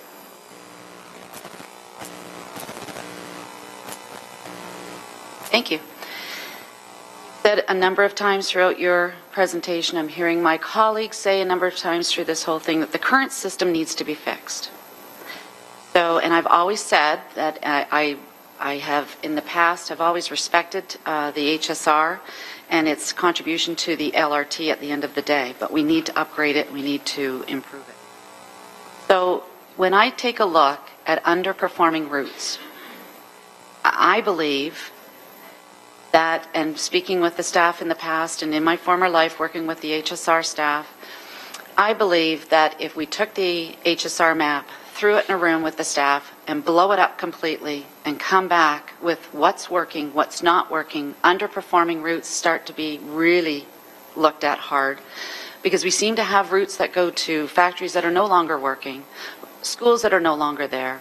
So we've got historic routes that are on this HSR map, and then I would suspect would be coming back as unperforming routes. So would it be reasonable to say that if we took the HSR map in a room, blew it up with no political influence, get all the numbers, get the routes down to where the staff, who are the experts at this, figure out where all the routes should go and where they should be enhanced and where they should be pulled back, your FTEs that you're asking for at the end of the line, 50 FTEs, would that not be adjusted somewhat if we could take that map and blow it up and make it more versatile for today? Through the chair, no question there'd be an adjustment. I think that the strategy really is, we started off, look, we just got to fix what's wrong now. We got to get the system working. And that was really, really what you would do first if we weren't in what I believe is somewhat, I don't want to, we're behind. And it's having it's an unfair burden on our customers, and it's an unfair burden on our operators. If we had a system that was at the appropriate level, the first thing we'd do is really put those service standards and then move forward through service standards. But our strategy was really, we've got to fix what's wrong now, put those service standards in, and then do exactly what you're saying. As we move forward into the future years beyond 17, we need to keep up with growth, which we've roughly put in this program at 2%. And we do have a lot of granularity behind all these numbers. I'm sorry, they're not there anymore. But really, that's a bit of an unknown. But we need to keep up with growth. We need to look at exactly what you said in terms of, do we have the right routing? Do we have the right connectivity between different places of destination and origin? And only once we get origin destination data and look at it in its totality will we be able to start doing some of the work you're talking about. Okay, thank you for that. And through you, Deputy Mayor, to Mr. Dixon. I think my concern here is if it's broken, and I'm thinking of somebody on crutches, and you put a lot of money into that, but you don't do anything to get rid of the crutches, it'll still remain broken. So why wouldn't we go back a step, go to the map, figure it out where we need to enhance, figure out where we need to pull back, and then say, here's our ask and this is why. I guess my dilemma is we're putting money into something that's broken without looking at it holistically. We're only looking at the 5 routes, the blast routes. So I guess that's where my issue comes in. Could we, in fact, be looking at reallocating routes to another area, or the times could be to another area, FTEs could be directed to another area, and wouldn't that solve a lot of the problems rather than just throwing it here without looking at it over here? Through the chair, I think we're saying the same thing. The only difference is timing. And given the city is growing, I don't think those resources will be wasted. To do that kind of work up front means you leave the current system in decay until that work is completed. So that's why our strategy is, we would agree. We don't think we have exactly the right format of routing and structure. But to restructure our whole system, that's a major exercise. And we would just leave the system that we currently know has issues in decay for another year or two. So our view was immediately fix what we know is wrong, put the service standards in, and then do exactly the work you're talking about as we progress forward. And 3 or 4 years out, we don't know exactly what that will look like, but we're fairly certain there will be growth, and those resources will not be wasted resources. Okay, thank you for that. And through you, Deputy Mayor, I'm hearing decay, I'm hearing crisis, for lack of a better word, that we have to do this now, or it's just going to fall to pieces in 3 years. And where I guess my opinion or argument would be is that if we're going to fix the system, we look at it, all of it, and then we do it in measured steps. Right now, I'm not seeing the measured steps. I'm seeing that you've got underperforming routes, but what does that mean? What's considered underperforming routes? I'm certain that the staff has got that measuring stick in their head already. They already know. They could probably, off the top of their head, say to you, this, right now. If we took those off, we've got or not take them off, maybe put them in with another route, I don't know. But if we take a hard look at those unperforming routes, we take a look at the scheduling issues, the capacity deficiencies, if we look at that all equally, would it not benefit at the end of the day? You would end up with more give than take? I'm not saying this right. Okay, through the chair. So one of our service standards is productivity. So that's kind of the minimum uplift you expect, 25 people per hour during peak periods and 15 during non-peaks. That measures whether a route is meeting the performance target or not, or a time period within that route. We have identified some routes through our review of the current routing and our proposed service standards that we need to have a look at, but all that takes time. I wouldn't define the system currently in crisis. I would define it as we have some areas that we need to address, both for our employees to make them able to do their job and for our customers to make sure we can deliver an on-time performance. So if we have metrics that we're going to measure against, we're never going to get there in terms of on-time performance or pass-bys if we do not add vehicles to the system. Okay, and I get that. And when I look at the map and I see that you want to increase services on certain lane or certain routes, but if we don't have the connecting ones catching up and doing the same thing, you're leaving people out in the cold is the expression I've been hearing as well. So that's where I'm coming from. And I also appreciate, through you, Deputy Mayor, to Mr. Dixon, I also appreciate how long it takes to even revamp a route or bump it up. We approved the Rymal Road improvements, and I keep hearing that, yes, we still have to hire people, we still have to. So it does take a while, and I do appreciate that. If I can get you to go to slide number 43, please. I'm going to go backwards a little bit. Oh, sorry, 42.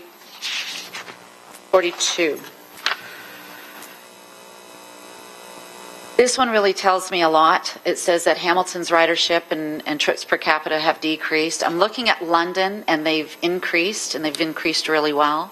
So can I take you to the next slide? I'm looking again at London, and again, they've increased their average 4.44. And when you look at the contribution that London has made to their services in Hamilton, they've actually come in under Hamilton. So if I can send you now to number 44, the one right after that. So London beats us out, but number 2 spot. So that's not shabby. I think that really says a lot for our HSR department and our HSR staff, which are fabulous. So now if I can take you to number 77.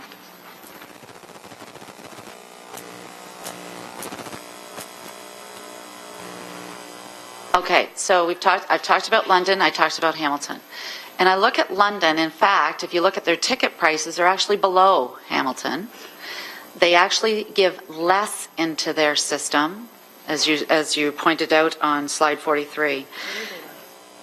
Sorry? The ticket's less, $1.90 for a ticket for an adult and $1.54 for a student. So that is, in fact, less. So that's where the cash is different, but this is tickets. So I guess what I'm asking is, they've achieved the lowest fare, the lowest contribution, and because we're number 2, that really bothers me. I think we should be number 1. What is London doing? What is it doing that's getting them all these numbers that we would love to have?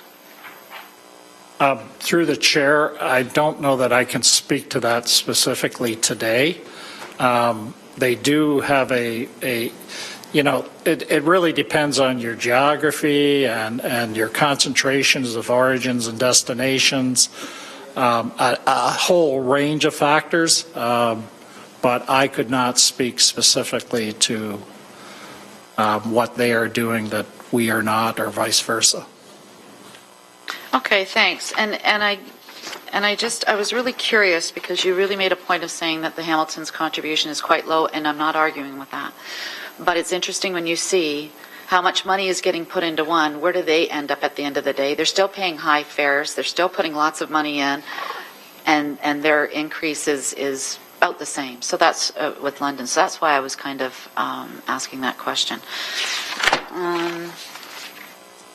So if I can just get you to go to 52, and this is where you're talking about commitment for 2015 is 50 FTEs, 25 new buses. Okay, so I get the new buses. They've got their shelf life. They need to be replaced. I totally understand that. So is the new buses that you're looking at, the 25 new, is that for brand new to put on the ground on top of the buses we already have, or is it just to replace? I just need you to clarify that. Through the chair, they are brand new buses. So these are, we currently have a fleet of 221.